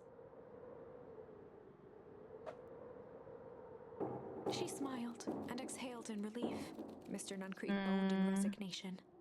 The torch echoed as it ricocheted down the hole, punctuated with a thunderous thud.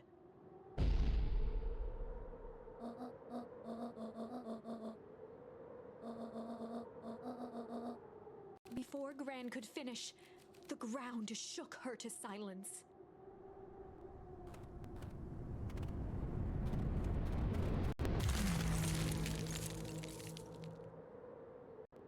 There it goes. Again. Gran only had time to spin around and run to Luca. Her attempt to shield him, an honorable but trifling act. Unflinching love, pitted against an unthinking horror, there was no contest. Her warm embrace froze in an instant. That is where they remain, fixed in place, forever. And so, our story ends on this melancholy scene. In a town brought low by its secrets, sits the frozen statues of a misguided band of meddlers. The end. Yeah? Well, that was dire. On the bright side, we finally figured out where all the ice is coming from. Yeah. Now, we just need to find a way to deal with a mystic, unfathomable force of nature.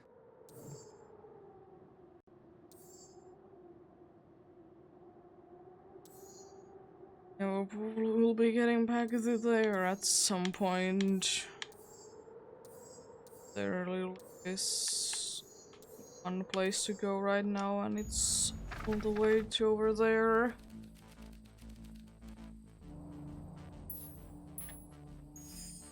Luca drew himself up and decided to take the... He squinted down the barrel of the mission control defense cannon, aiming it through an opening in the dense tree branches. Okay. He looked up with That surprise seems to be working as it struck true and quite a taut. bit. It'll be better.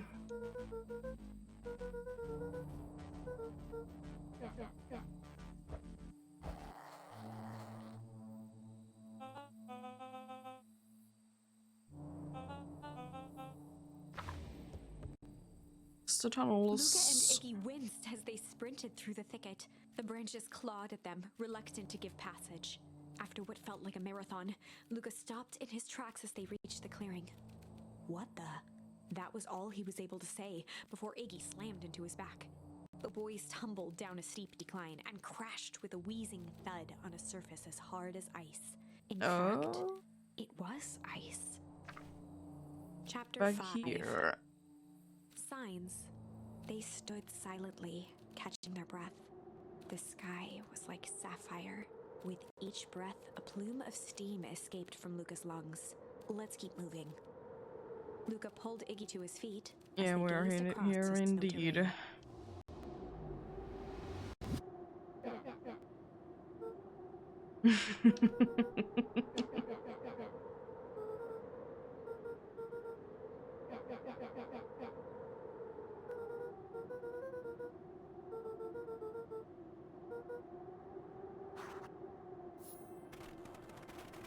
Don't think that that easily gonna be finding our way home. Luca had almost forgotten the walkie-talkie he was carrying.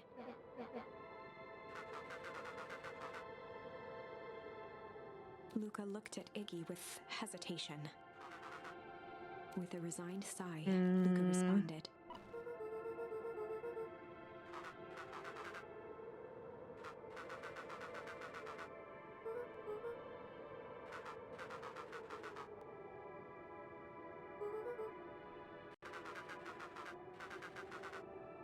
Luca winced, shoving the walkie-talkie back into his pocket. Yeah. Don't really go still anywhere from here.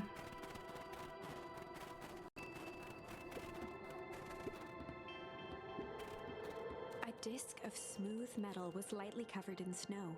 Two faint seams were visible along the surface.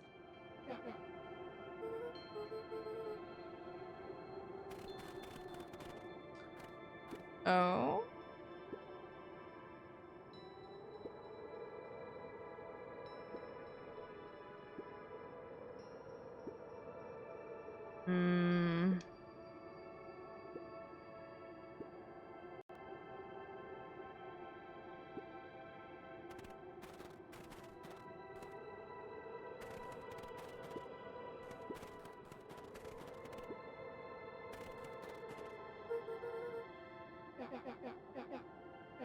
Yeah.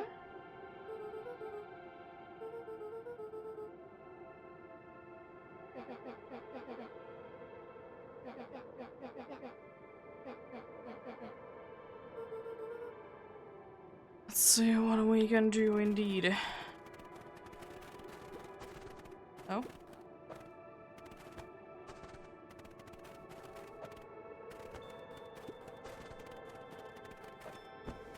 Oh. Oh. The boys stared in disbelief at the sign that now clearly read, "Welcome to Beacon Pines."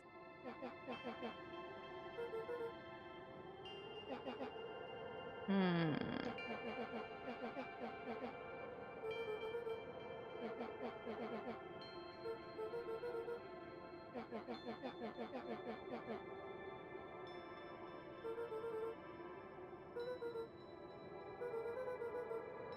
Hmm.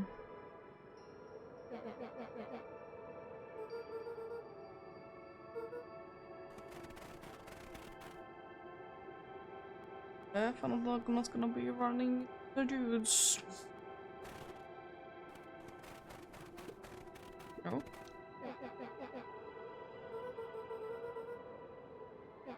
Yeah. The fencing glistened, each chain link encapsulated with a translucent layer of ice. Hmm.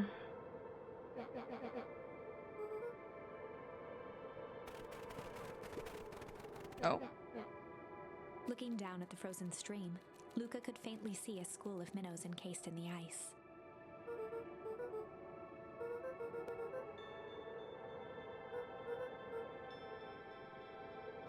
Yeah. The crunching of footsteps trailing Luca went hush. He looked back to see Iggy's face twisted with confusion. Yeah.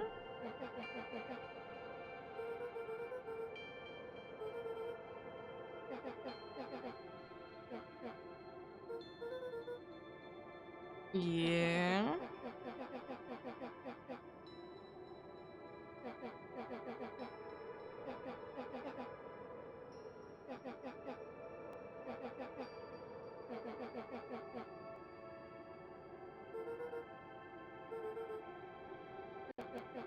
Hmm.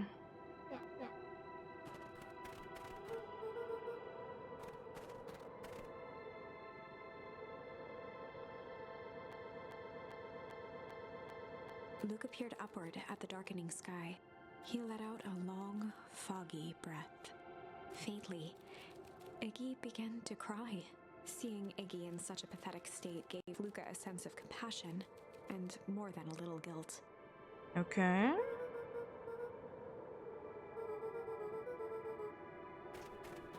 Luca allowed himself to collapse next to Iggy. The boys huddled together for warmth and comfort. If not for exhaustion, their minds would be racing, trying to make sense of the events of the day. Yeah. As it was, all they had energy for was to sit in silence.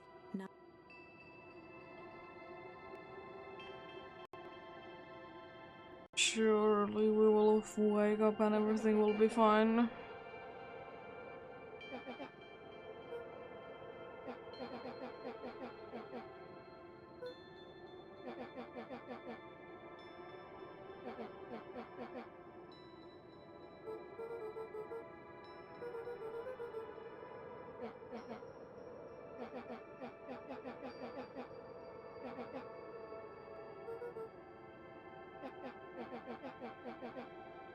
Hmm.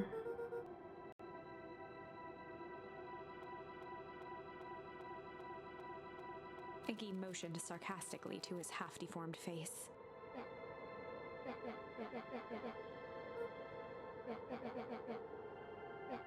Yeah, kinda were.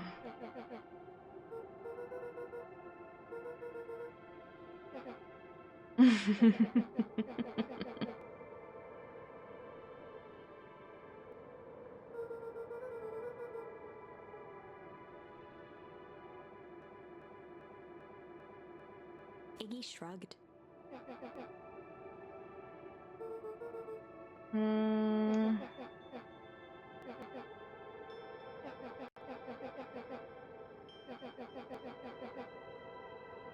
Iggy now wept openly. Hmm.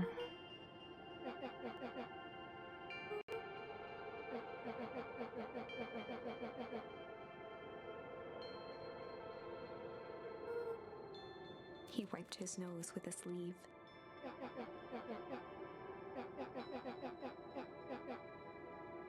Luca gave a warm chuckle. Iggy cleared his throat as he wiped his eyes. Iggy arched into a wide yawn.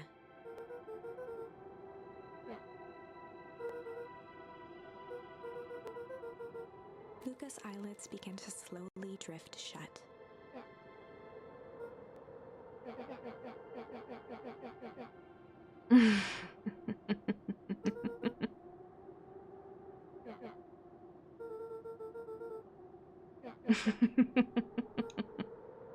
That's all Luca could whisper before succumbing to sleep. Iggy snuggled in some more.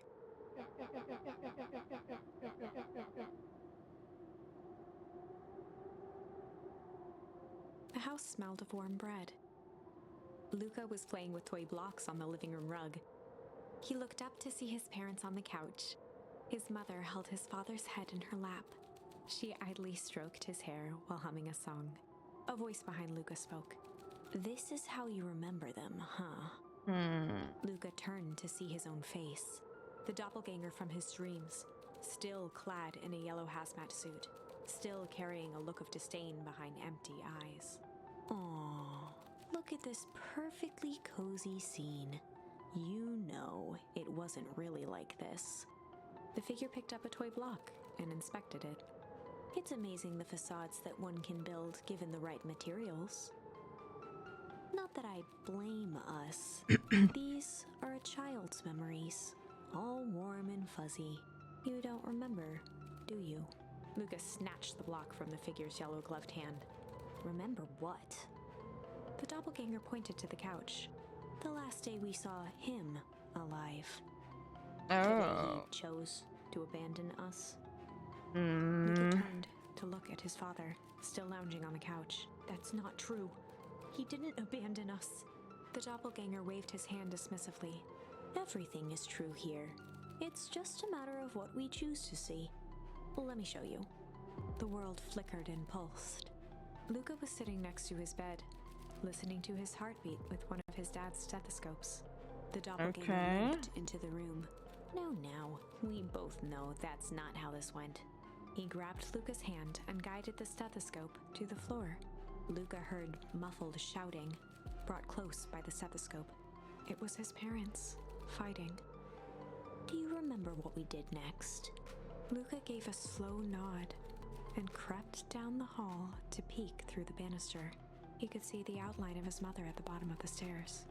Damn it, Walt. We can't afford to get involved in this. She was scared. His father stepped forward.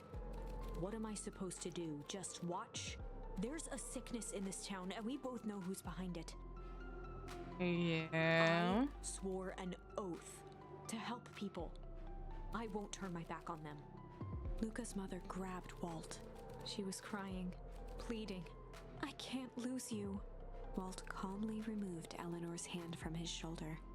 What's right is right, and what's wrong is wrong. I could never live with myself if I let Sharper get away with this. Eleanor raised her voice. Spare me your bullshit platitudes. What about our son? Luca flinched, dropping the stethoscope down the stairs. Walt turned with a panicked smile. Luca, is that you, buddy? With tears in his eyes, Luca descended the stairs. Mom? Dad? What's going on? Walt dropped to a knee to meet Luca eye to eye. Nothing, buckaroo. Your mom and I just got a little overexcited is all. Luca placed the stethoscope against his father's chest. His heart was racing. It sounded like you were going somewhere? Walt gently removed the device from Luca's ears. Listen to me, Luca. I have some business to take care of. I'll be back in time to tuck you in. Luca hugged his father tightly. Promise? Walt stood up and walked to the door. He glanced over his shoulder. I promise. With a wink and a grin, he put on his hat and strode out into the evening sun. Oh. A figure approached soundlessly from the foggy snowfall. It stood above them, lingering in contemplation. Slowly raising one hand above Iggy, it snapped out 2 brisk raps on his head. From a deep slumber, Iggy sprang up defensively. Whether it was the calming presence or the recognition that he was not in danger, Iggy felt his clenched fists lower. Luca looked up, gradually remembering his whereabouts. The figure exhaled a cloud of warm vapor. Okay.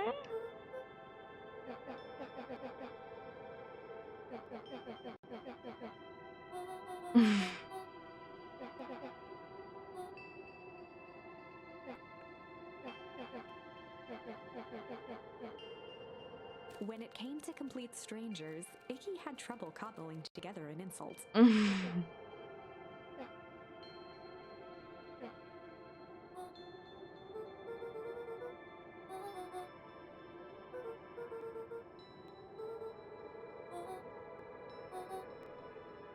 Okay.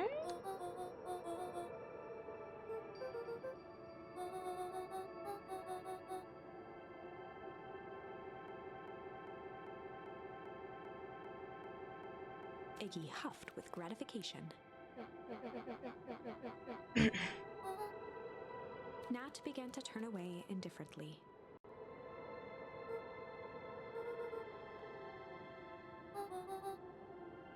Okay.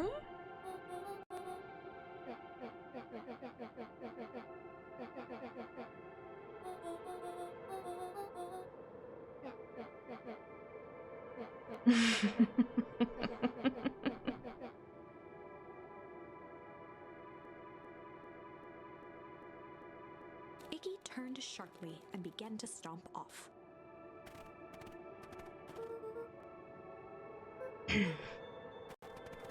Realizing he'd worn their patience then, Nat relented.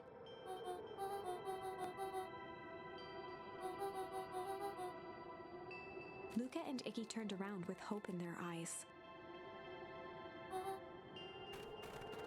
Nat took a deep breath in.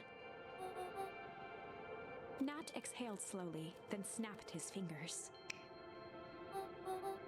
For a brief moment, Luca and Iggy let themselves believe that some great magic was about to unfold, until they opened their eyes and found themselves in the exact same place, cold and disheartened.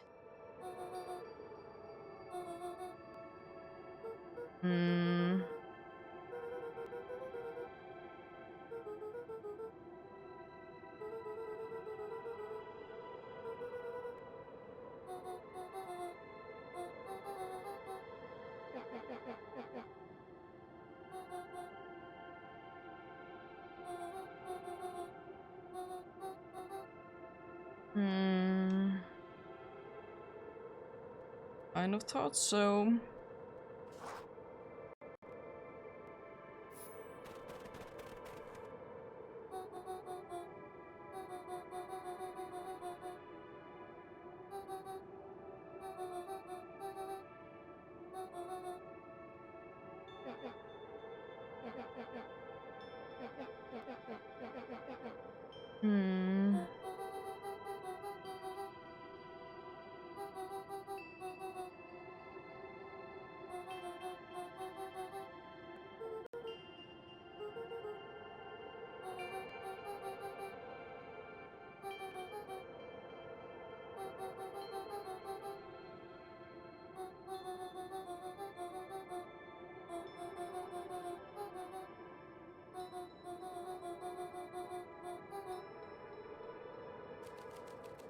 Yeah.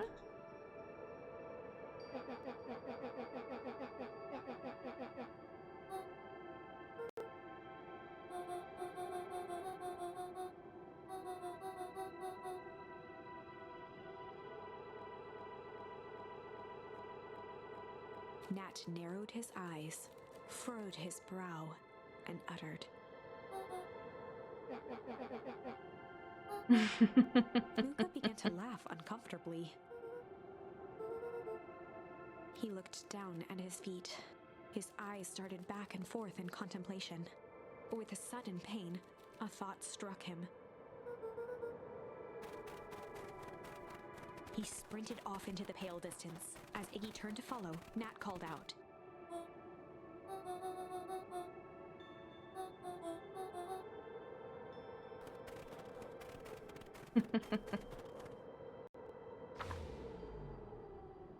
Chapter 6. Okay. The Source. Nat expressed his sympathy with a shrug and sauntered off as unassumingly as he'd arrived. He'd given Luca and Iggy what they needed, and nothing more. As Luca sprinted across the snow, the events of the past few days became clearer, pieces to a larger puzzle. Rollo said he was underground somewhere, captured. Mr. Kerr tried to cover it up with lies. The clipboards were hell-bent on capturing Iggy. It all seemed to point to perennial harvest. But right now, there was one thing that Luca needed to know.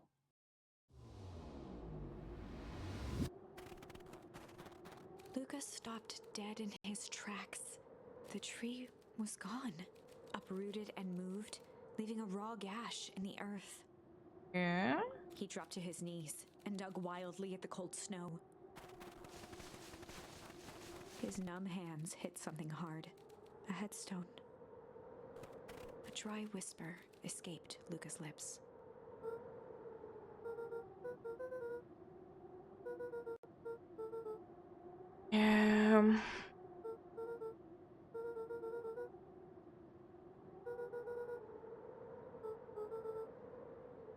There was no reply, just snow-covered silence.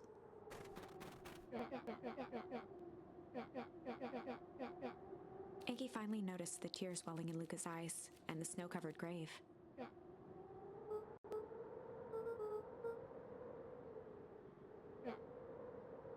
Suddenly, they heard the crunch of approaching footsteps in the snow.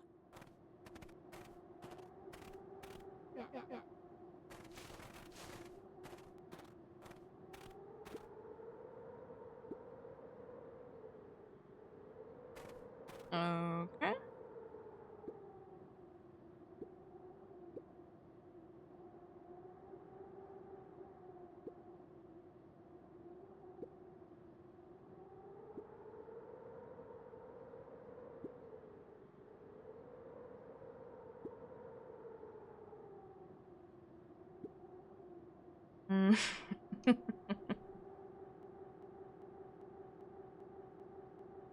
He bent down to scoop up a snowball and lobbed it playfully.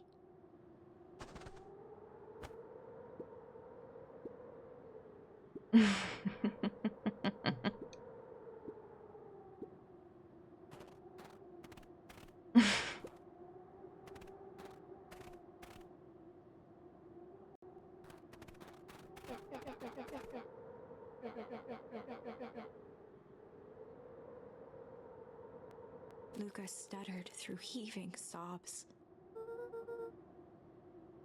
Yeah.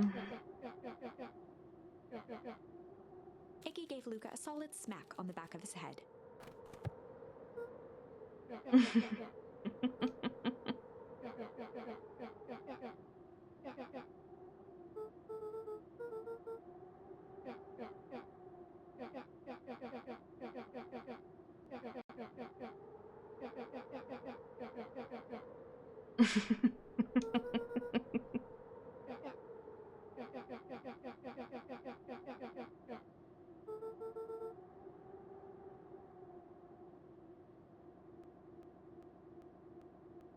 Luca wiped his eyes with a sleeve.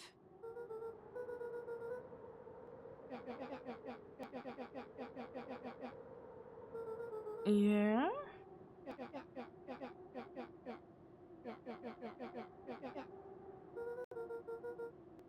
Iggy flashed a mischievous smile and cracked his knuckles.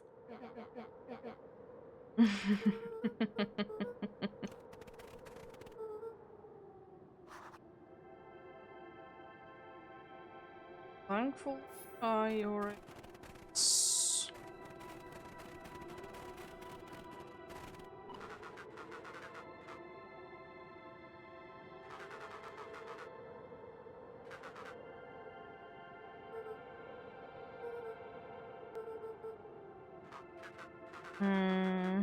Iggy and Luca shared a skeptical look.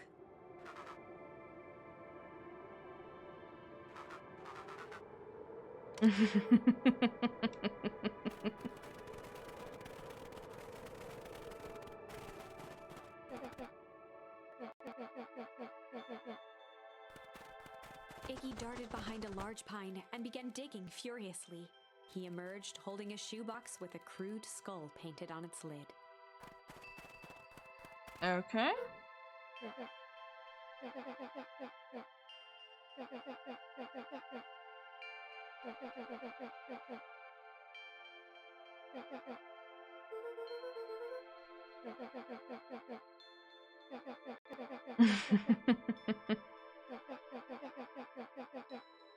Luca rolled his eyes with realization. Iggy stifled a chuckle.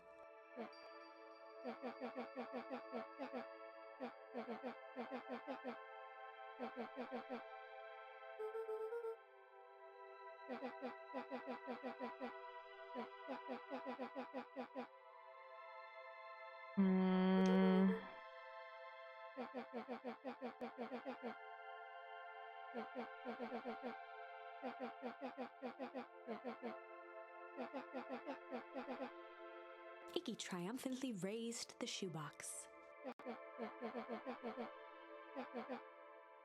Yeah.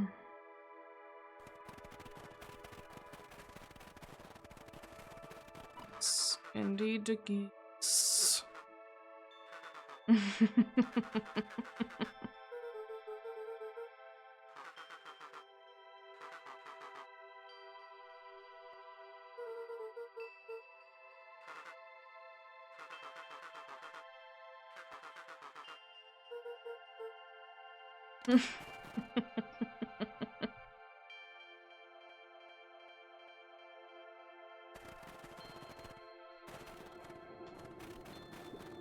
There it is, but I want to see first, is there anything doing here?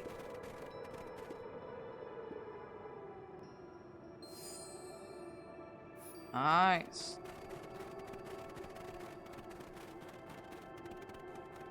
There, I don't think there is really anything else for in here. Still, place I can. Just in case. Luca and Iggy inched up to the edge of the hole with bewildered. Arctic air breathed out of the cavern in heaving gusts.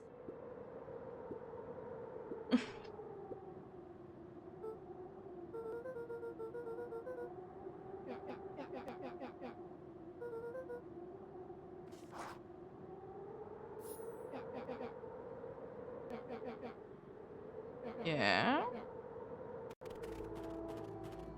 Oh, hello.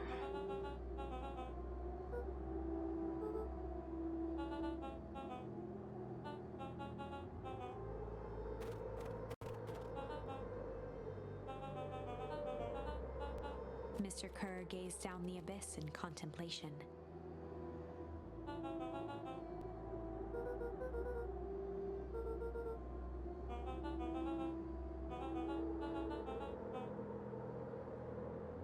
Kerr scratched the back of his head.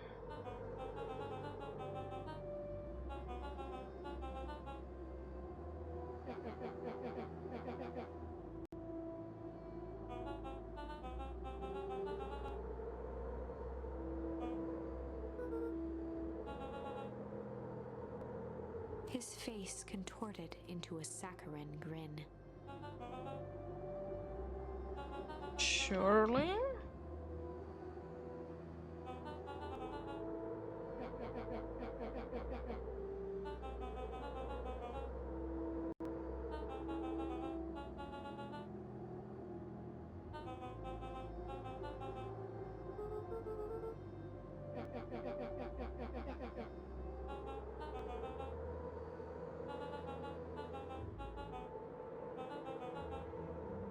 snapped his fingers.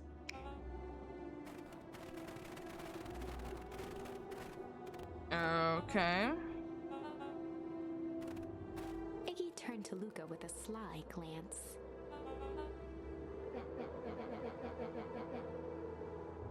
Iggy waved the box into the air, threatening to drop it down the hole.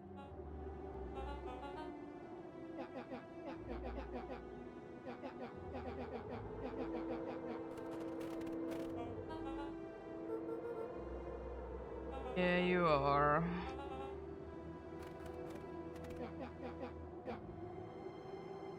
Iggy plucked a single bottle rocket from the box and held it up with reverence.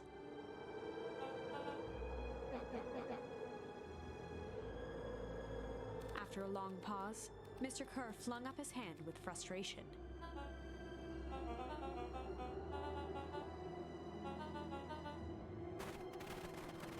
Surely you will. Mr. Kerr Surely you sighed will. into the frigid air.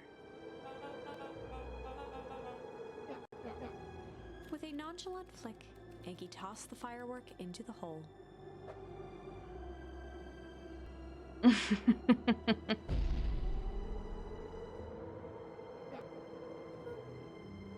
With a growl, Kerr leapt at Iggy, crashing through Luca.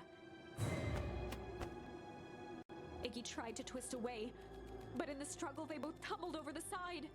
Luca dove forward, bracing Iggy's hand just before it slipped. His grip was made precarious by the cold, wet snow. He could see Kerr further down, clinging to Iggy's coat.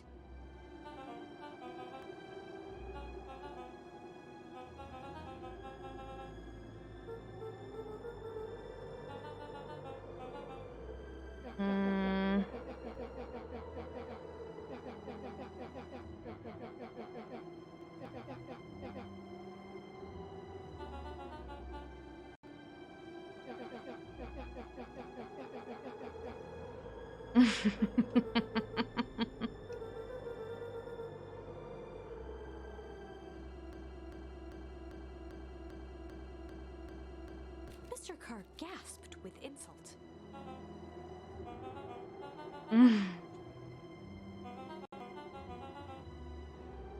With a wild look in his eye, Mr. Kerr began to hum a proud melody.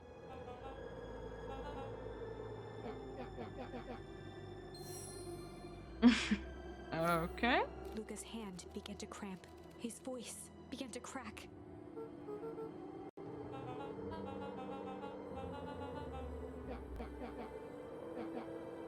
Luca felt Iggy loosen his grasp.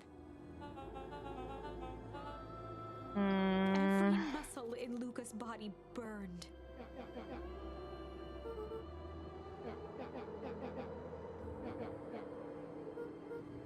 Luca felt his hand slipping.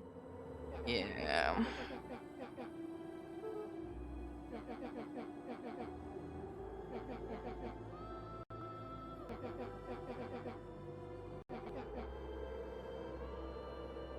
A calm settled over Iggy's face. Iggy's voice was colder than the bitter air billowing from the chasm.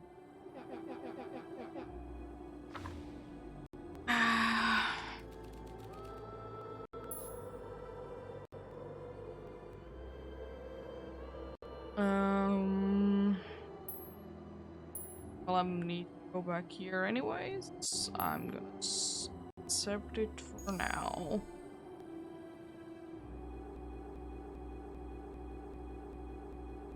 Luca had no choice but to accept Iggy's request. With a quiet blink, Luca watched a teardrop sail down into the howling void. As his fingers slowly gave up, he met eyes with Iggy.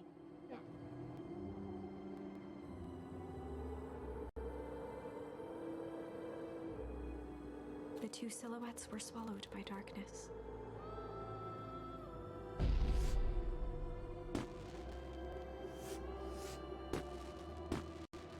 Interesting how these work.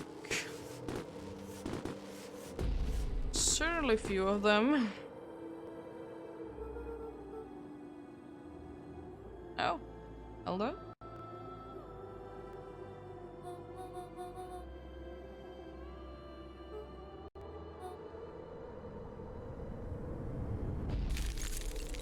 Oh.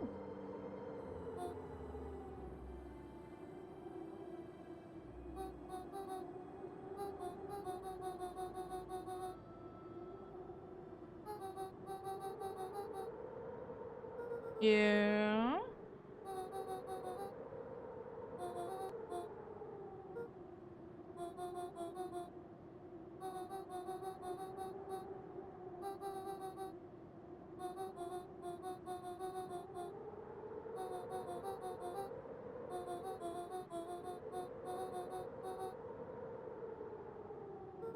Yeah.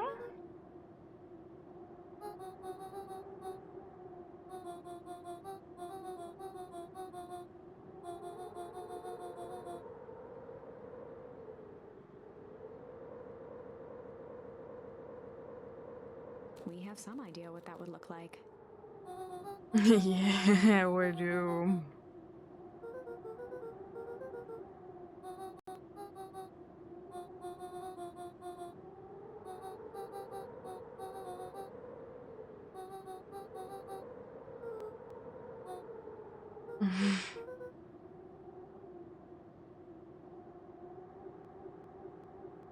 A fierce twinkle flashed in Nat's eyes. Okay. With a chuckle, Nat turned and walked west. Dumbfounded, Luca followed behind him, trudging through the snow. Every step taking him further away from everyone and everything he knew, and closer to destiny. To be continued in Beacon Pines, Pines Harder. Revenge served cold. Second time's a charm? Wait, that's it? This ends with a crummy cliffhanger just when it was getting good? I was even starting to like Iggy. No way. I refuse to be associated with some never-ending parade of sequels.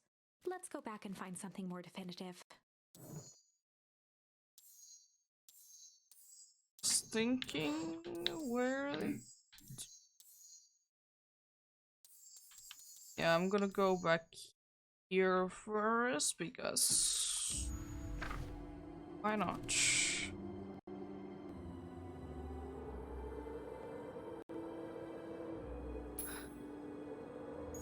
So now Luca refuse had no it. choice but to refuse Iggy's request. He tightened his grip and reached for the walkie-talkie in his pocket. A wild delight crept onto Mr. Kerr's face. Yeah. That's a good lad. Now, radio for help. Iggy begged Luca with his eyes one last time, but Luca pressed the button and called out. We need help. Mr. Kerr is in danger. It wasn't long before they were once again surrounded by clipboards. Yeah. Mr. Kerr sighed with relieved frustration. There you are. You really are a worthless lot, aren't you? Mirror, now. A clipboard dutifully produced an ornate ivory hand mirror, and Mr. Kerr began preening his tousled hair. Ah, that's better. Mr. Van Horn, I applaud your sharp thinking under duress. I'll put in a good word for you with the founder. Take them away. A swarm of hands overpowered Luca. The last thing he saw before a cloth bag was pulled over his head was the defeated look on Iggy's face. The end. I think this was one of those times where doing the right thing was the wrong thing. Yeah. Oh, there were like to say in there. Cool. Sure, yeah, the next one needs to go there and hum then. Basically the same place, but different amount of people in there. After the death of his father, Luca had trouble sleeping. Each night, his mother would sit at the foot of his bed and hum a gentle melody. It was the only thing that could calm his mind. The only thing that, however briefly, could make it all seem okay.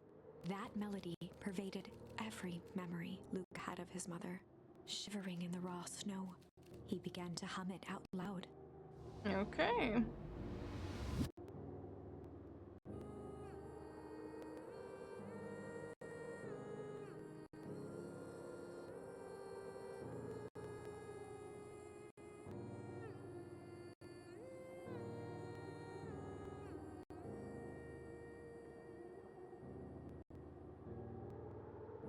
Gran lowered the torch, listening closely. As recognition slowly set in, her heart sank.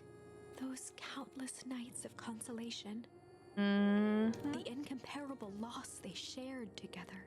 She let the torch fall to the snow and sizzle out. A few steps toward Luca was all she could bear before dropping to the snow herself. Oh. Through a flood of tears, she began to hum along, note for note.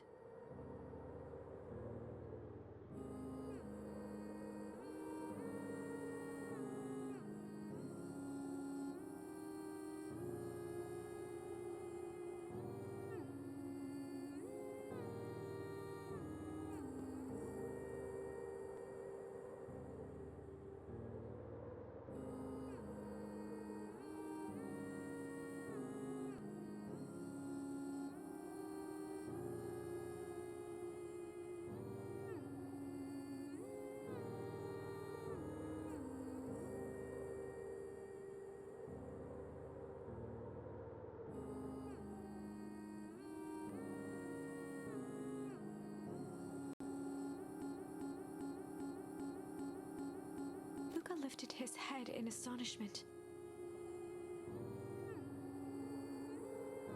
The last time he heard that melody was the last night he saw his mother.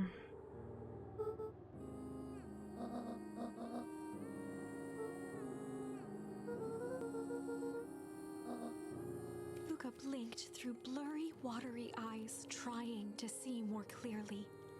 He could just make out the impression of a familiar face. Cute. He peered across the snowscape at the woman on her knees. Something about her was undeniably his mother, only smaller, older, changed.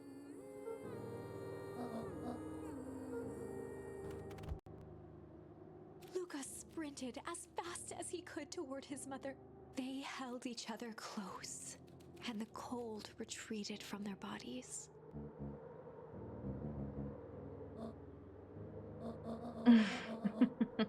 Eleanor looked down at Luca, tightening her embrace in an appeal for forgiveness.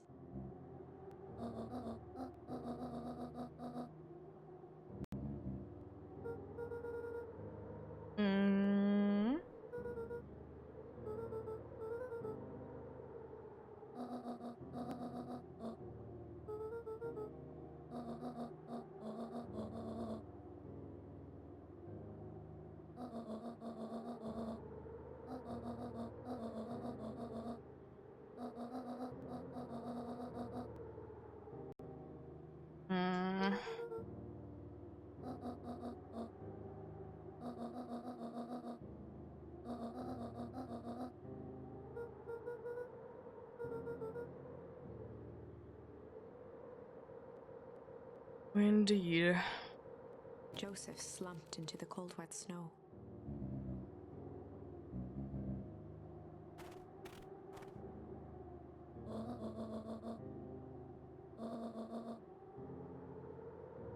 For the first time in a long time, her voice felt like her own again.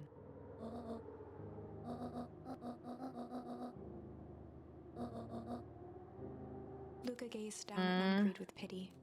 He looked small. Joseph stared into the snow as if searching it for answers.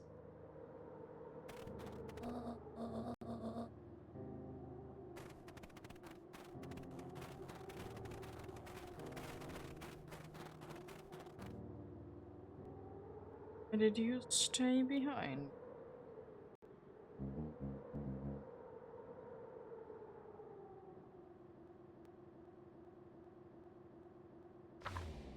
Sure about that. Chapter 9.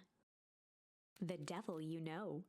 7 months ago, Eleanor Van Horn crept down the maze of sterile hallways under perennial harvest.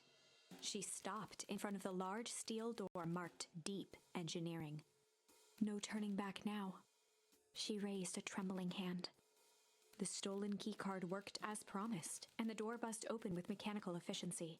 She was immediately hit with the smell of disinfectant. It was some sort of laboratory. In one corner was a desk covered in papers. Across the room stood a tall metal pod with hoses protruding from its base. She rushed to the desk and began shifting through the piles of papers. They were experiment reports on something called Tempus liquamen. There were dozens of them, every one stamped failed. Eleanor heard the sharp echo of footsteps approaching. She was out of time. Her eyes scanned the room, eventually landing on the strange pod.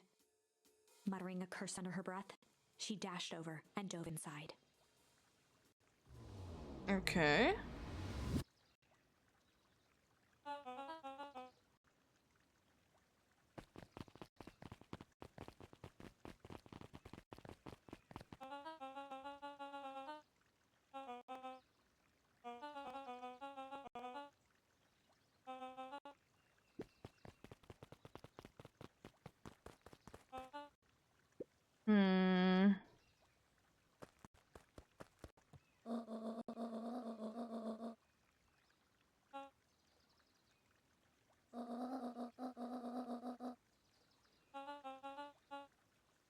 Mr. Kerr addressed the crowd with a sarcastic tone.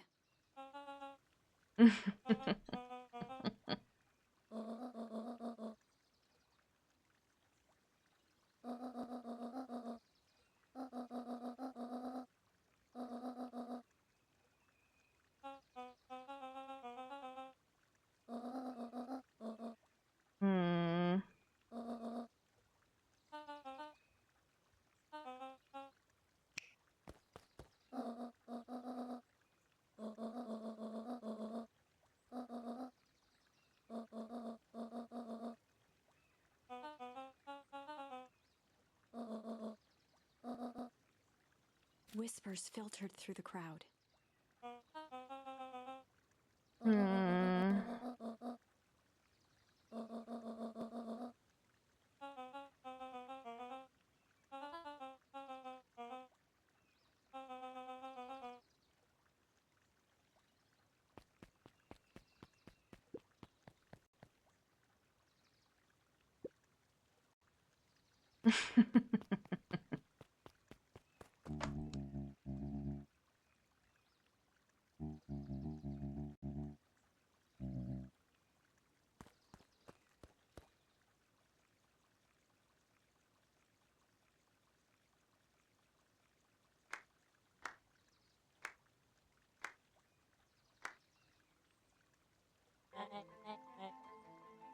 Torment dragged on Joseph Nuncrete's face.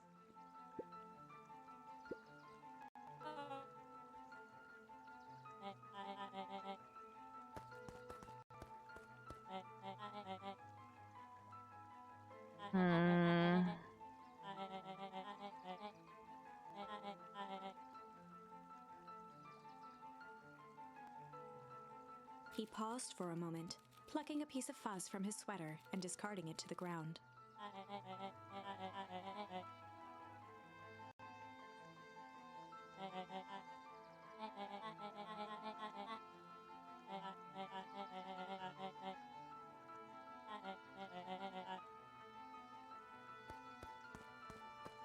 Okay.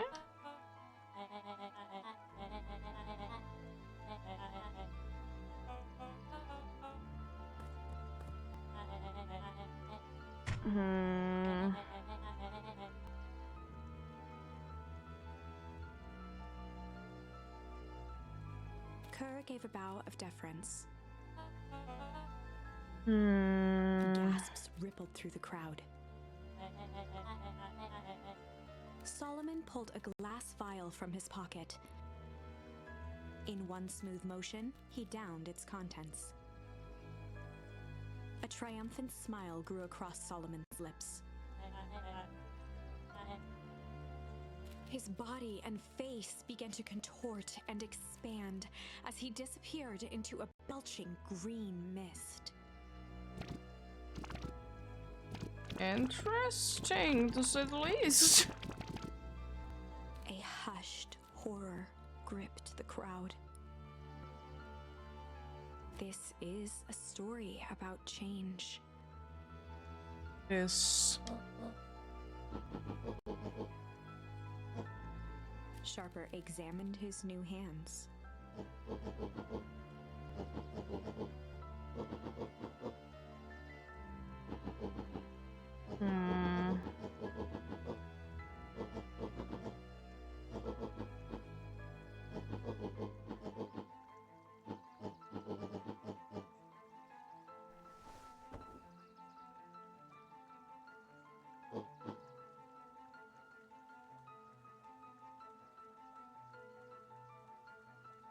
Sharper choked out a crude squawk of a laugh.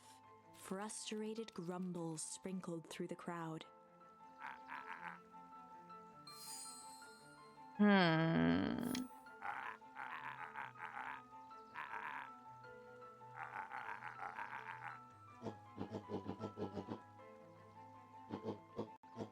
William Kerr gave a subtle nod to the clipboards. A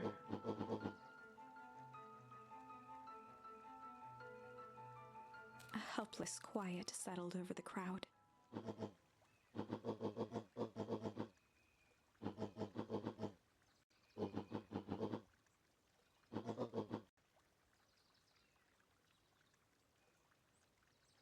Yes and no.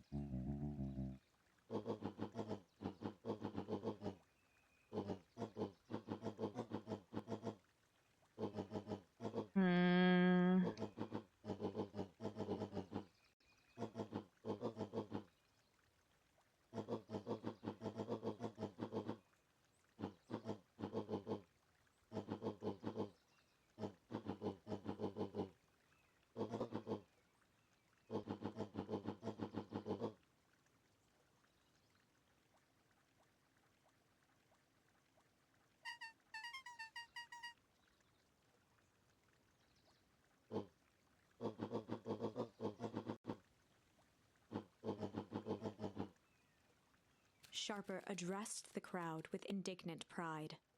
He'd planned this moment for so long that now, at the deed's fruition, it almost felt frivolous. Okay.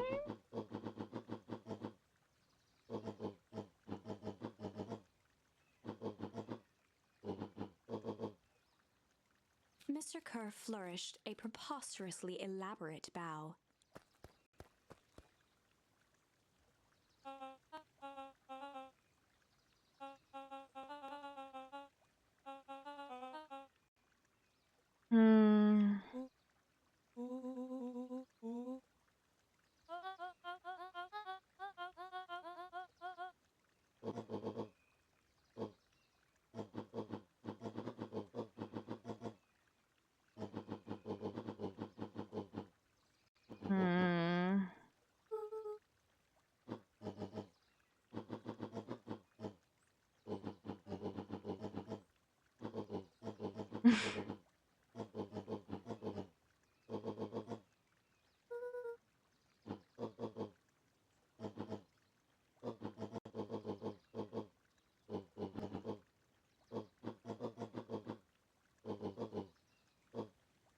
Sharper coughed up one final laugh and cracked his knuckles.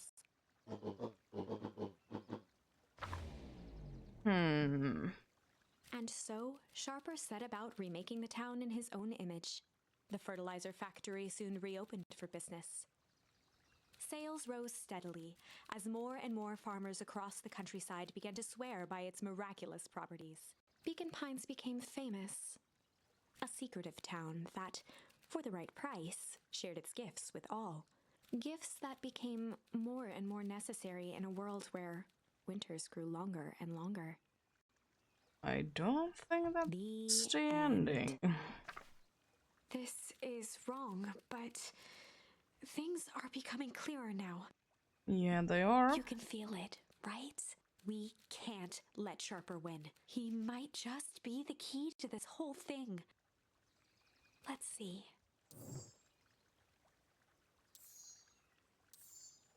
It's nothing.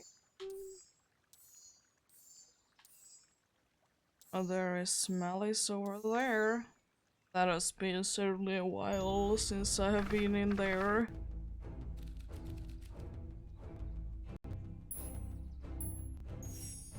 There was a malice lurking behind those eyes, like a trap ready to spring.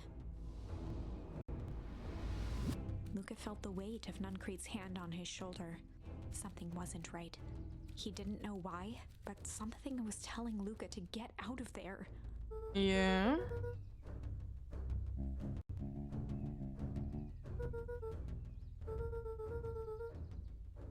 Luca twisted free of Nuncreed's grasp.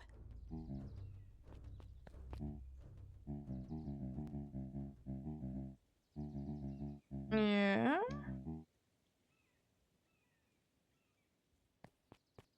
I have seen that before.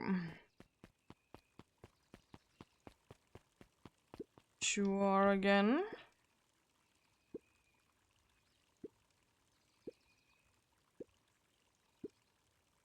The two scurried off, eagerly formulating a plan. There they go.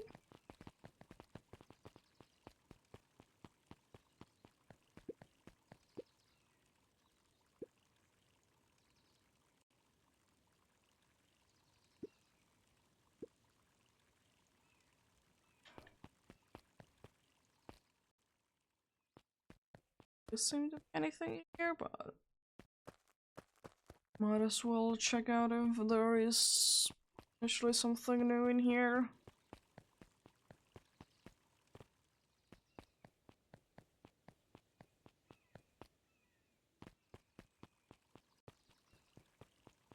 Let's go as well. I think you're okay. Just wondering if I would follow them.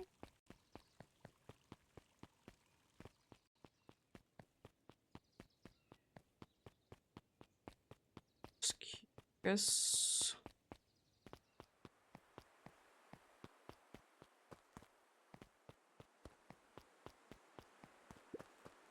Still not in there. Oh, now I can't there anymore. Interesting.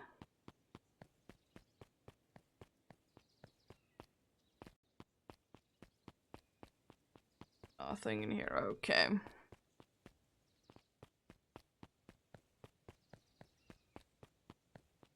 Nothing in here at all.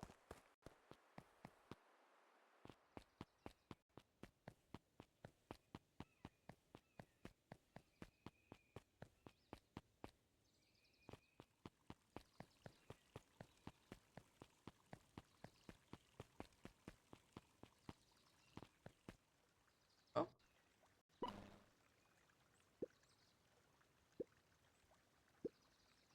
Hmm.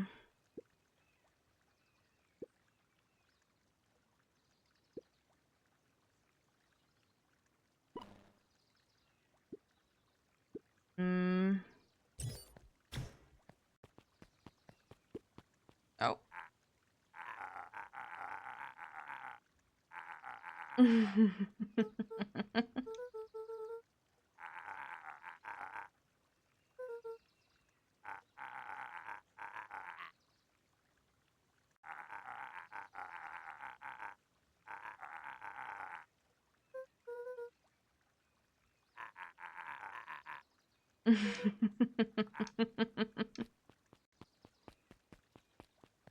Indeed. Oh, thank you.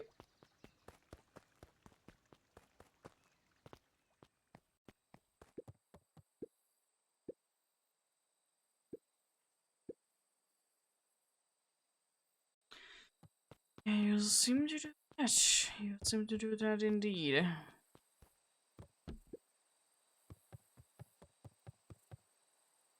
He aired a long holler into the woods.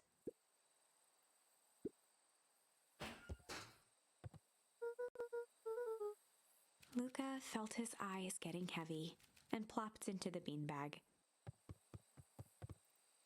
He conceded to its lumpy embrace.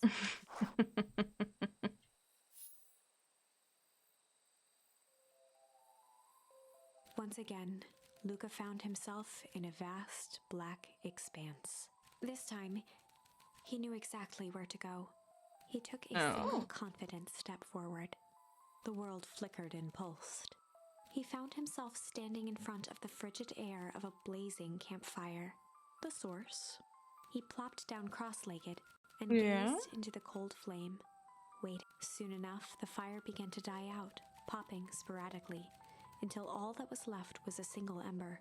Luca stood up and dusted himself off. He plucked the glowing ember from the cold ash, examined it, and slid it into his pocket. Interesting. A keepsake. The voice of his father spoke behind him. "You made me proud, Buckaroo." Luca turned to face him. "Dad, what is this place?" A warm grin grew across his father's face. "A place where everything that has been and everything that could be all wait together." Luca found himself staring at his father's face, trying as hard as he could to memorize every single detail. Wait? For what? Another voice spoke out as Luca's doppelganger stepped forward. "That's up to you." Without knowing why, Luca began to weep. Is any of this real? Are you real?" Luca's father bent down to smudge away a tear. "Of course. I'm as real as the part of you that misses me." Luca turned to look at the older version of himself. "And you?" The doppelganger choked back tears. "I'm as real as the part of you that's angry he's gone." Does that make sense? Through his tears, Luca laughed. "I think so." His father pulled him in for an embrace. "Time to go, Buckaroo." Luca was startled from his dream by a banging on the floor. A commanding voice rumbled from below. Just as Luca sprang to lock the entry hatch, the door knocked open. Chapter 5. Dangers big and small. Luca stumbled back. He heard the rope ladder creak under significant weight. Keeping his eyes fixed on the hatch, he inched backward to the balcony. As his hand grasped the door handle, Luca froze. A large figure clumsily wriggled up through the hole. Hello?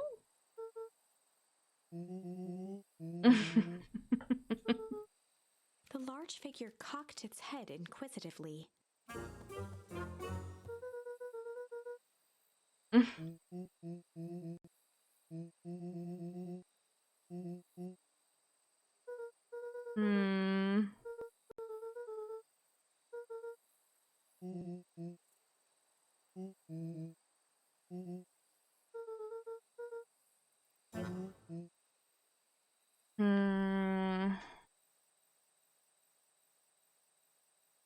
Luca's jaw dropped. He peered more closely at the man standing in front of him. Something about him was undeniably Rollo, only bigger, older, changed.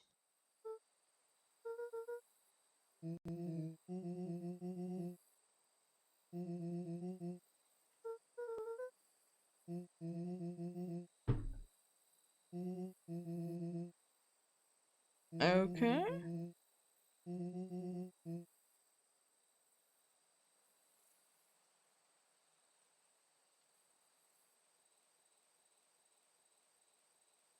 Rollo proudly presented his hands to Luca.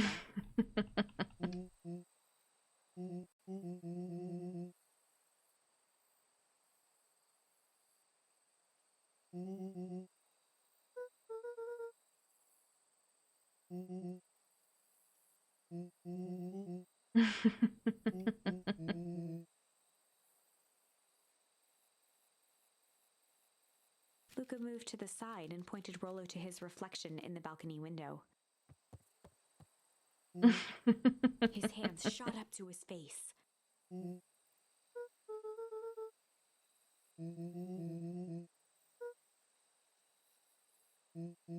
Okay.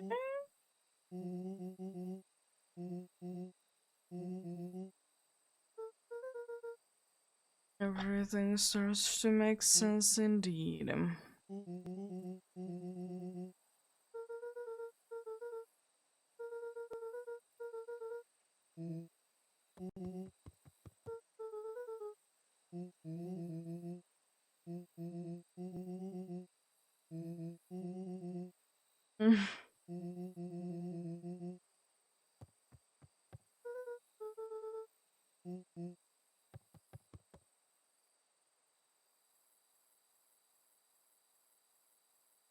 Rollo shadowboxed a few jabs. With a yelp, Rollo dove behind Luca.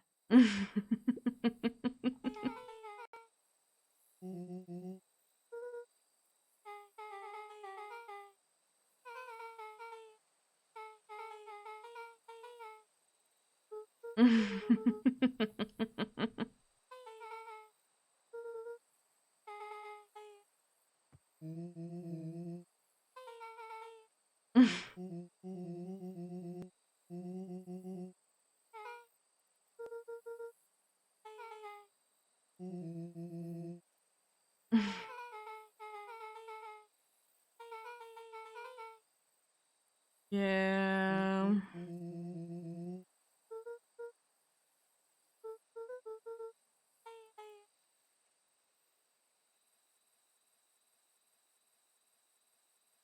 She shot a nervous glance at Rollo.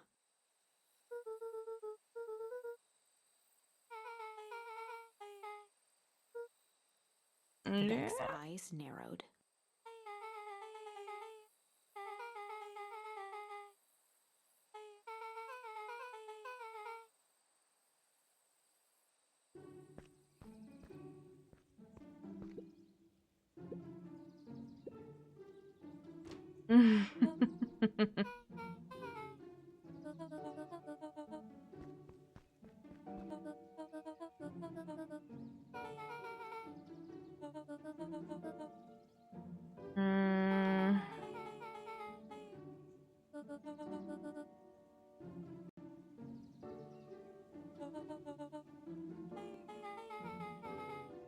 Ilona tried to put on a smile. Oh, yeah. Yeah. I knew about that.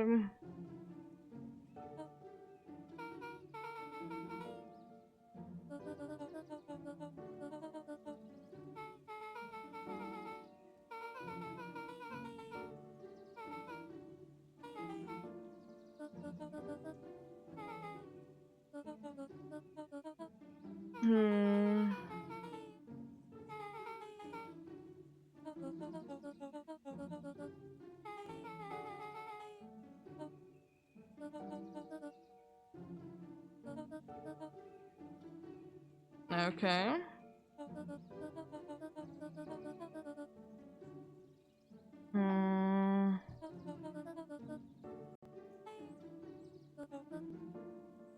She sighed, and after a moment, looked down at Beck sympathetically.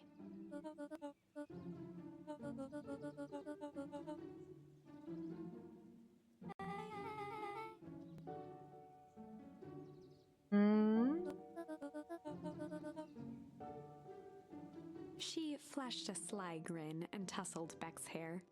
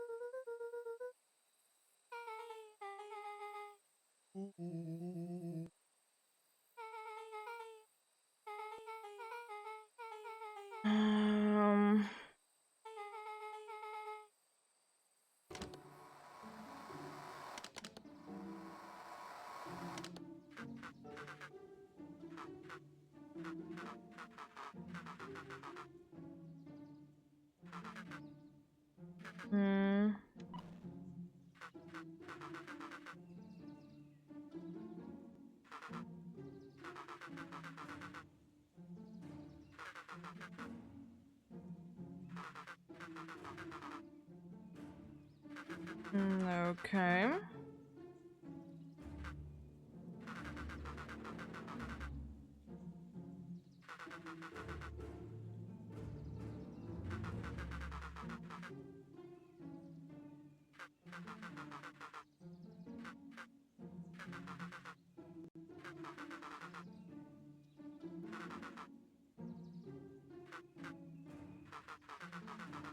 Hmm.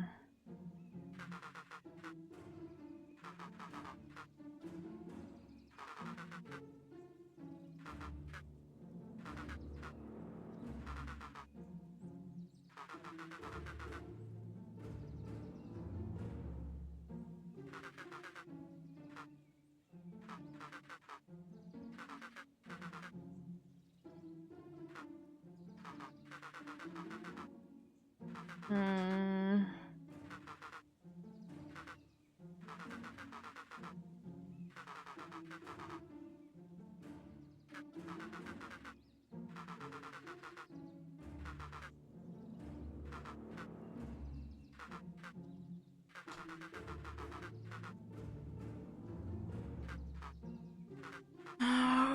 Okay.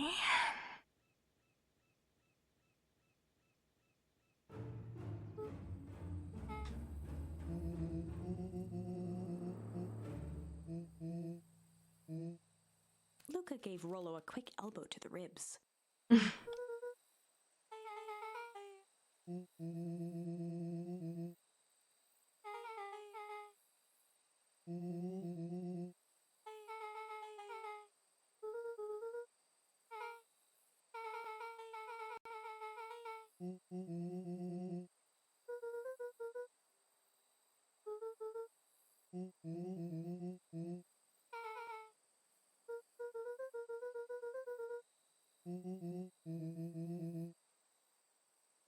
Hmm.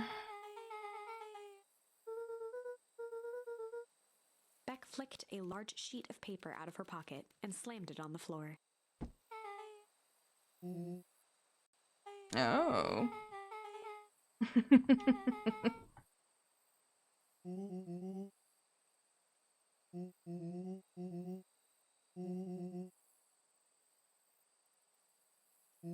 Okay. Rollo started to wiggle with excitement.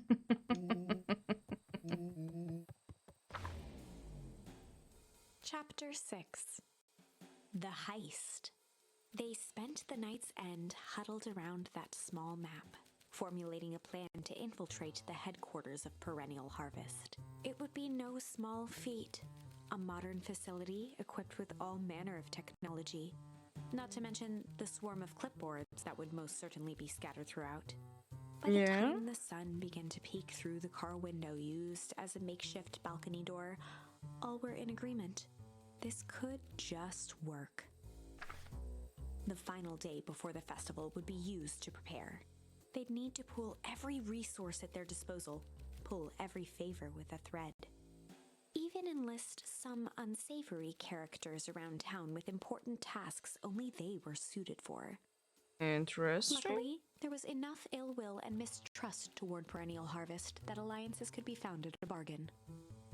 Luca, Beck, and Rollo rubbed their eyes as they exited the treehouse. They hadn't slept at all that night. There was no time. The festival was to begin in one day, and they each had their assignments. Yeah.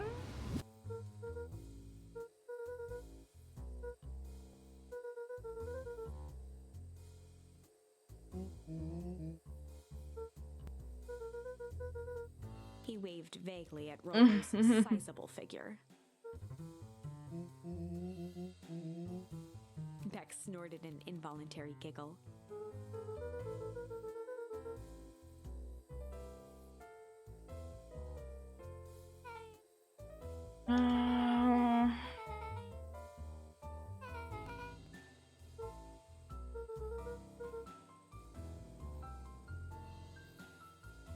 Okay. They each looked at each other with sleepy confidence and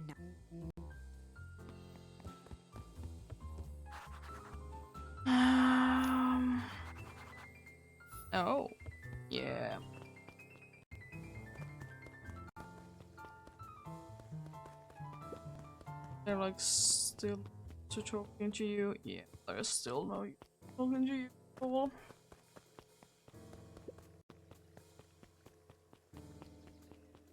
There.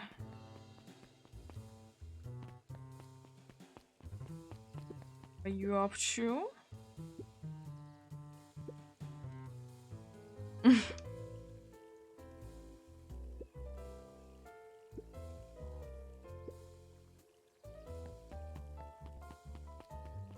Yeah, he can.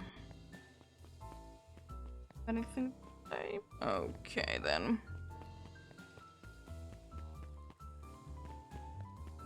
Let's go ahead and talk to you. No.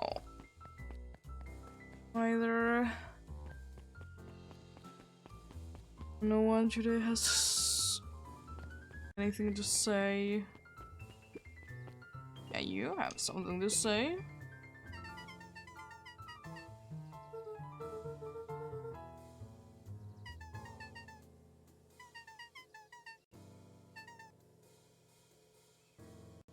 Yeah.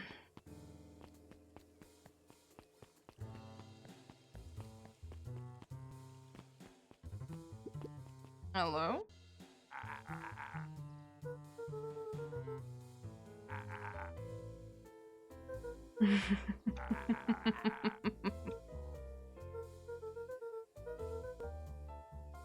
Jeff wheezed out a long snicker.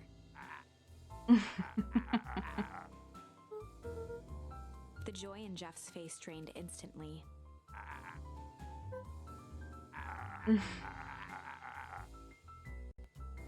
Looking into the sullen eyes of his would-be accomplice, Luca blurted out the first word that came to mind.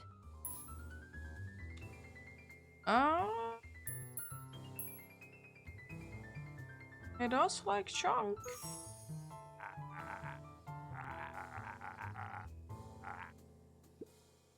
Okay. Luca wasn't ready to give up so easily. He shouted out again.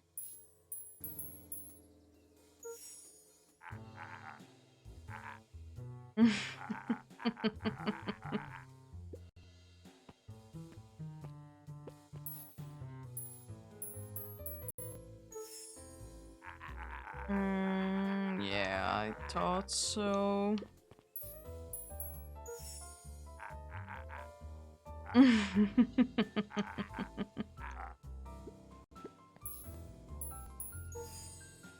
Jeff's brow perked up. Sensing some traction, Luca carried on with vigor. Jeff's scowl faded with a sigh.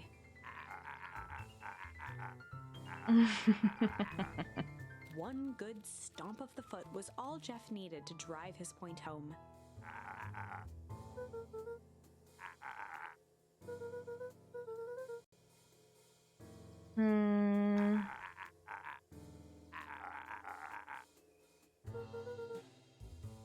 Luca offered out his open hand to seal the deal. With a firm and dusty grip, Jeff reciprocated. Nice.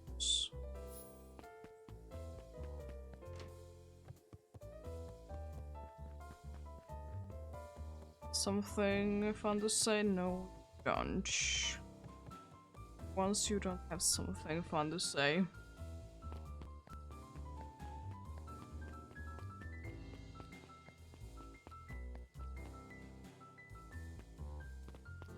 Oh, there you are.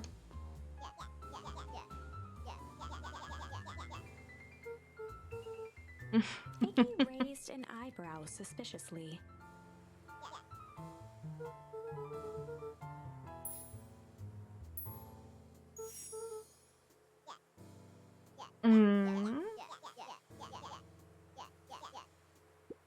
Okay. Luca knew he tried again. Iggy gave a reluctant shrug.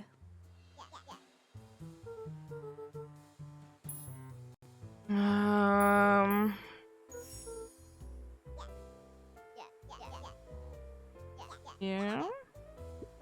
Okay.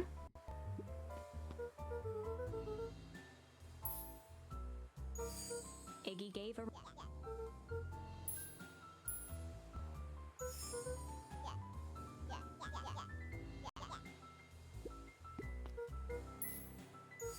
Iggy gave a Okay. Iggy considered the point.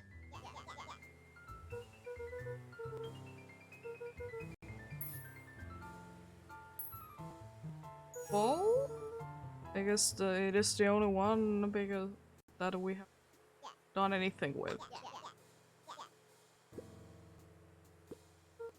It's another thing to do Iggy right gave now. Iggy considered the point.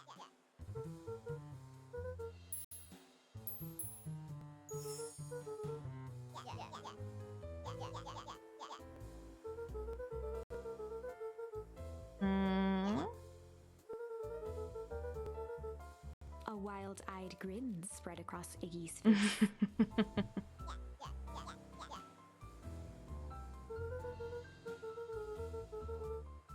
Iggy glanced over to Tish, who nodded in agreement.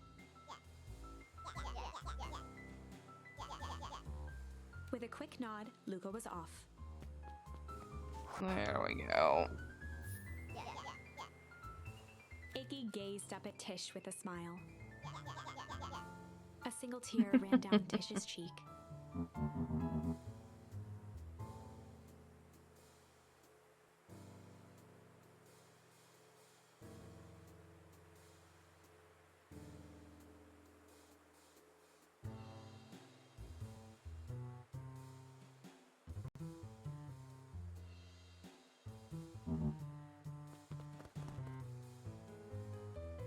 You go in there.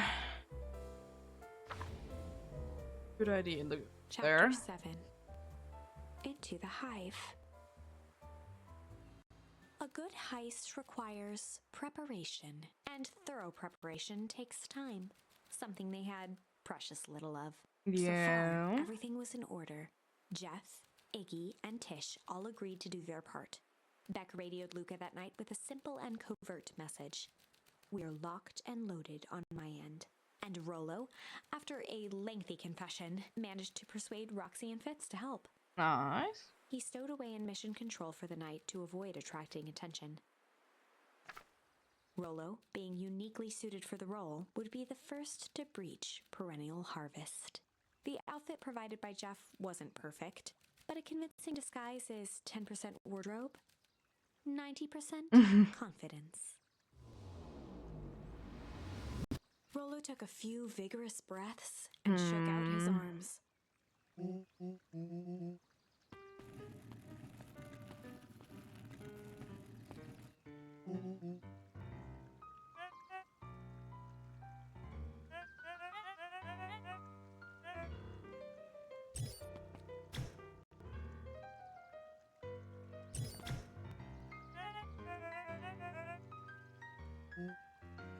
He had to think quick.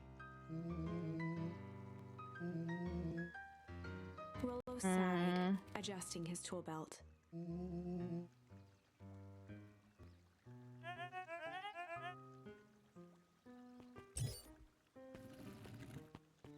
Go. With a stroke of his mustache, Rollo proceeded into the Perennial Harvest headquarters.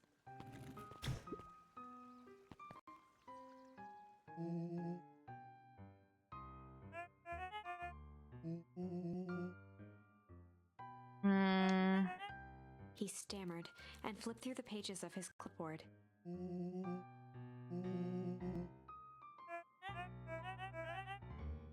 Rollo interrupted with urgency in his voice.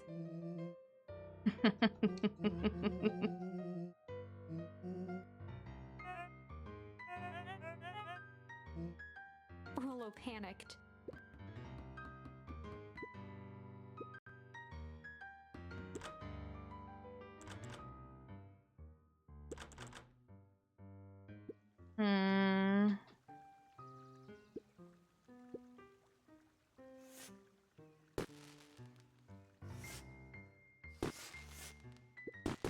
The distraction was enough for Rollo to regain his confidence. The clipboard fumbled around in a frenzy.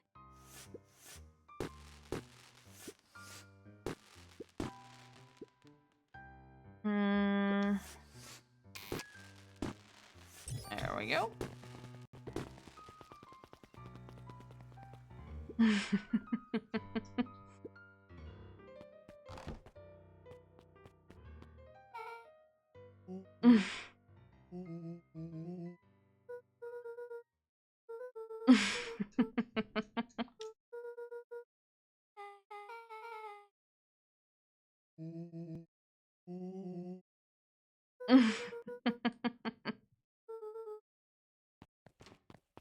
Okay then.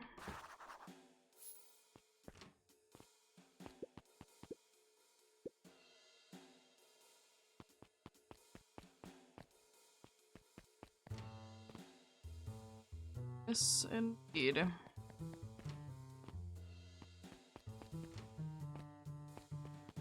This is a little bit of a maze then. Oh. I don't wanna. There isn't anything in there. I wanted to check if there was anything.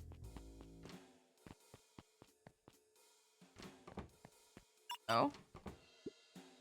Solomon stopped in his tracks. Hmm. A veneer of confusion flashed across Solomon's face. His words rushed out dramatically.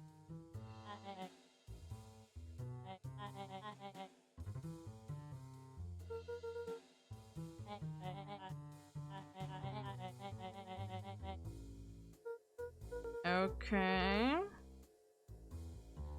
Solomon's facade briefly faltered.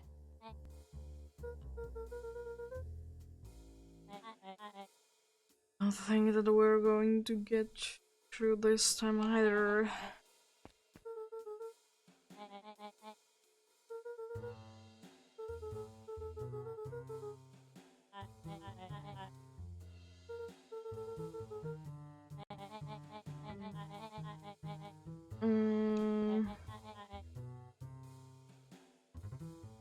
I don't trust you. Luca happened to notice a plaque above the door.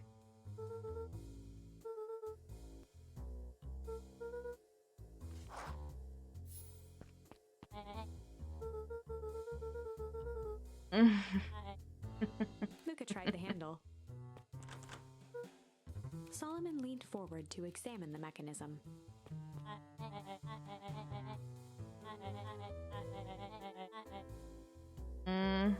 Luca smiled and looked at his watch.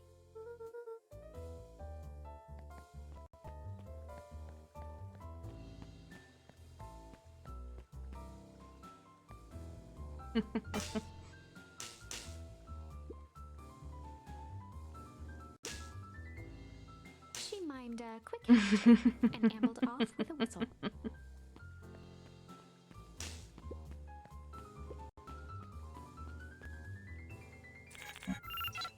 The light on the keypad changed from red to green.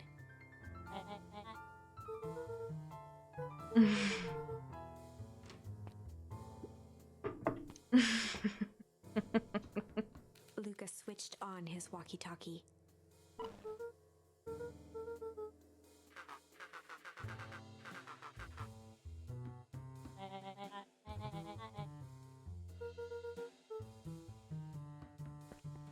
On the computer screen, a green cursor blinked in a password field. Luca pecked out his best guess: underground secrets. And the screen blinked to life. Columns of green numbers glowed on a black background.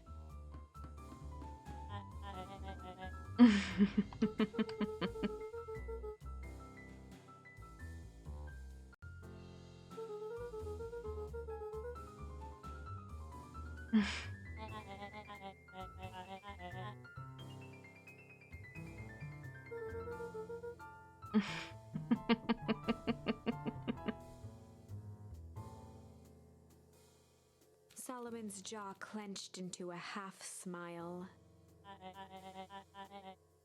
Luca quickly scanned the columns for number 24601.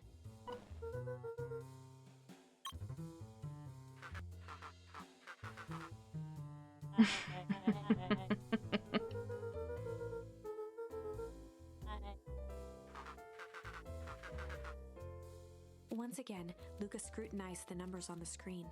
In that moment of distraction, Solomon reached forward and pressed a large red button. Yeah, kind of odd.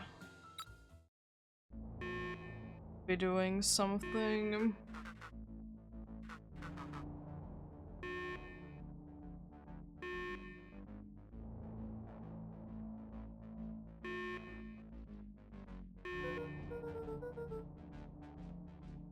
He quickly skimmed the screen with his finger.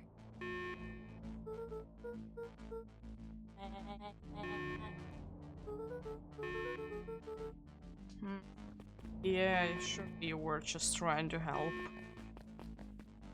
Surely you were.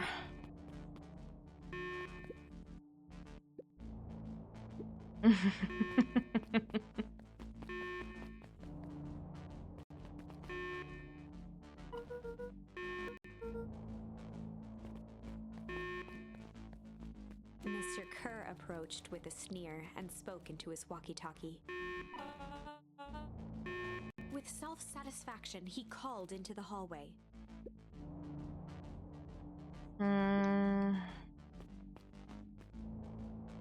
Yes, indeed.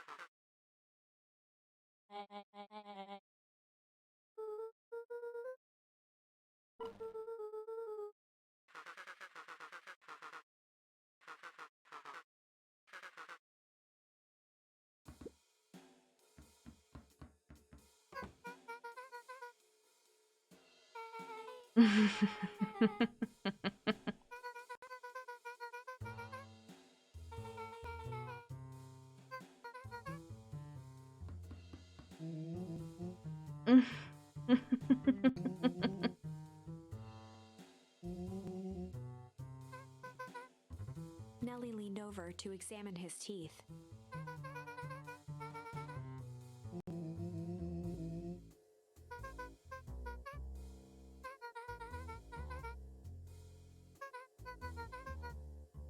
Yeah.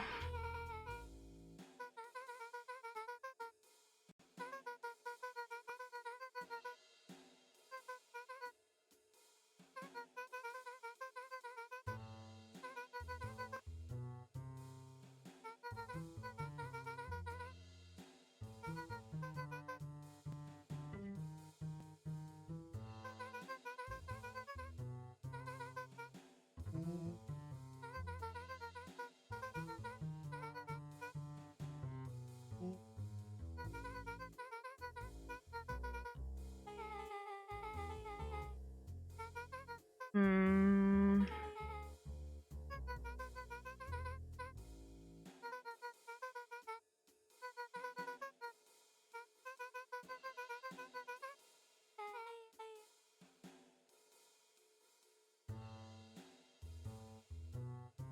Nellie sighed.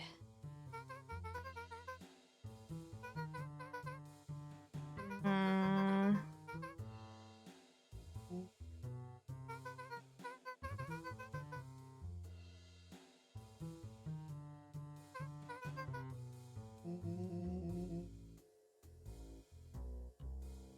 Okay.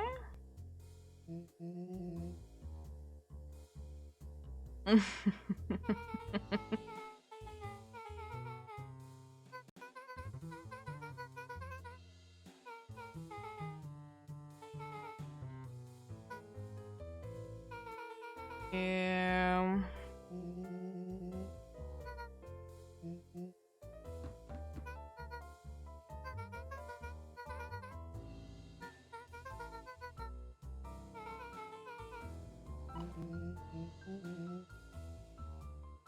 Hmm.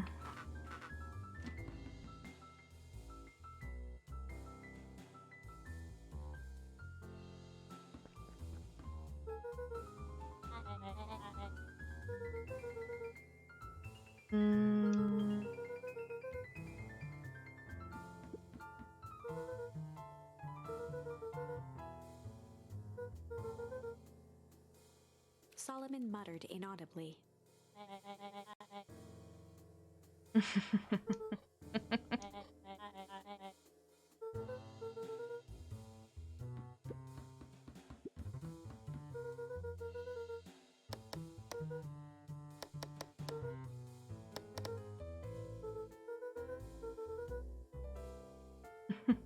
Solomon once again muttered under his breath.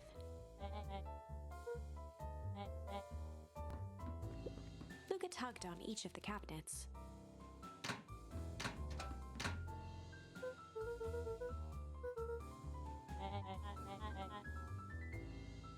Yeah.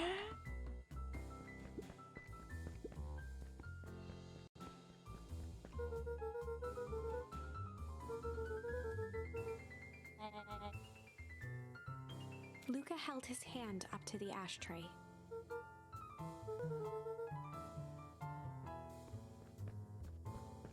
Also, it's on the stair.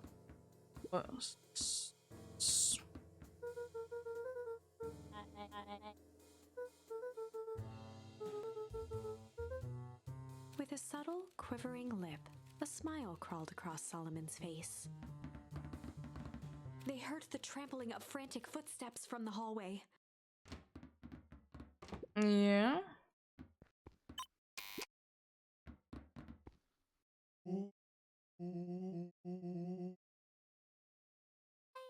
Okay.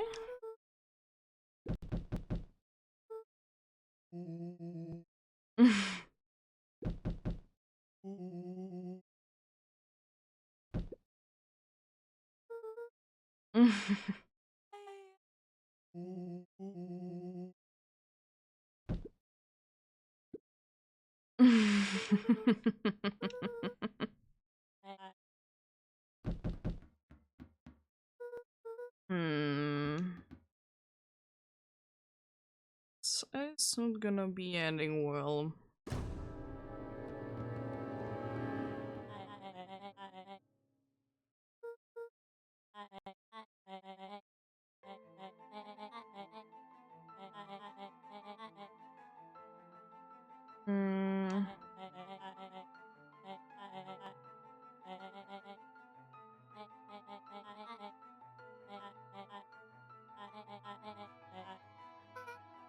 Her eyes searched the floor in thought.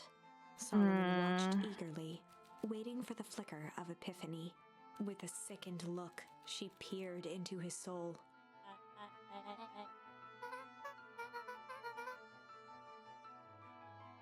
Solomon clapped with genuine delight.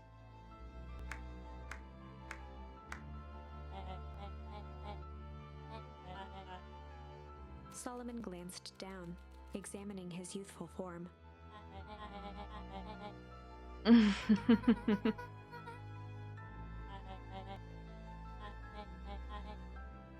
Kerr presented it with a theatrical twirl of the hand. Before he could finish, Rollo snatched the vial from Kerr's palm.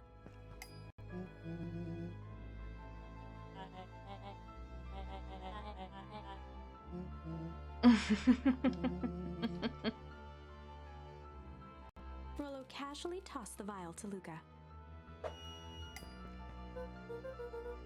Luca jiggled the vial mockingly.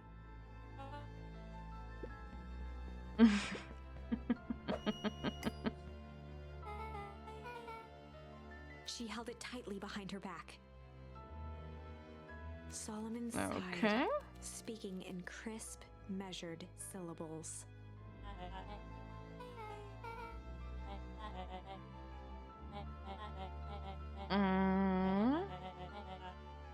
He pursed his lips with feigned sincerity. A deep uncertainty washed over Beck.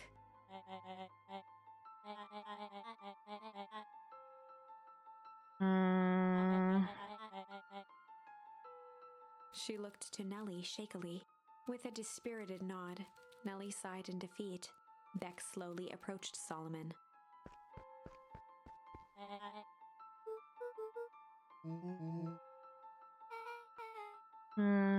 With apprehension, Beck conceded. Solomon pocketed the vial and brushed off his shoulder with a sharp flick.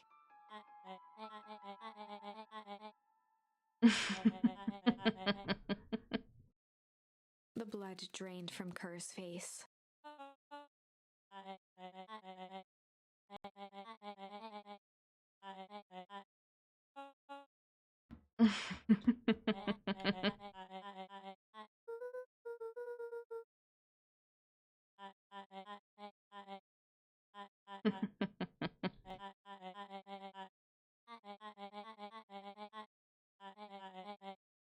Yeah, that he did do.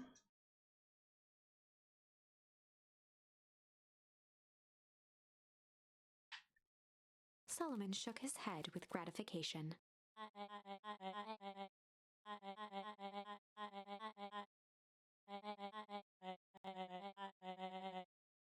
A muffled applause resonated faintly through the walls.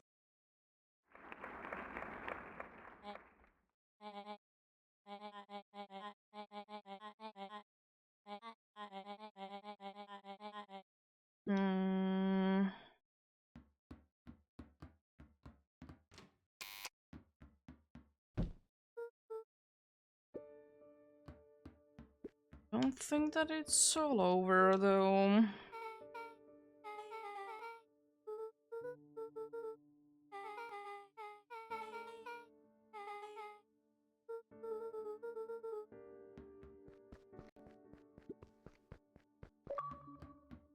Oh, nice.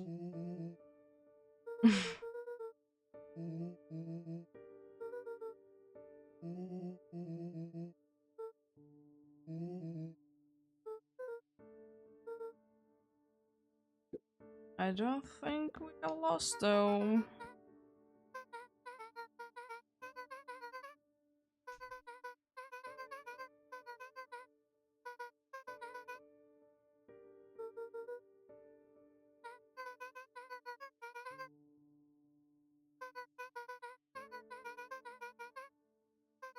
Okay.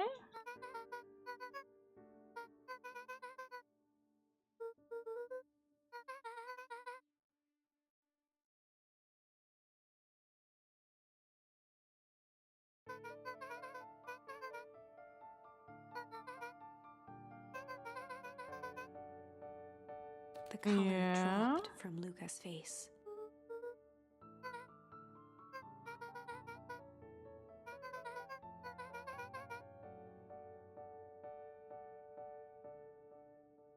Yeah.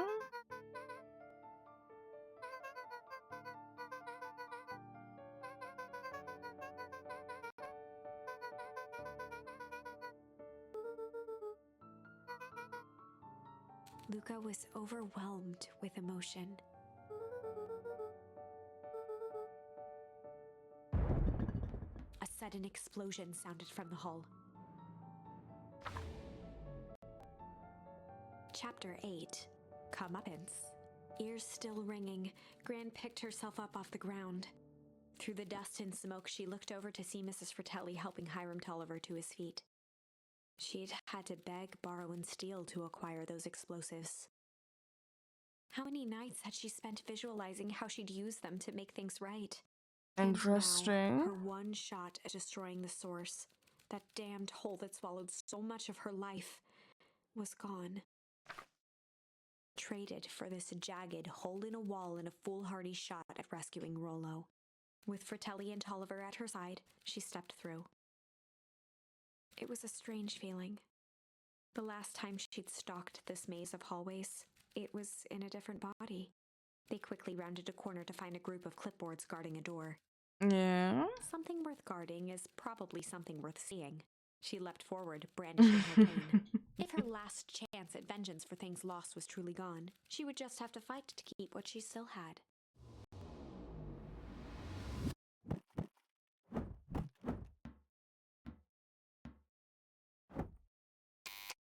Just right here then. So there.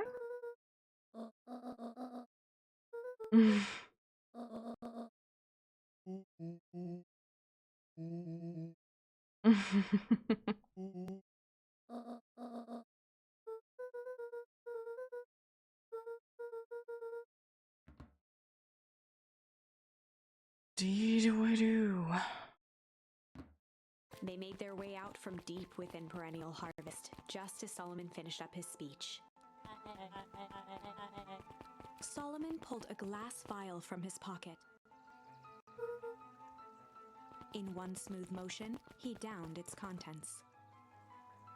A triumphant smile grew across Solomon's lips.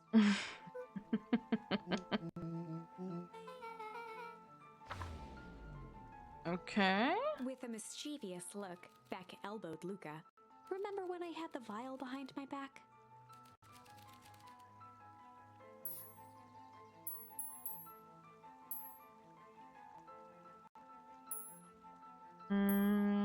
Sure. Seems I like might a have good tweaked his wonder option. potion with a little junk.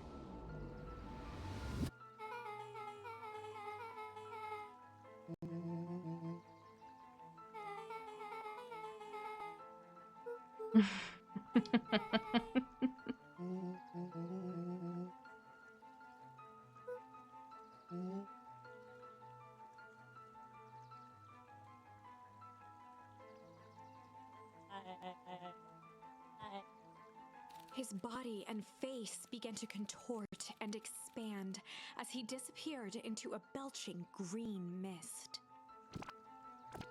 Okay. Did it work? Oh. No, it didn't.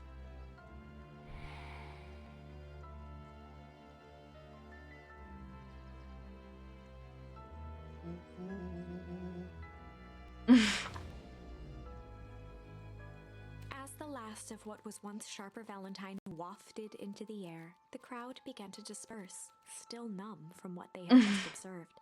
Yeah. Sharper Valentine was gone for good. His end would be a new beginning for Beacon Pines. A new chance to let go of the things they had lost and grab hold of a new future. Interesting. The end. Is this the final Well, end? I'd be lying if Yeah, I said that wasn't it's a bit nice. gratifying. If that feels to you like a good note to end on, I won't stand in your way. And I kind of want to check out the other ones because there's only much left anyways.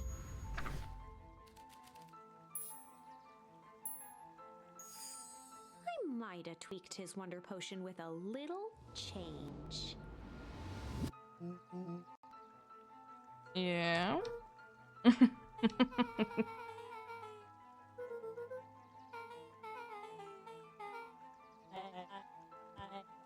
His body and face began to contort and Let's see what happens with this.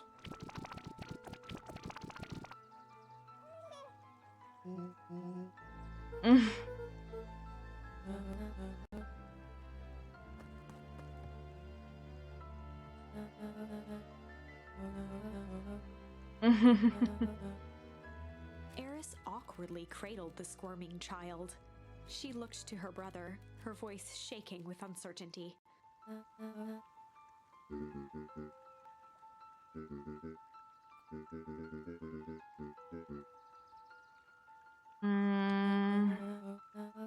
She looked back down at the infant with equal parts kindness and terror in her eyes. With a shake of her head, Eris addressed the crowd with a stern scowl.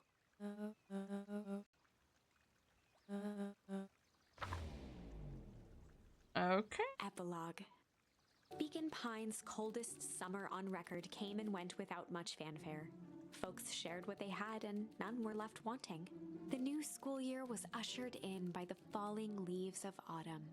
After everything Luca, Rollo, and Beck had been through, middle school was bearable.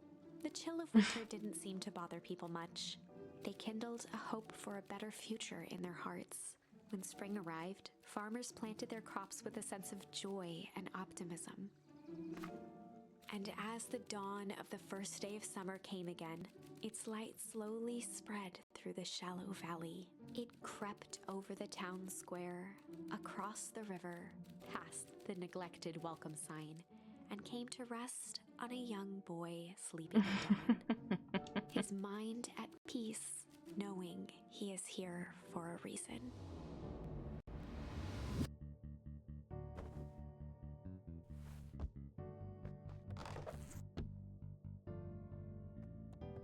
Okay. Over time, Eleanor began moving Walt's old things out of the closet and into storage. Eleanor had moved back into her bedroom.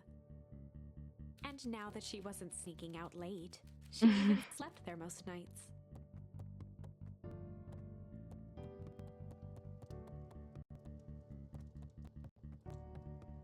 Oh, well, there.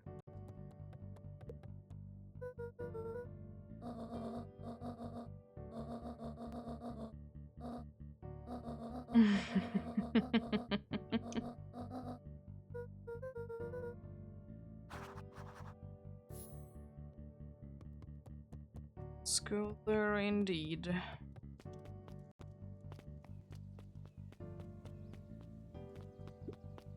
No.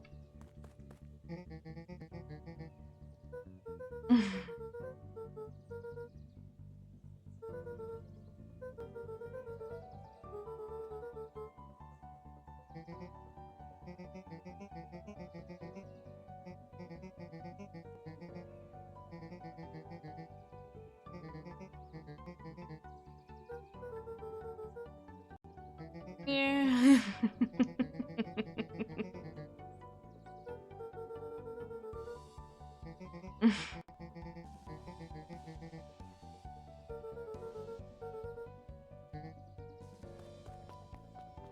Oh.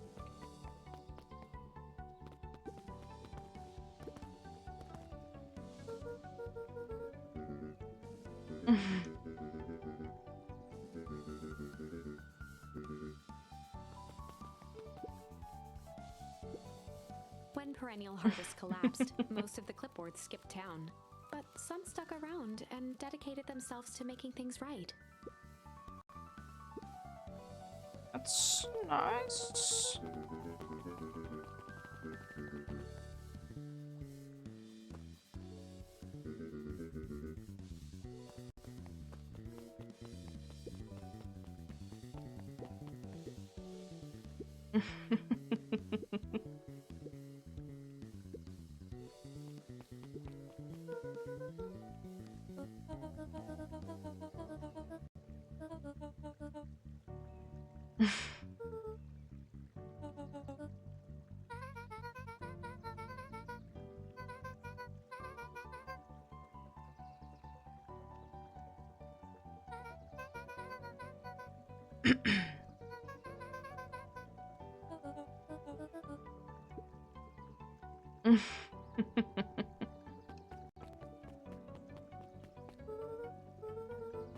Yeah, that's as much as I can do for now, that is.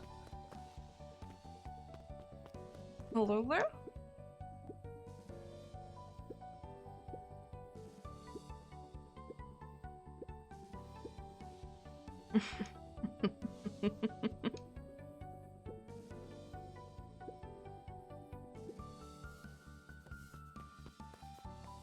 Interesting.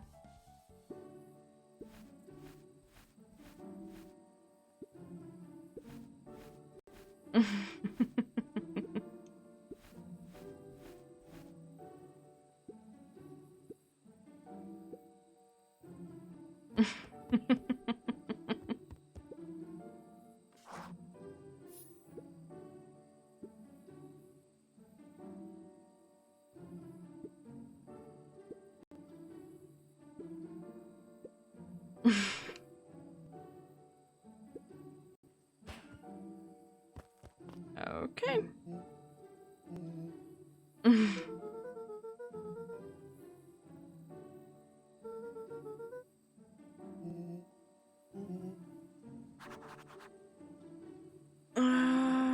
Okay.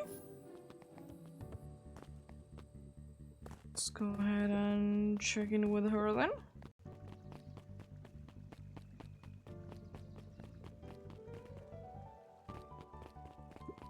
Oh.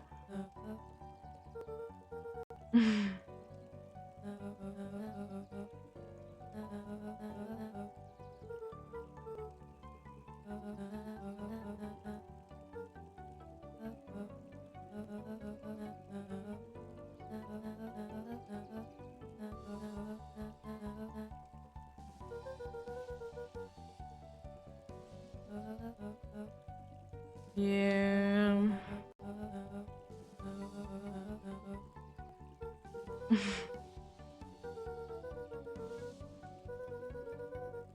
Eris did her best to ignore the tears welling in her eyes.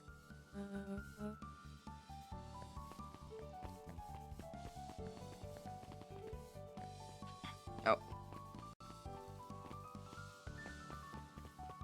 Hello there?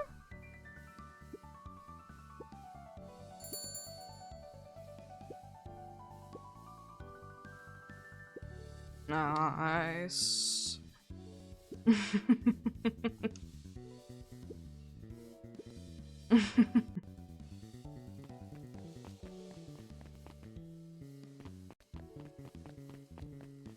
What do you have to say?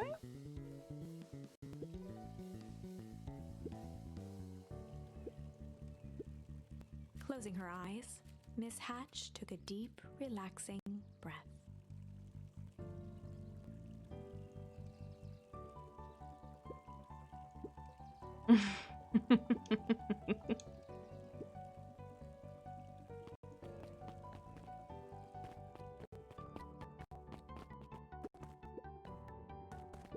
And is no longer here.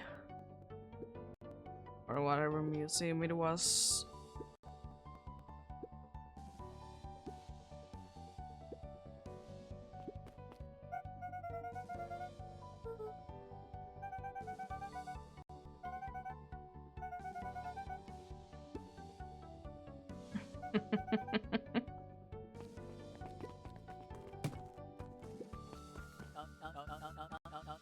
He playfully wiggled an apple.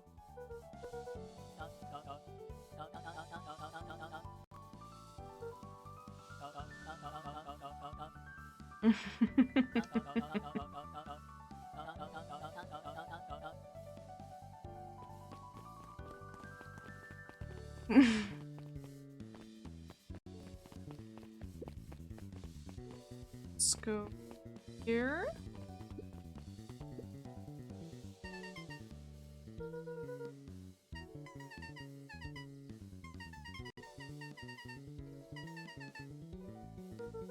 Nice.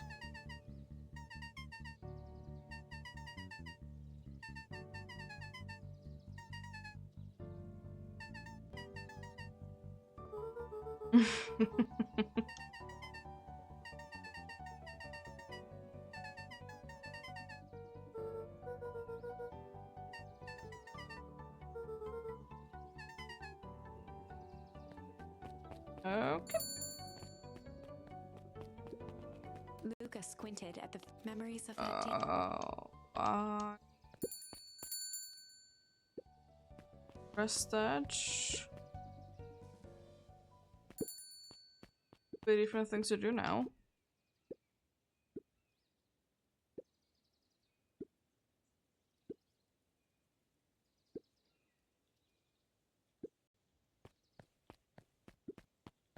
Whatever it makes you want to smell again.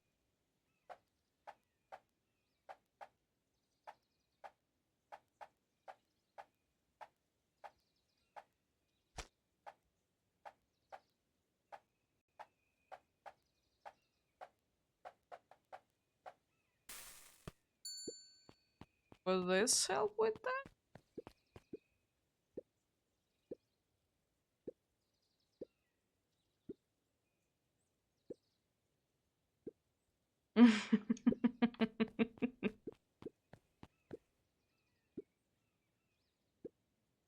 Mr. Wilder adjusted his monocle jokingly.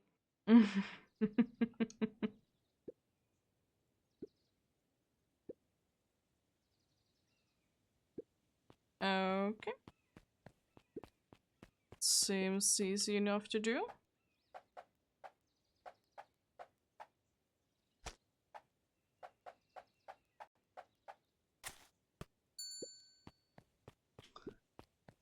This should be what you want. Oh, yeah.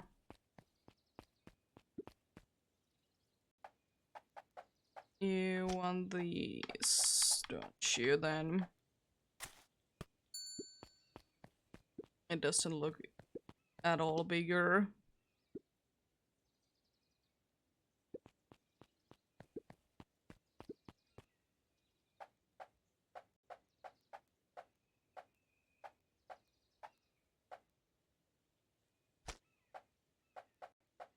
I'm stuck.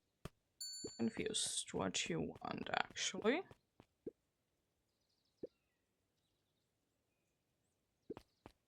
It's an onion. Is what might be actually helping.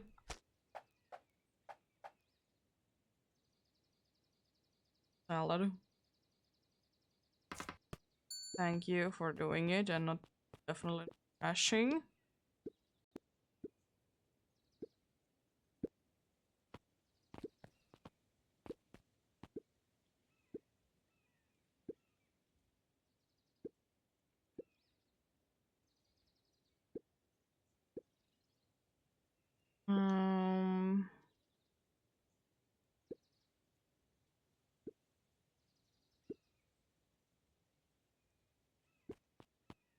I think I know what you mean. Did you know where these things are now, like, actually being helpful? Because it was a little confusing where helpful before.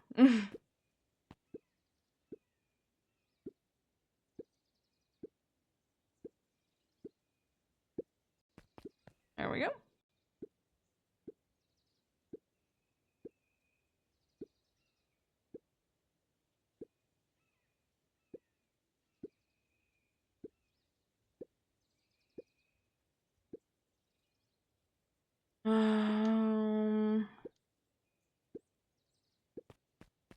Something special. So pretty much anything goes then.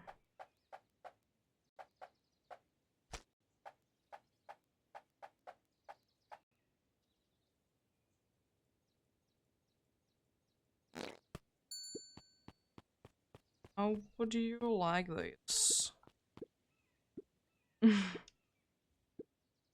Mr. Nuncreed reached down and patted Luca's shoulder with an enormous hand.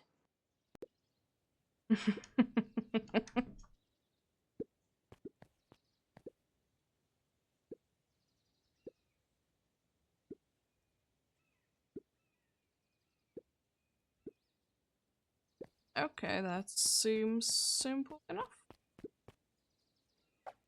So biggest you can get. Let us. It's basically what you wanted.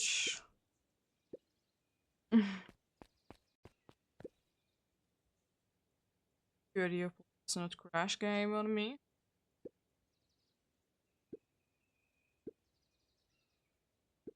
Okay. So probably just this. And I don't know. It's bad.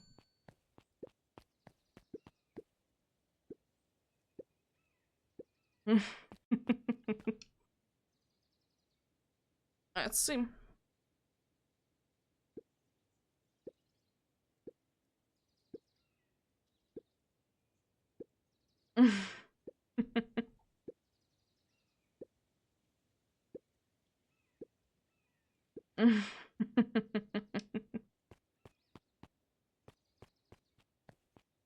Now there is nothing else to do in here. I need to check out the other place then as well.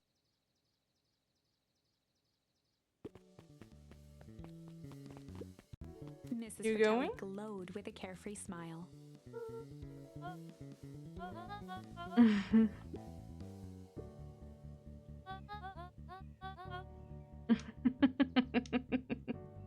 Mrs. Fratelli sighed with a zen-like calm.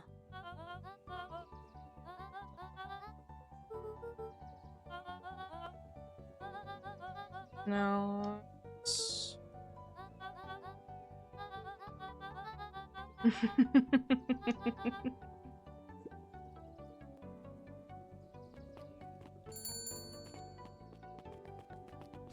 Let's check out the other place then as well, since there is no difference in that tree.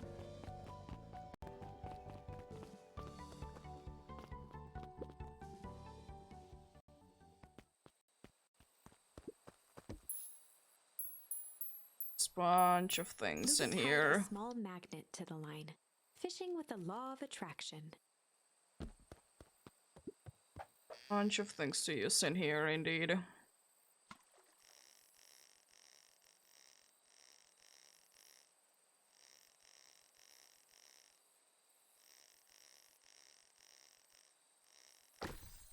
Oh.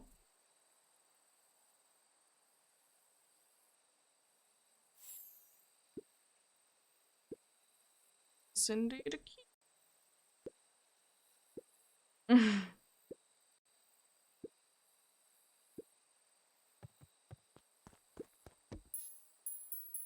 Luca wrapped some tape around the hook. Hey, you never know. Or no. Let's see what we're getting out of this then.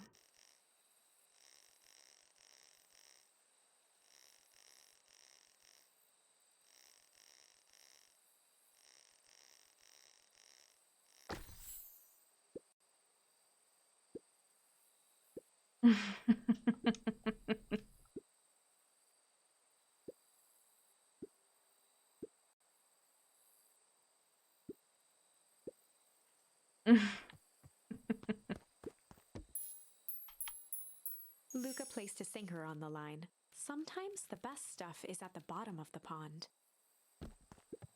Could be. Could be another wood in there. Another wood in there, indeed.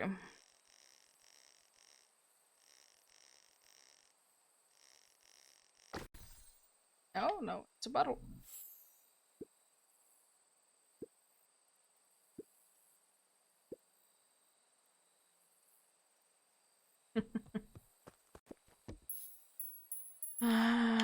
Luca wrapped a twig of thyme around the hook. Some fish have refined taste. They might indeed.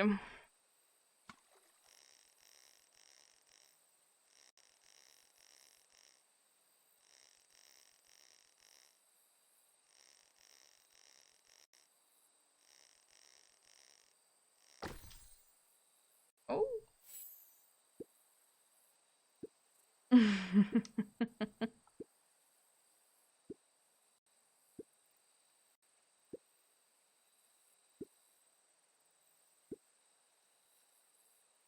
Yeah.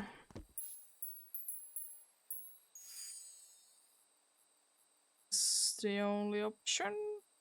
Luca tied a bent nail onto the line. If all you have is a hammer... We're finding a hammer.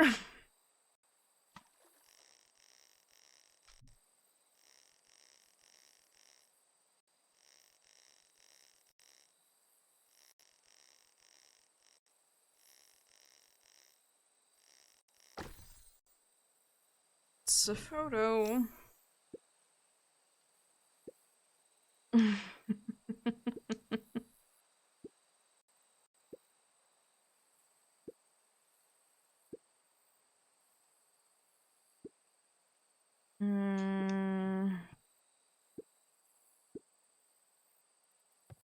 Yeah. Indeed.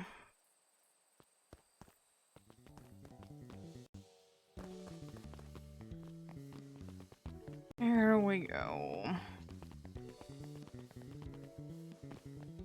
Spend health with, what do you have to say?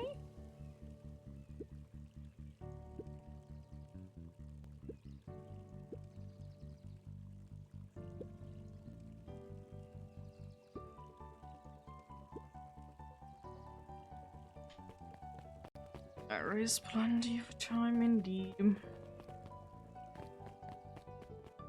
Now, it's open. Oh, Over the school year, Kato and Bert had become close friends. nice.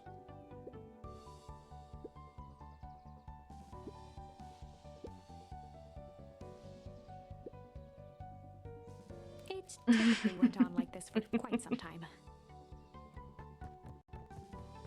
Let's talk to you. Luca peeked over Piper's shoulder, laid stealthily inside a large volume of mathematics, was the first issue of Hank Atomic.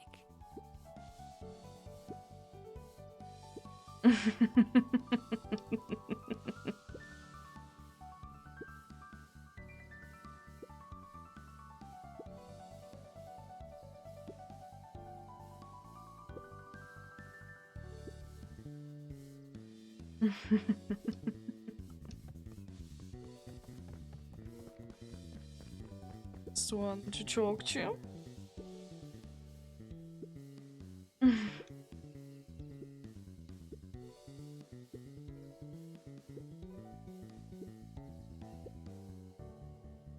Yeah.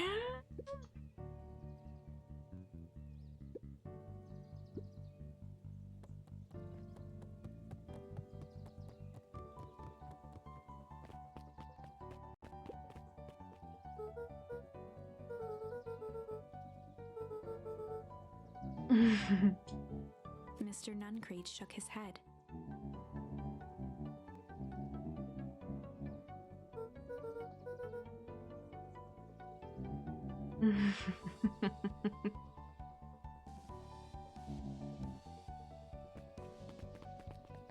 Hello there. With perennial harvest gone, the transportation tubes were left unused.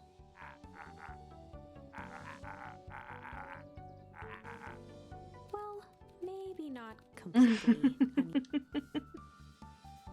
Surely an interesting way to usage.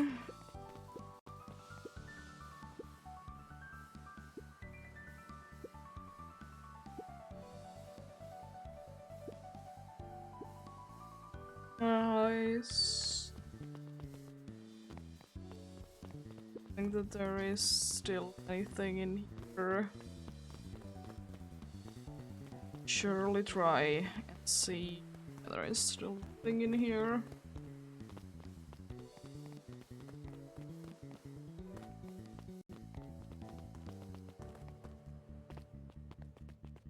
Hello there.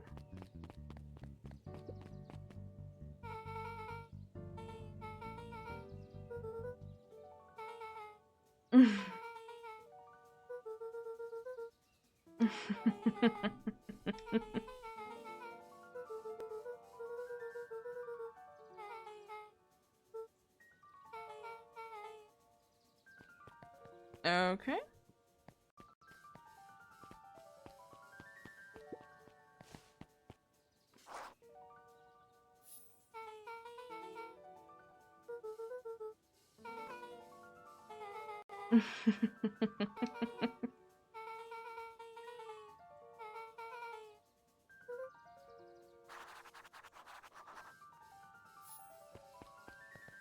I think we can straight away head in there because I did really well go through this whole place. Really isn't anything else to watch in here.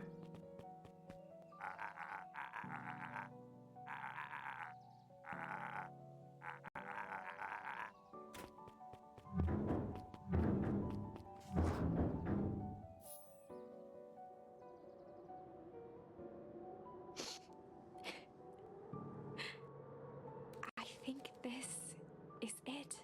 The end I've been waiting for. Yeah, I thought so that this would be Honestly, I'd begun to lose hope of ever finding it.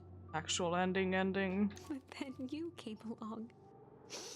I don't know exactly how to thank you. It's hard to explain how much this means to me. It's funny, now that our time together is finally ending. I'm at a loss for words. That's just what watch the end together. Kinda wishing that I could see the other thing as well. It's literally the only thing to see.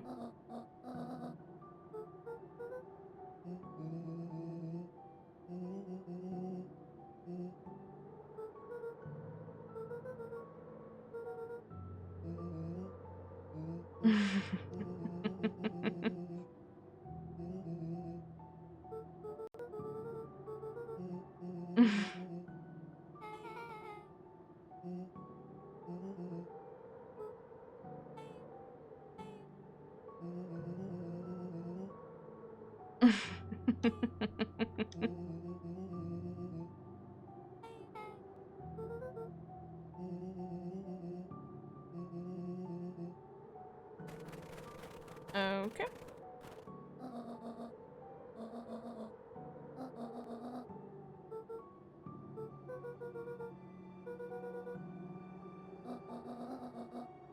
Mm.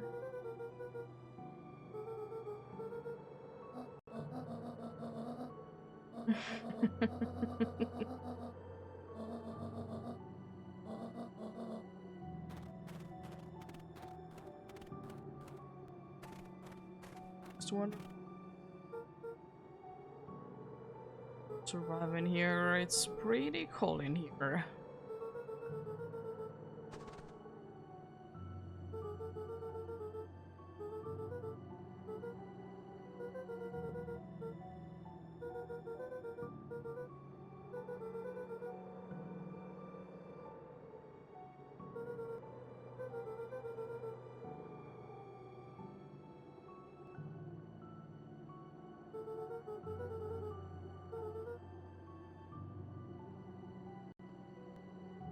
Yeah.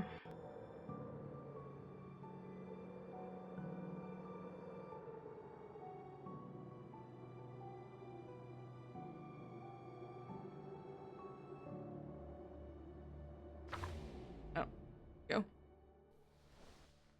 Yeah, that's the actual ending there.